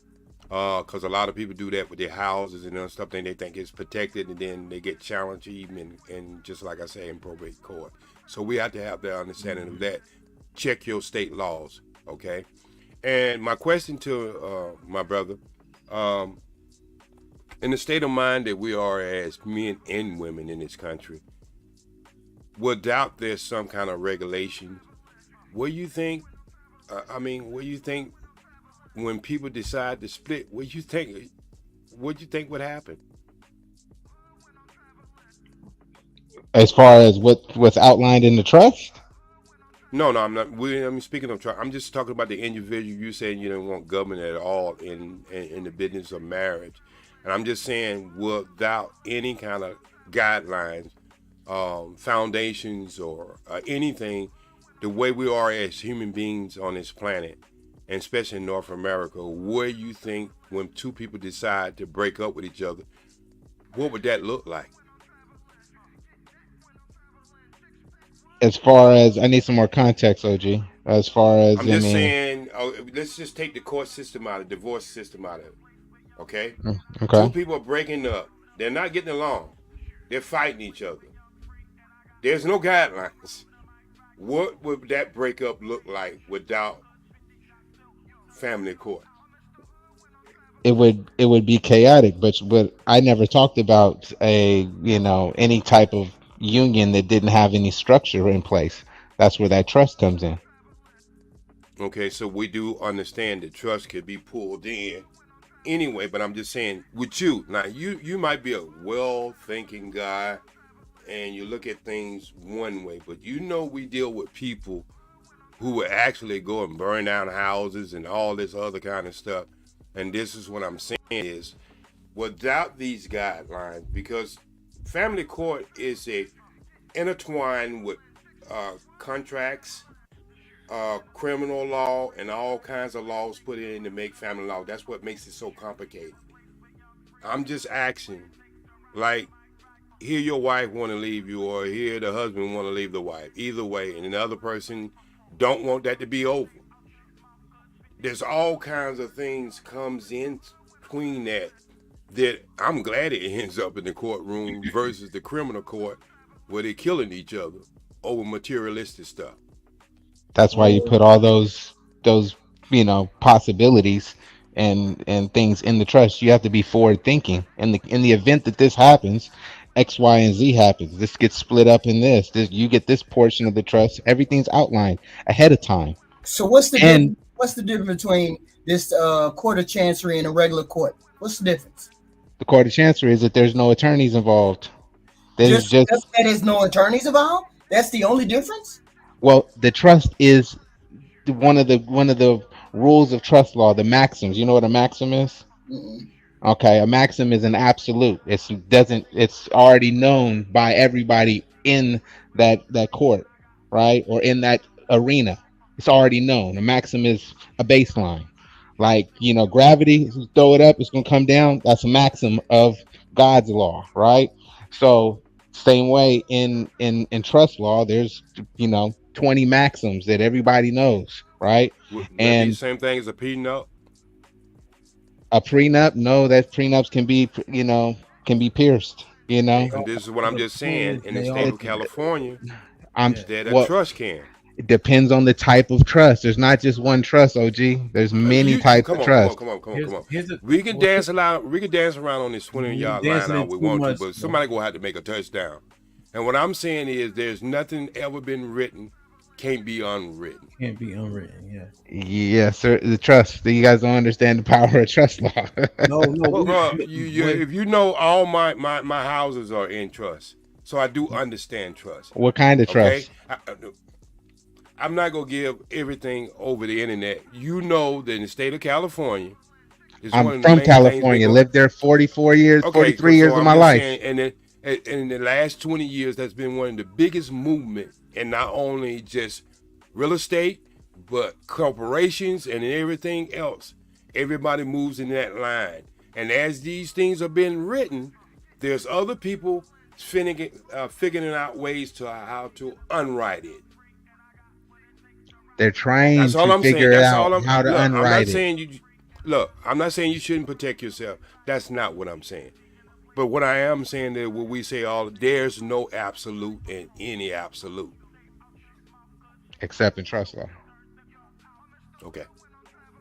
Just agree to disagree. I mean, what I can say is, if it's the difference between a marriage and a long-term relationship is the state contracts, right? What the state can enforce in courts.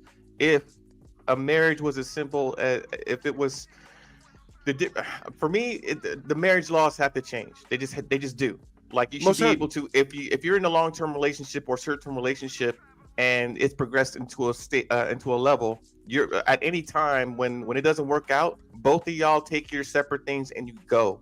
Right? There's really nothing to work out important as far as a long-term relationship goes, unless there's children involved, right? When we're talking about marriage, I believe, for me personally, until marriage gets to that same aspect where if you're married and you break up and don't want to be married anymore, you get a divorce. Divorce needs to be just as simple as a breakup in a long-term relationship.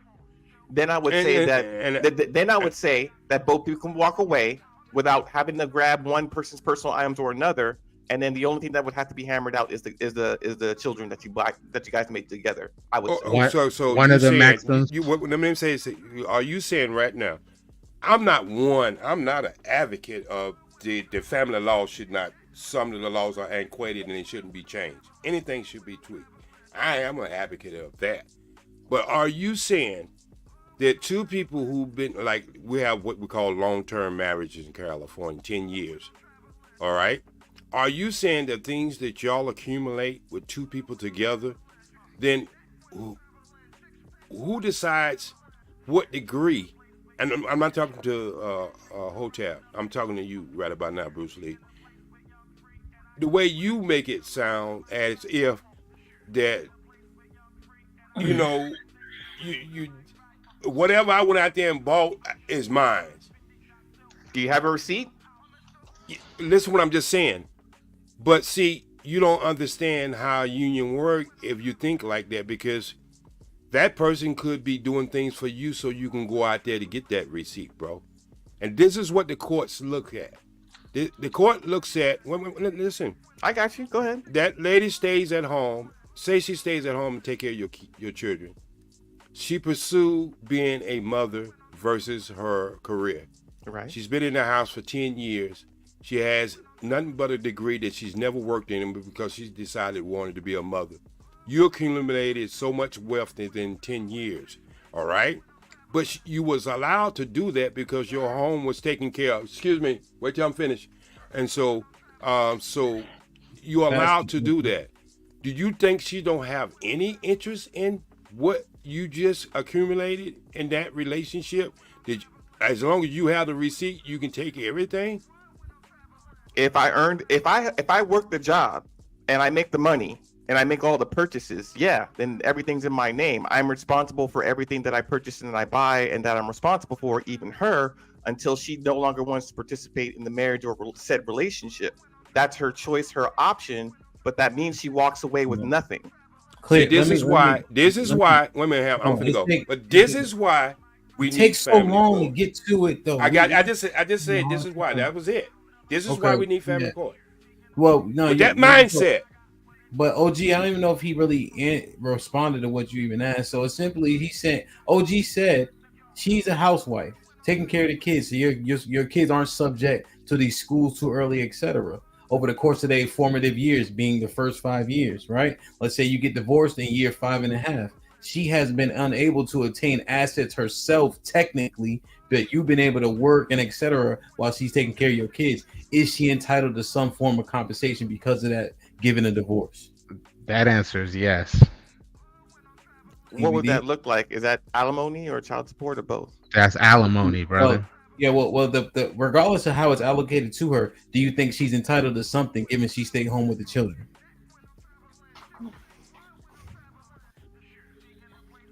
Don't get married. Don't get married, bro. Don't get married. First, I've already been married. Second, don't respond to that. Just answer. I want to get your theory on the question. That's what I'm trying to explain. Like, it's very hard for me to answer that question because these decisions are decisions that both of us made. Okay. So it's like, you see what I'm saying? So it's like, okay, I chose to be a housewife. I chose to be a mother. So the answer is no. No. I'm not saying no either. Let him finish. It's just hard for me to answer that question because now what we're saying is I made a decision and so did you. If the decision doesn't work out, the money only goes one way from me to you. You know what I mean? So that's why I have a hard time saying she's entitled. Okay. That's why I say. So now in the same breath, you also assume that the kids are automatically allocated to her. No question. Yeah, in this context, yeah, they'd probably be on. Okay, so you saying she keep the kids, you keep her money. That's a fair trade to you? Weekend dad, here we come, baby. Yeah, that's another tough one. That's another tough one. I say if I mean, right now the kids are allocated to her, right? Hold on, hang on. Let me get through this. Thank you, Hank. Thank you, Hank. Thank you, Hank. Thank you, Hank. Let me get through it real quick. Thank you, Hank. Gotta walk this down because just logically thinking. Because Hank, how you feel, your face. Cody was laughing. Noble was like, you know what I mean? He in the bathroom almost. This is go ahead, EBD. Go ahead. What I meant to say was, look, if she's a housewife taking care of the kid, if she's a housewife like taking care of the kids, right, and the relationship no longer works, and she wants to walk away. In court is where you find out, who the kids should go with. If I'm the provider and taking care of the house and everything else, I would be probably more suited to take care of the kids than she would. Huh? Does that not make sense? 95% of y'all don't fight for your kids. No, we're not even going there. We're not even going there. Don't go there. Don't go there. Not yet. Points. We want to stay right where he at. Say it one more time for the people. So what I'm saying is, if I'm the provider of the house, right, and I have the job and everything else, and her only duty was to be a housewife, taking care of the kids, and then she no longer wants to participate in the marriage or whatever, she wants to get a divorce. In court, since I'm the provider and more in a suited position to take care of the kids, I'm hoping I would get allocation of those kids as well. You think because you have the money, right? The provision. Okay, so you think the money means you keep the money and you get allocated the kids? That's how it should go. I think that's how it should go. Damn. Okay. Go ahead, Hank. Man, the fact that you had to think about it, man, you putting a price on your child, man. Mm-hmm. I have to think about it. I have to think about it. What the fuck, man? That's your kids. Yeah. You can't put a price tag on your kid. He's talking about what Hamp asked you. The question that Hamp asked you. I get it. Yeah, I get it. But I don't have an immediate answer. There has to be a thought process behind it. Because what's happening now ain't working. It is. It's your flesh and blood, brother. That's your flesh and blood. What you mean? You sacrifice marriage right now. You're happy for your kids. So marriage and child support and alimony, all of that system right now is working the way it should. That's not what he's saying. He's saying that's what I just asked, and that's what are you arguing then? Then what are you arguing? No, that's not what he asked. That's not what he asked you though, dog. You think long and hard about, man, should I take that $1 or my goddamn kids? Our junior. That's what Hamp asked you. Yes. I would take my kids. Dog. That's not what you said, though. That's what you. No. That's not what I said. That's what I would want to happen. Look at you crazy. Now you all say, "Oh, I'm gonna take my kid now," but dog, it should have never been a thought. Soon as he said that, my kids. Yeah. Come on, EBD. I was a Hamp when I filed my divorce. Right, the court system was so. This is before I knew what I knew now. Right, the court system was so confused and kept saying, calling me the respondent when I was in fact the petitioner, because as what HQ said, so many men don't go into courtroom to fight for their children. So that was my first and foremost. And when I went in there, my only demands were that I had 50-50 legal and physical custody of my children. I went in there because it was important for me to establish my right as a father to my children. So again, my first priority was my children. I didn't care about any of the, finances, the house or anything. Because like I said, I left with my Cadillac, my dog, and my clothes. My first priority was my children. And I didn't have to think about that because I went in there, to lay the groundwork for the separation. So, like I said, that's where me and him. Yeah, go ahead, brother. Can I say this real quick? Yes, sir. You know what I think we missing though, big dog. The sad part is what EBD just displayed is how willing they are and how bad they want to punish these women, big dog. Is that what it is? Punishment? Hit the Don DeMarco. No, Shit like that. Shit like that. Shit like that. Shit like that. Yeah, Is that the reason, EBD? No. Yeah. Is that the reason? Prove it wrong. No, I don't find a reason to punish the woman for anything. The first thing you said was if she decides to end the marriage. You kept saying if she decides, not that if you both decide. You kept saying if she decide, as in it was her fault. Everything went to the left. Didn't say anything about fault. I said if she ends a marriage, if you think about who ends marriages in marriage, it's usually not the man, right? Usually not.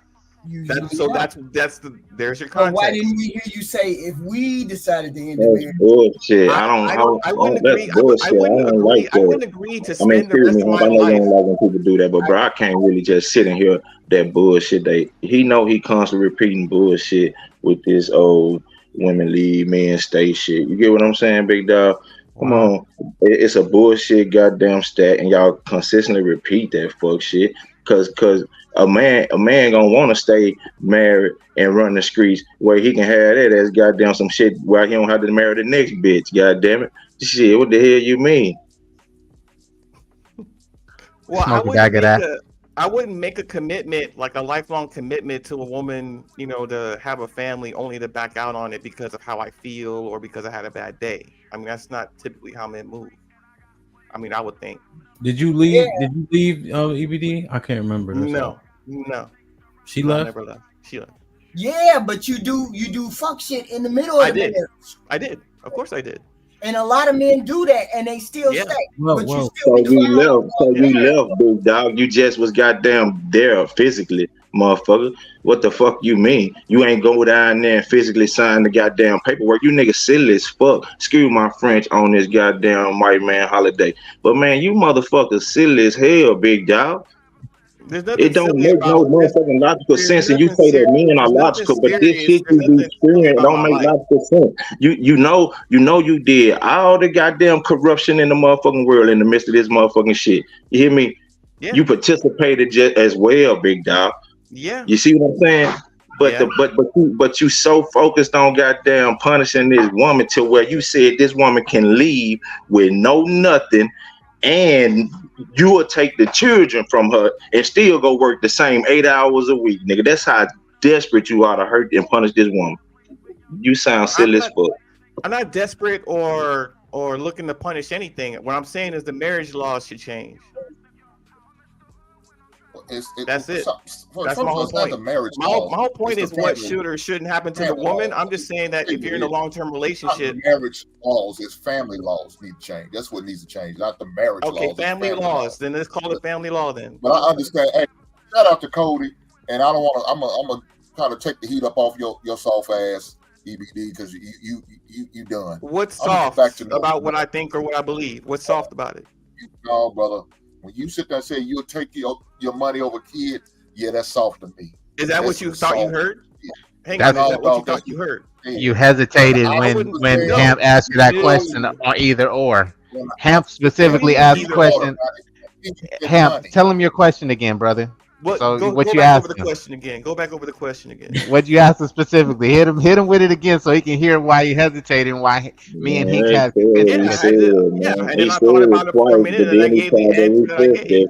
And me and Hink have an issue with you having to think about it. Maybe you didn't understand the question that Hamp posed you, and I'll give you some grace on that. Let's go. Then He let's repeated go over the what question your while problem with Hamp was exactly. saying the I think you guys are motherfucker. stuck I think you guys are stuck on like somehow I made a decision that I would choose like money over any kids I have. In no context, I would make that choice. It's not that what came out of your mouth. It was the hesitation that you had to think about it, and that may be because you misunderstood Hamp's original question, which was as more of an either or. What's the question, Noble? Since you understand it, right? Hamp, correct me if I'm wrong, and Hink, you heard it too. But Hamp asked you, right? If you had, so she would get the kids and you would take the money, right? And you kind of just pause. Yeah, like that's pretty much what the court would do. No, he asked you if No, that, I got you. I got you. But I'm going. Okay. I'm assuming the context of marriage in 2024. I'm not assuming what I would like to have happened. Okay, you misunderstood the question. Okay, Then I misunderstood the question. Then I misunderstood the question. And like I said, But I give you some grace on that end, brother. If that was and the that's case. why I answered it when I said I'd rather, if it's up to me and I have the job and I have the provision and she decides to end the marriage, I would hope the courts would provide the children to me since I can best provide for them. That's how I answered it. Here's the thing. And I fuck with EBD. He didn't misunderstand the question. He answered the question based on what was asked. He understood the hypothetical. So when he said why would he need to relinquish money because he stayed home with his kids for 5 years? He would understand that because he has that stance by proxy, he would submit that she's gonna keep the kids since she been with those kids for 5 years. And he was okay with that based on not wanting to relinquish that bread. He thought through it more, like, whoa. I have the provision, therefore the kids should be allocated. But initially, he understood the allocation for the kids and the money and was okay with it. And here's the thing, Noble, why I'm not surprised is because men keep it a buck. Don't be wanting them motherfucking kids all day. Niggas be talking that shit, but I'm not. They saying wasn't ready to be parents. No, well, what it is it's lifestyle, right? So if I use myself as an anecdotal example, right? I work mad fucking hours, right? DJing, just on the computer, etc. Right? This, right? And so if I have the kids all the time, right, I wouldn't be able to invest in their future. Now, their present is important, but the things I do to prepare for their future at this young age, right? You know, for the little four, as just I'm just thinking about it, right? Is what is kind of important right now. You feel me? And I'm talking more like little kids, you know. So oftentimes men that have these, that everybody, we all alpha, right, on YouTube at least. We right now, home ain't the place. We got to be out here grinding, So it's unfortunate, but that's where a lot of men be, just boom, boom, boom, trying to go get it. You know what I'm saying? It's a whole nother level being responsible for 3 children, and it's just a single mother, and she has 3 children. She has to worry about where all 3 children are all the time. Let me talk for them. Y'all also don't know what the hell y'all doing. Let's just be clear on that part too. Y'all the best fathers in the world now. Moms, boy, y'all make this shit. So like one of my 2-year-old daughters, she cries like at night. I'm looking for my wife. I go in a room, I damn near trample her because she laying on the floor waiting for them to go to sleep. I was like, what in the fucking blazes is going on in here? If I go in there, be quiet. That's it. To bed. Yeah, like bedtime. That's it. She pick everybody up, ever since they little, so everybody want to be carried. But it's 4 little motherfuckers, little kids that want to be carried. Now she like this with a bunch of kids because she hold them all the time, like just stuff like that. You got legs, you can walk now. No, but she make food for them. Everybody got their own plate, right? The motherfucking rabbit eat more off the plates than these kids do. You know what I'm saying? I hate this fucking rabbit too now I think about it. But like, it's just like I got 1 spoon. Everybody line up here, eat, circle back, run around the place, eat. Like moms make this shit hard, boy. Yeah. Now that's all my husband did was walk into a room and say, tune it up. If he heard anything in the room making noise, he'd say, tune it up, and everybody instantly got quiet. I go in there, it's continuous screaming, it's continuous, I want this, I want that. I mean, I get the whole presence of what you need a man in the presence of these children. It just is what it is. We can't take the strength away from the man. We can't. Yeah, that's the reason why men typically raise, at least single men raise their children to be better, more productive in society, because that discipline is instilled upon them at an early age, and they're more than likely to recognize there's consequences to their actions because the mother is, and that's it. The best scenario is to have both of them in there because they can get that, because a lot of women that are raised by men and men that are raised by men really don't know how to interact with women because they lack that. So even though they might be productive members of society, they're still lacking that nurturing side. to actually interact and have productive relationships. They, you know, in order to raise children to have good relationships, they need both parents, regardless. Right. But as far as members of society and being productive and actually not being contributing to the degeneracy, men in a single parent household do fare better than single women, unfortunately. Yeah, and Which was my man, point. this is a great show and a great topic, definitely for sure, man. So kudos to you for having, especially on, like my man Cody said, this white man's holiday. So shout out to you for that. You know Memorial Day. You know Memorial Day was actually created for the. Sorry, say again. No, I was gonna say, go ahead. I'm listening. It's Memorial Day, right? Mm-hmm. Yeah, you know that's actually created for the black soldiers. Yeah. So the Memorial Day was actually created for black soldiers because they didn't get the recognition. So it's actually started in that way, actually. Still them crackers. I mean, it's still they shit, but just saying. You know what I mean? You know that white man made it a federal holiday, right? We know that white man made it a federal holiday. It's different from a national holiday. That's true. And OG ain't getting his first month check just yet. He got to wait till Tuesday. I don't get checks.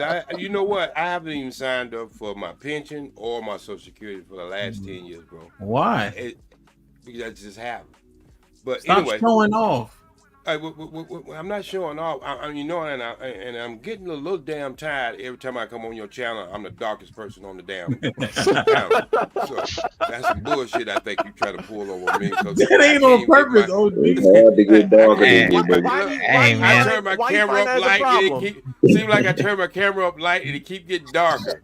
So I mean, I don't know what the hell's going on over here. That's young HQ. That's supposed to be the old Wesley Snipes. He's supposed to be Blade. You know what? That's a blessing, OG. OG, that's a blessing. Hey, I know that you're right. That is the black don't crack. I would like. Hank was talking. I thought I was too, man, but I guess not. You said my name, goddamn! I thought you was calling me in the tag team. No. Did you not say my name? Let me get your back. Go ahead and finish. I'm about to go cook up these steaks. Go ahead and finish. But I want to get this in, Hal. That's what she said. I don't want nobody to look at it wrong. HQ would be a woman. If I wasn't going to Africa, HQ would be a woman I would pursue. Yeah, wait a minute. Really? Yeah, if I wasn't going to Africa, HQ would be a woman I pursue. And I would say is that $6,000 a month pussy package still available?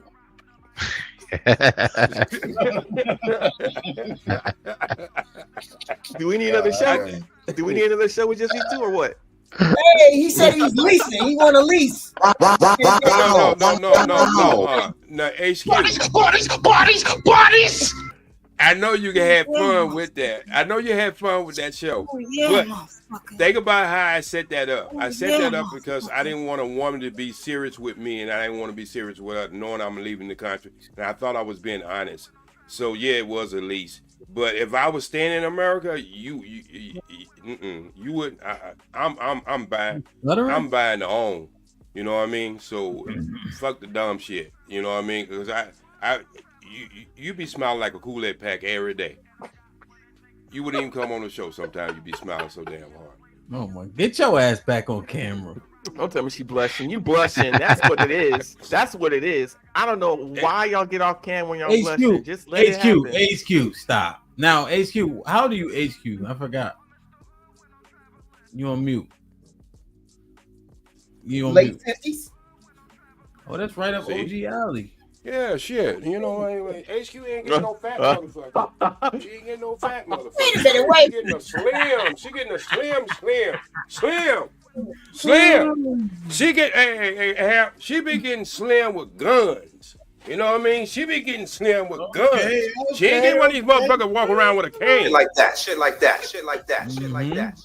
So what I'm just saying, I mean, You have to contact me after the show. Stop doing that. You embarrass me. You embarrass me. Okay, well, any guy who don't see the potential in having a beautiful relationship with a woman like HQ, then I understand why we are all in.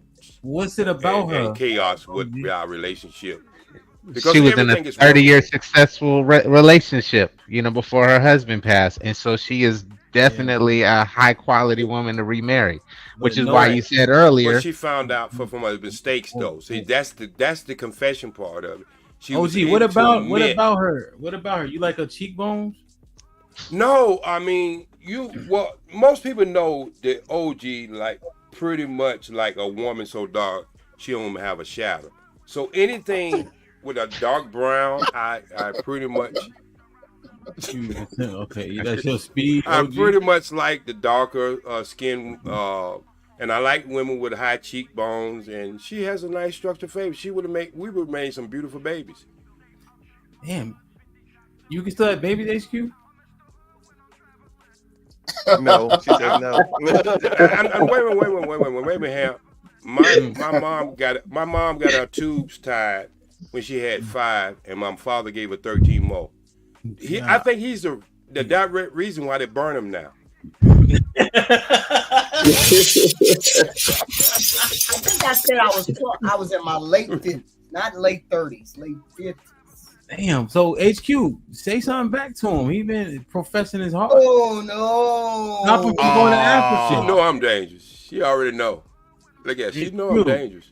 She's the first one to be talking all day long about how men are full of shit and it's our fault and we need to be held accountable. Man. Now she can't even stay on camera, ABD. She be talking all this shit. You can't stay on camera now that when OG it comes to complimenting another black man, she's off cam and muted. You know, you guys are the first people that have embarrassed me in so long. It's not even Why are you embarrassed? OG Enjoy it. He's compliments. I'm naturally a shy person. Come on, man. Let me get OG. She like OG though. She like OG. Yeah. Oh, she say, OG, hit me up on the IG, big dog. Quick, goddamn me bullshit, man. Hit me up on the IG. DM. Can you get your math? It's called the Jersey. HQ, can you get your math? You say what? I'm sorry. You said he could talk to you offline, right? You know how he gonna do that without the math? Hold on. I have a very direct question. Can he get your mathematics or what? You have my mathematics. I do. So okay, I ain't say no more. You can get.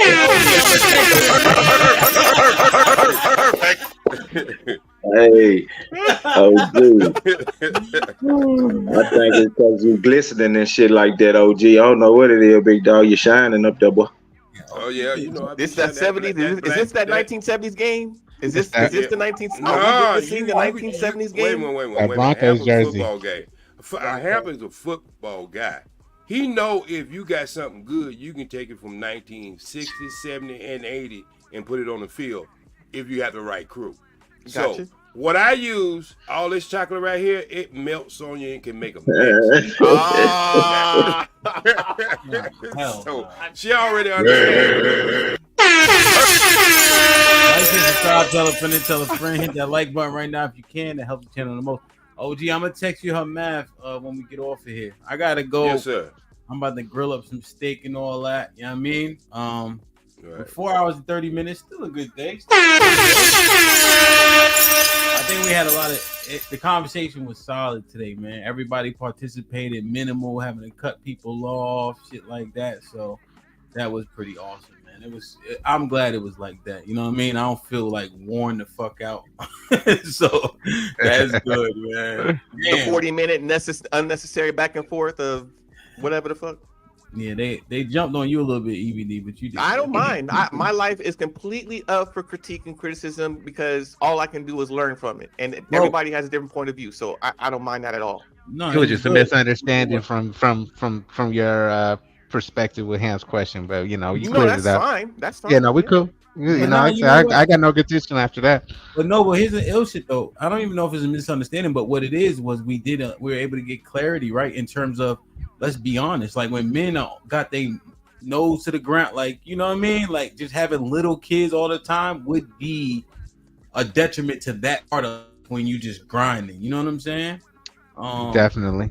So we just got it, and that's why the marriage is key, because you got a woman that can do it. You know what I'm saying? So let's do some final thoughts and we go get some food and y'all chill and be safe and do the right thing, man. EBD, any final thoughts, my brother? Yes. Ah, I yeah. would just say I'm gonna keep Rambo, it real yo, your short. mic messed up. Oh yeah. I'm gonna keep it real short. I just hope everyone vets properly. I think it's I don't think it takes 2 or 3 months. I think it takes 2 or 3 years to make that decision. Marriage is a decision that's supposed to determine the rest of your life. So I would say choose wisely. Sometimes it's not going to be about your future. Sometimes the right person is someone in your past that probably knows you better than you know yourself. So I would just say make better decisions as far as that and learn from other people's mistakes, such as mine.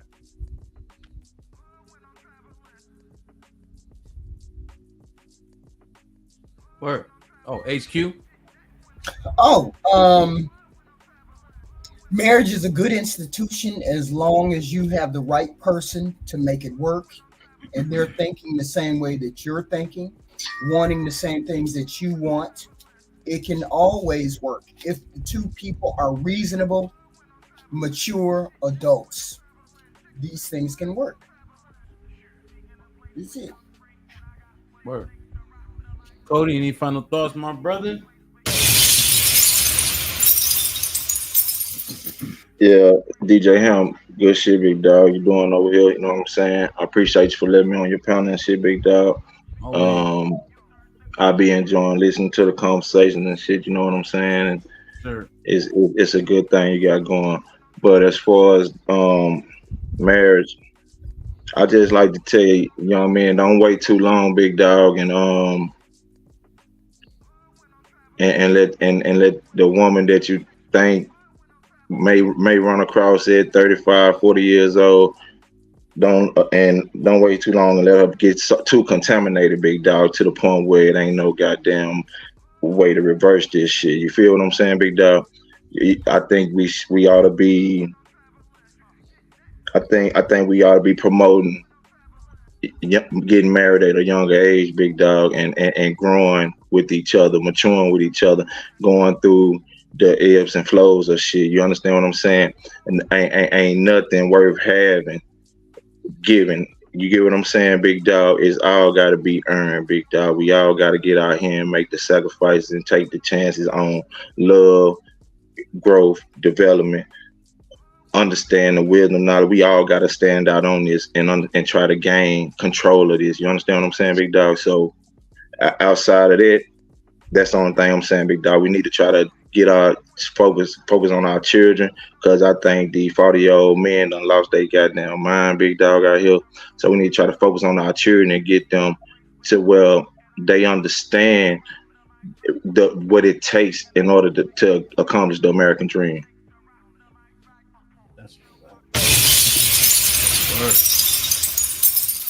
OG, any final thought?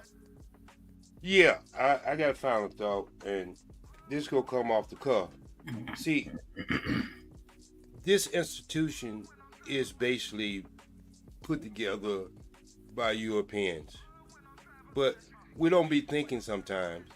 Europeans take stuff from us all the time and tweak it and make it better. So the foundation is there. And just to show you, you see how dark I look right now? He decided to make me look this dark on his camera. But I'm gonna show you what you can do. You can put on a coat, cover up that loud color, sit back down, and look at my color now. That's the kind of tricks he play on us. And we gotta understand, as they take stuff from us, that we can take stuff from them and make it benefit our best interest. And that's all we gotta do. But you got to have the mindset, don't reject something just because it came from somebody who looks not like you. Look how you can take it and implement it in your life and make it work for you. Word. No boy, any final thoughts? So many, but I'll just stick to the topic. Marriage is a beautiful institution and is the best place to raise and children and to have productive lives in their future. My advice to young men is build yourself, work on on building yourself to a point where you can learn stuff, acquire knowledge, so that you can lead a woman and lead your children, teach both of them, all of them, so that they can have the most fruitful and productive life in the future. Lastly, the first Europeans were melanated. The Europeans that came over here were melanated, and they did whitewash history in order to paint a different picture than what actually happened. So, don't believe everything in them history books, because his story is not the true story of the past. And I'll leave y'all with that. Peace and love. Word. Hank, any final thoughts? Man, this was a great show, Ham. Thanks for doing it. You know what I'm saying? Thanks for doing it. I appreciate it. And a lot of young cats need to hear this, man, that definitely may be on the fence about possibly doing, the marriage thing. This is going to be my second time around of doing it. So looking forward to doing it in August, me and my lady. So congratulations, Hank. It's possible. Even those, thank you, sir. Even those who's been in the game and out of it and possibly thinking about getting it. Look, at the end of the day, I think it's well worth it. At the end of the thing, I think it's well worth it. So I'm rolling the dice again, get out there and get back in the game. Got my hard hat, my lunch pail. I'm ready to go put that work in. You know what I'm saying? And it sounds like OG and is about to go for his third time the way I'm seeing it in the back. Shit like that. Perfect. Shit like that. Shit like that. Hey, I leave all doors open. I leave all doors open, bro. Hey, look. Sometimes you got to leave the door open. OG, I thought this was my final thought. thought. I couldn't tell because you got that upside down haircut.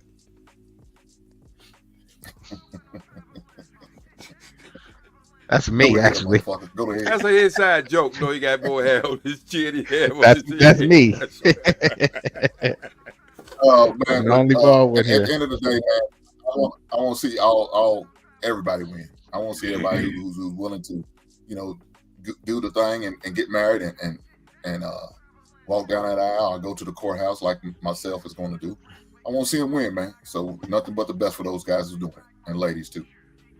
Word, man. Word. It is interesting, as we grow in YouTube and continue to listen to different conversations, we're starting to hear information that is slightly conflicting. But what is actually also happening is when we bring that information and put it against each other, people are willing to be like, damn, okay, that is kind of doesn't make sense. And I think that's when we start to have a real conversation, So alimony, we get it happens to brothers, but it is a very, very, very, very low percentage, right? Yeah, Mr. Fantastic said it's dick prison. You got one vagina, but the truth is 80% of us are unattracted to women anyway. 80% of us don't got no access, no women anyway. You might as well go ahead and get you one and lock down. Now you can get them cheeks all the time. Guaranteed. And then 57% of young men want to have kids. You have parental rights when your kids are born in wedlock. You don't have to prove it. So, I mean, this shit making a lot more sense when we actually think through it. You don't got nothing to lose, asshole. We all living paycheck to paycheck. You know what I mean? She work at Wendy's, you work at McDonald's. Get married, nigga.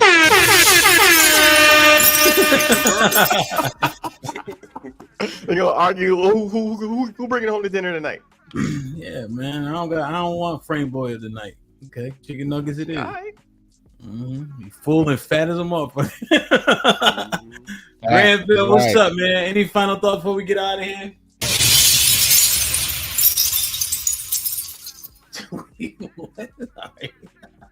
Hey man, I love you. I appreciate y'all. This was a good one, man. We had too much riffraff.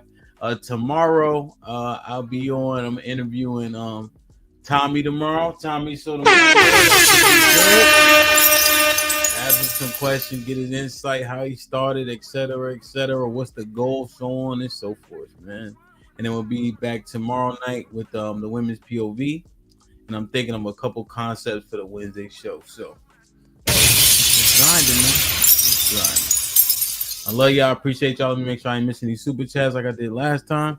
Dion, salute. Love and support to the channel. Thank you, my brother. I appreciate you. Dion been a member for 3 months. Just salute to the panel and the combo. Easy Money Jones tells us Chancery Court equals Wrong.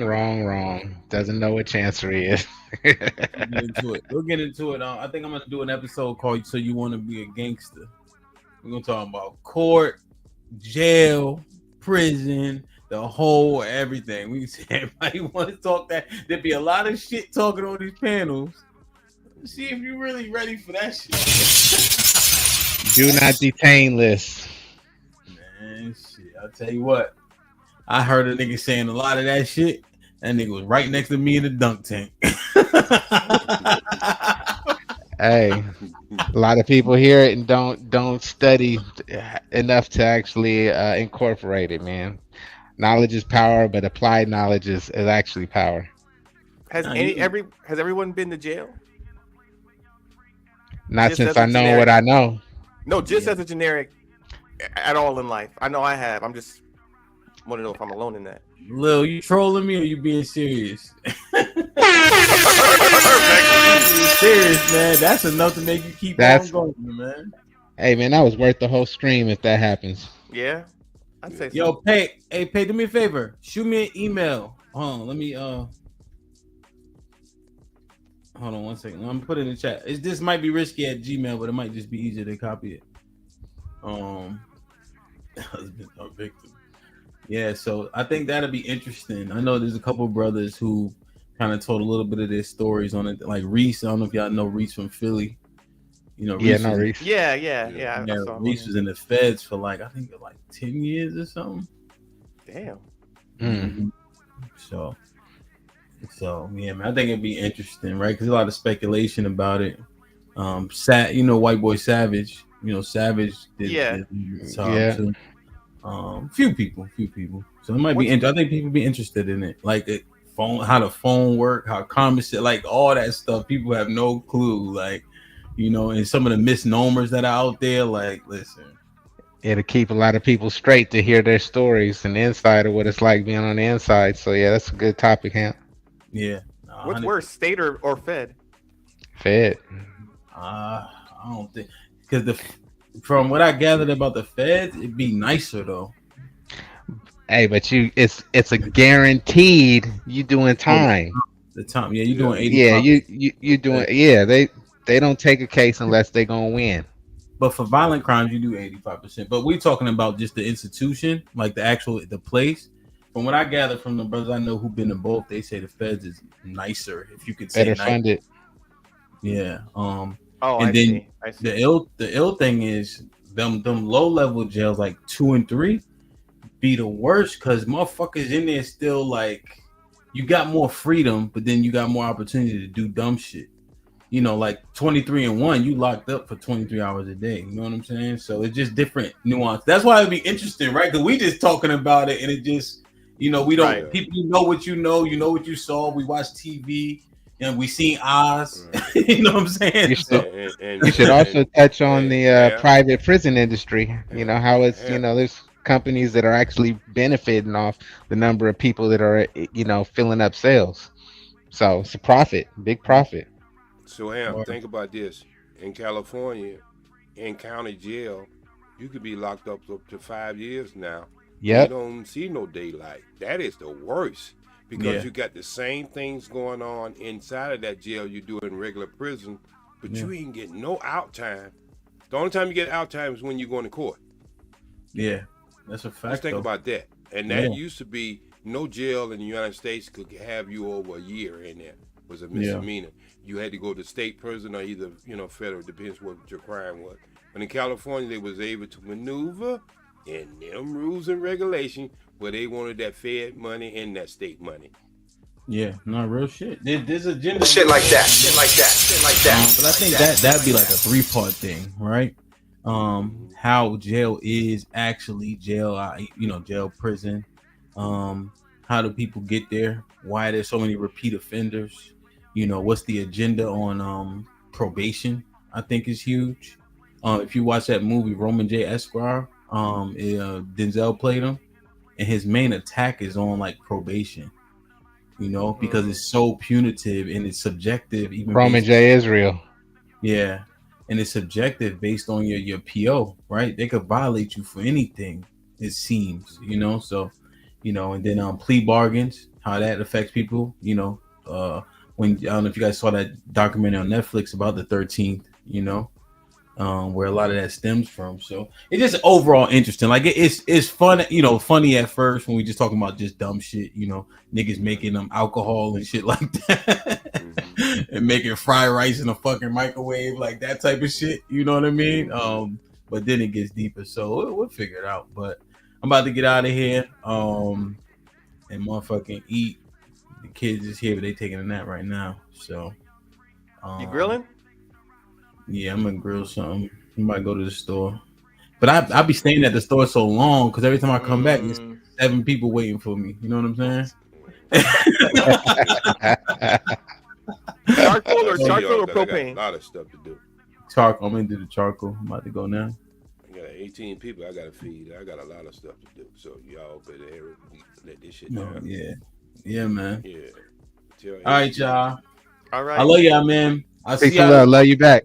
Be safe. Do the right thing, man. Everybody in the chat, everybody who super chatted, thank you for Bravo Tech and Ask Abe. Oh, what he doing? Bravo Tech for extending the show with the $100 as well with the donations to the extension, man. We've been growing, grinding, completing these conversations. I think we're making progress. At least I think so. Cup half full. Fuck it. So I'll see y'all tomorrow, man. Like, share, subscribe. Tell a friend to tell a friend. And we out. Peace.